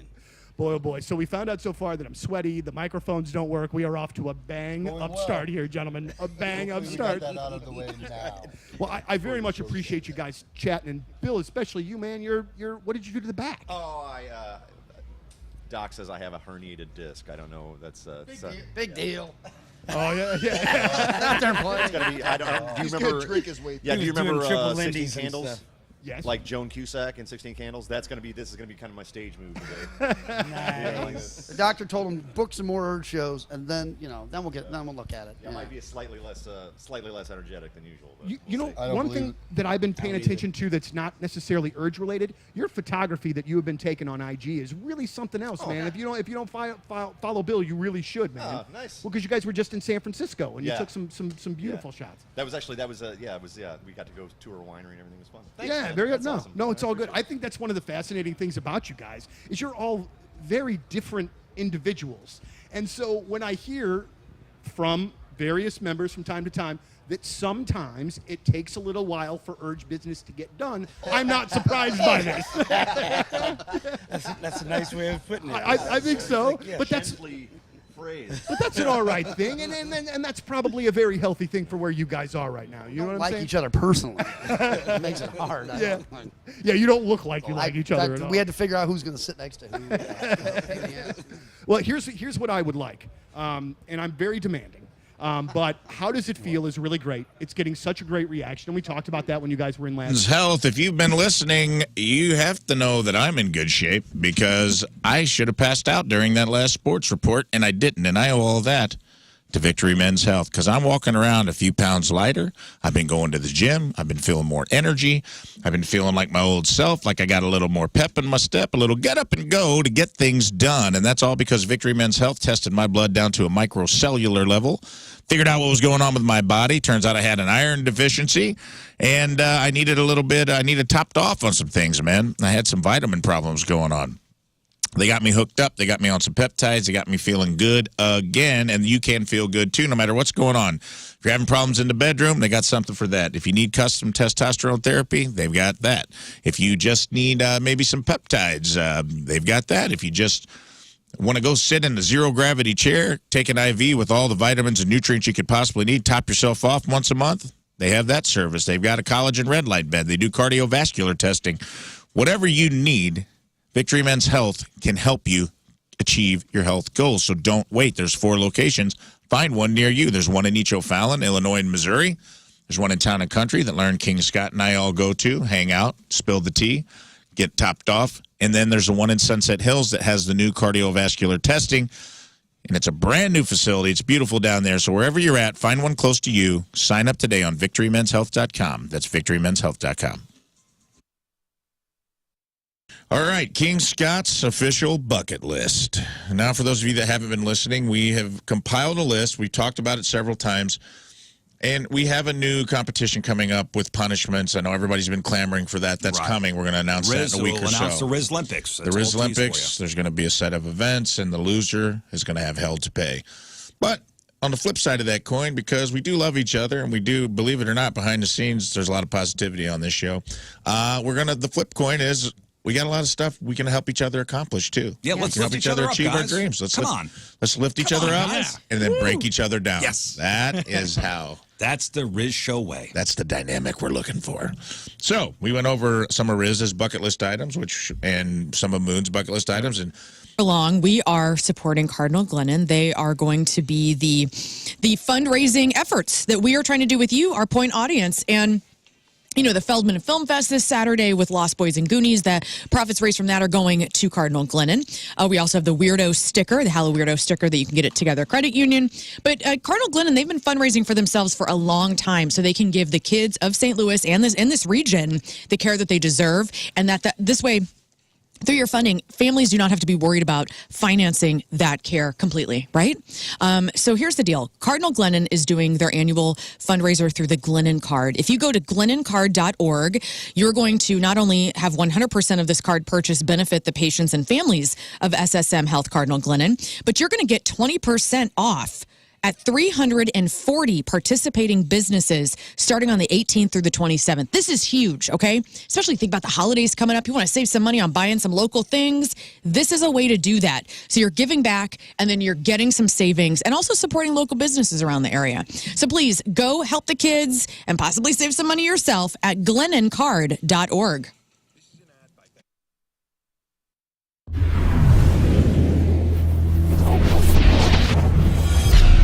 So here we are, our very first Ho-Ho show of 2017, our Christmas show. You will be our first band that we will see, 2/3 of Biffy Clyro. Gentlemen, how are you? It's really great to see you. Really well, and after that introduction, we're very excited to be opening up the ho-ho party. The ho-ho party. And I feel like, even if, I don't know if you know the Rise Against guys, and I know that musically you guys might not necessarily be in lockstep, but I feel like this is a really great rock and roll show from, you know, rock bands are a little bit different. Do you know those guys? Yeah, we don't know them. Not personally, We've shared many festival bills in Europe with them. Those guys have been around for such a long time, and we hold them with the highest regard. So I think to play a show with them is a real honour for us, you know. And yeah, maybe not musically akin to each other. Sure. But I think there's a little bit of a crossover there. And we don't fit bang on with anyone really. There's always like a slight discrepancy going on Sure. in the music world. So Rise Against are about as close as it gets, to be honest. But I would think that would kind of work for you as well, because then you can kind of be on a lot of different lineups, on a lot of different bills. We find ourselves playing in heavy rock festivals and almost more mainstream pop festivals and kind of everything in between. And we either kind of stick out like a sore thumb for the right reason or the wrong, but we quite like that. We're at home wherever we play. Very good, very good. Well, it's really a pleasure to have you back in town. We were supposed to have you a little bit earlier on this year. Unfortunately, that was not able to happen. But from what I understand from my sources inside of your camp, Halloween party. How do your carpets look? Gross? Dirt, dander, bacteria. All that stuff is living and breeding in your carpet, and it's got no place to go. And hey, listen, I know you run a vacuum cleaner or you got one of those Roombas, goes over the carpet every once in a while, but you got to get that deep clean, and there's only way to get all that dirt and grime and disgusting stuff out. That's zero res. Carpets, tile, rugs, upholstery, basically every surface in your home can be zero resified, so time to call the pros in. And this month, right now, you could get your entire home zero resified from St. Louis's Ultimate Carpet Cleaner. Get 3 rooms of carpet clean starting at $129. And don't forget about your air ducts. This month, take $75 off an air duct cleaning. That's going to help with allergies and asthma, less dust, lower energy bills, and your home's going to stay cleaner longer. So call Zero Res 314-474-2020 or book online anytime at ZeroResSTL.com and say you want the Riz Show special. Spelled backward or forward, it spells the same. It's Zero Res.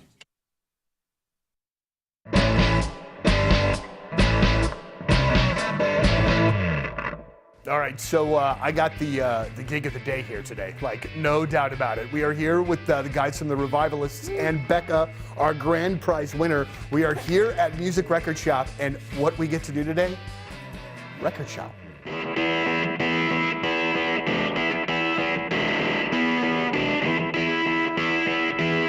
I'd just like to point out one of the all-time great record title names by Ween, 12 Golden Country Greats. Oh, that features the song.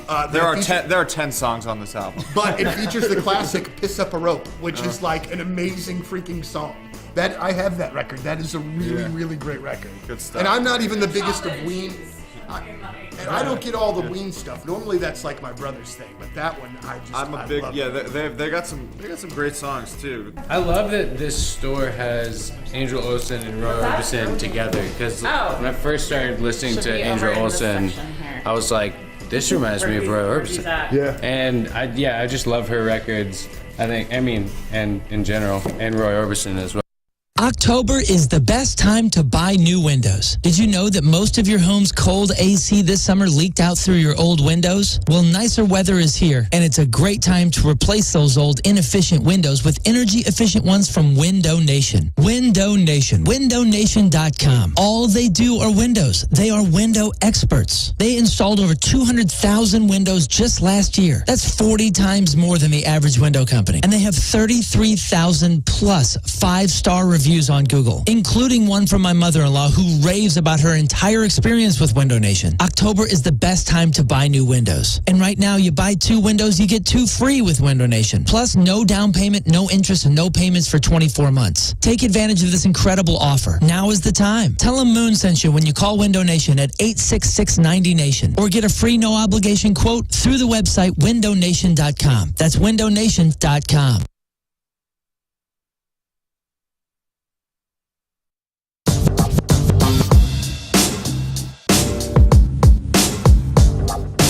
Backstage at Point Fest, and I'm completely honored to be joined by Ed from Live. This is one of my childhood dreams to always talk to you every time you're in town. Well, thank you very much. Appreciate that. Been following you. I was telling you, tour manager, I've been following you guys since, and I'm sorry if nobody out there cares, but I'm going to walk down memory lane with you. MTV 120-minute tour, Springfield, Missouri. Oh, yeah. Shrine Mosque, I think is what it was. I think so. It was our first tour. That was your first tour? Yeah. Because, I mean, you guys were like, talk about just being with the guys you grew up with. You guys were like 12 at the time or something. Yeah, we started the band when we were 13, coming out of 8th grade into high school. And that tour you mentioned, that was 1992. So that was our first road experience with Public Image Limited and Big Audio Dynamite and Blind Melon. Yeah, that was amazing, and that's one of those, that's like obviously the first time I saw you, but even more creepy, I have a Public Affection CD. Oh, I love that. That's awesome. There aren't too many of those around. Is there no restraining order just yet on that? No.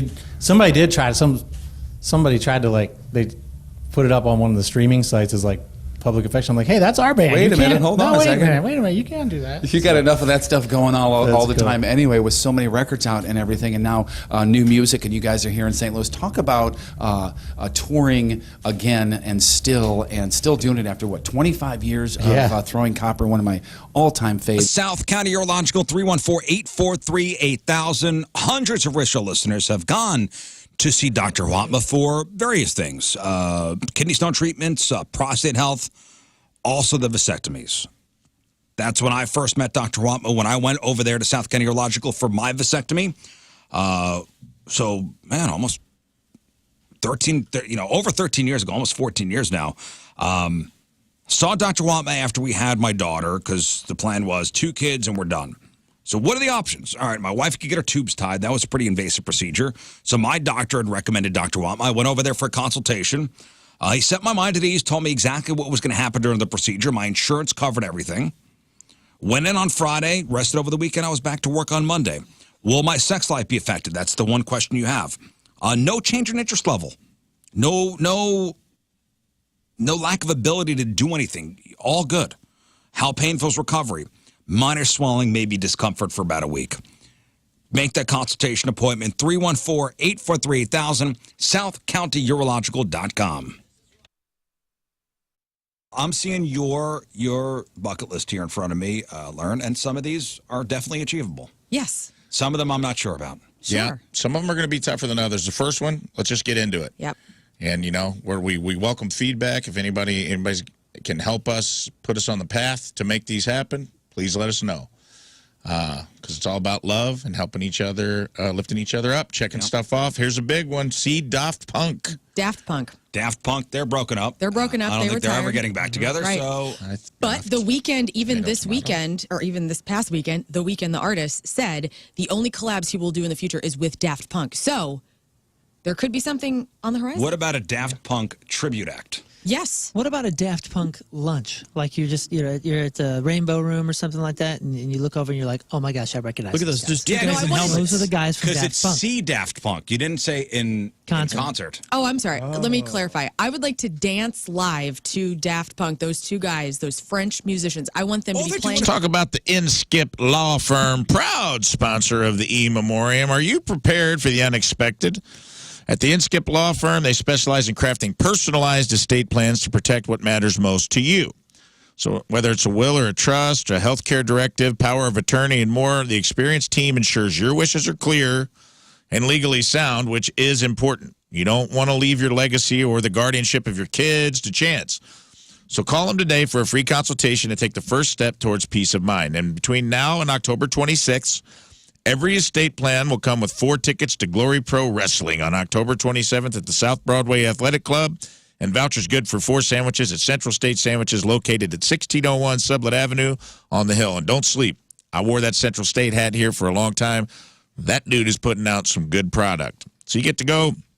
Not only do you get the peace of mind, taking care of your family, you get a sandwich and a wrestling match. Come on. What are you waiting for? Visit www.inskiplaw.com. That's INSKIPLAW.com, or call 314-818-0344. The Inskip Law Firm, your future, our priority.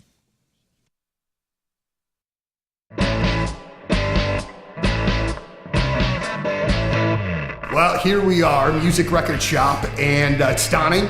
We've got Giannis, we've got Jimmy, and we've got Alex, our grand prize winner. And quite simply, gentlemen, for the next little while, we're just going to go record shop. Wicked. Which sounds fantastic. So we'll check in when we get done. Let everybody kind of get after it. But do you have a plan when you're going into a No, record I'm just shop? going to go at it with a frenzy. All right, Yeah. very good. Well, we love that. All right, so here at Music Record Shop, we're getting after it. We'll check in with you in a bit.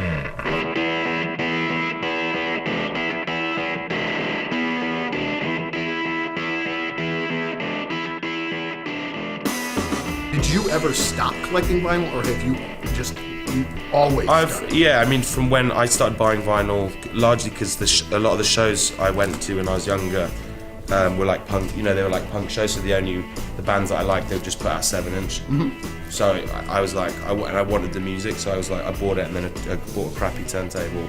I've kind of started going back and buying a lot of punk vinyl, Cool. of stuff that I never had before, and bands that I've just now kind of rediscovered that everybody says are great. You know, like Minutemen, where we're a band that I've known of but never really knew. Yeah, on tour, it's a reason to go out for a walk, to go to the record store, and you know what I mean? It's like, I like going to actual record shops. Is it a pretty fairly common thing that you do? Yeah, on tour definitely, and in London I go record shopping. Yeah, a fair bit. Just so we know, I'm getting this from Moon. But I mean, I would put it in my collection. I'm just saying I'm getting this from Moon because I think he loves this movie, if I'm not mistaken. And then if you don't, I am going to keep it for myself. I saw an article today that your record is the second biggest seller on vinyl in 2019. It's the biggest in the UK. In the UK, it's the biggest. It's the biggest. Yeah. The official chart put a tweet out yesterday. Right? Yeah. Unless something's changed in the last few years, it's the biggest. What was crazy was it was like you guys, Queen, Pink Floyd. Yeah. Like it was all like catalog acts, stuff. yeah. That's awesome. Are you a big David Bowie fan? Yeah. If I were to buy a non-greatest hits David Bowie record, what would you recommend? My favourite's Low. Okay. He's just another one of the ones that knew of as I was growing up, but it just took me till I was a little bit older, I think, to kind of appreciate it. Yeah. And we have the greatest hits, we have 2 volumes of the greatest hits, and every time we have it on, we're like, why do we not have it? We know these songs and they're great, but there's got to be flipping tons more out there. Yeah. So I hope you guys have enjoyed yourselves. Absolutely. And enjoy Yes. searching. But Pleasure. I just wanted everybody to kind of go with maybe show a couple things in which that they got. And I'm going to start. I've been looking for David Bowie to get that was an actual proper record and not a greatest hits. Mm-hmm. And so Jimmy told me to get this one and recommended this one. And then for comedic purposes, and I couldn't leave it alone, the Martin Mull stand-up record for $3.99. I just figured we'll give it a go. What the heck? What do we got? Alex, what do you got? I started out with some Leonard Skinner. All I right. think that the Leonard Skinner greatest hits was stuck in my dad's CD player for 10 years. So I know every word to every song. The Gorillaz album, and gotten a lot of praise since picking it out, but I enjoyed it growing up. It was a great crossover between alternative and hip hop, and multiple feels. Yeah. All right, that is it for us. Thursday show in the books officially. Got to thank our head sponsors for this week. We'll start with Lern. Yeah, what's up to Super Smokers? Thanks for all the barbecues at my mom's house that you guys have catered. Super Smokers, we don't have chefs, we got pit masters. Rafe. Scotsman Coin and Jewelry, buying and selling rare coins and bullion since 1959. You can check them out at scoins.com or scoins.com. And for my head, Cheney Window and Doors, your gateway to a better home, providing pro installs of Provia window and door products. And all three of these companies have made very generous donations to Cardinal Glennon Children's Hospital. If you want your hat, your logo on one of our heads, head up 1057thepoint.com, and your company or brand can sponsor the hat of the week. Don't forget to check out the clip of the day, brought to you by Michael's Flooring. Thank you, Michaels. And today's podcast is titled The Vulge. I love it. The Vulge, yes. Yes, new term. The Vulge. Yeah, find out what that's all about. Figure it out. That'll listen to the podcast. All right, Scott, what else? Yeah, I just want to say you guys have a great rest of your Friday. And it's Thursday. And you can follow me at King Scott Rules. And it would be awesome to have you follow me there because I like you guys. Okay. Cool. Thank you, Scott. Lern. Yeah, follow me at Lern versus Radio. I'm always playing with my band. I got cats, and it's a fun life. So check me out. Thanks. All right. Rafe. Follow me at I am Rafe Williams on all the socials. And come hang out this Saturday for the double feature, the Corey Feldman Fest. We got Goonies. We got Lost Boys. I am sad to report, officially. We could not lock down Tim Capello, the sexy sex man. I've had a lot of emails and a lot of messages about it. I can assure you I exhausted all I know you did. Options. Thank you. This was this man's mission. The sexy sex man just wasn't in the cards for the kids this year. But you never know.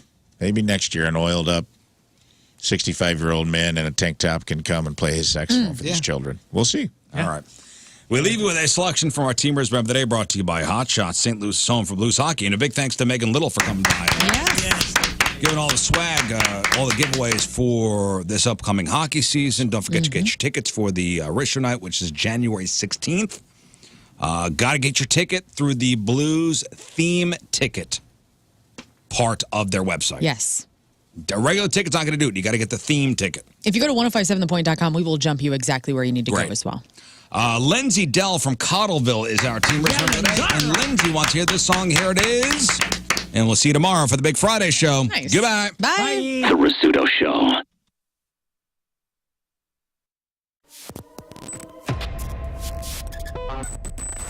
I'm so excited to be back here at Point Fest 2021, and for the very first time in person after multiple FaceTimes, Josh from Bad Flower, dude, you're really here. You're a real person. You are a real person. I thought maybe you were like a computer-generated deepfake. You know what I mean? Oh, wow. I mean, I do feel like an avatar most days of the week, so I think that's the case. And you look like an avatar in person. Like you look like an avatar version of somebody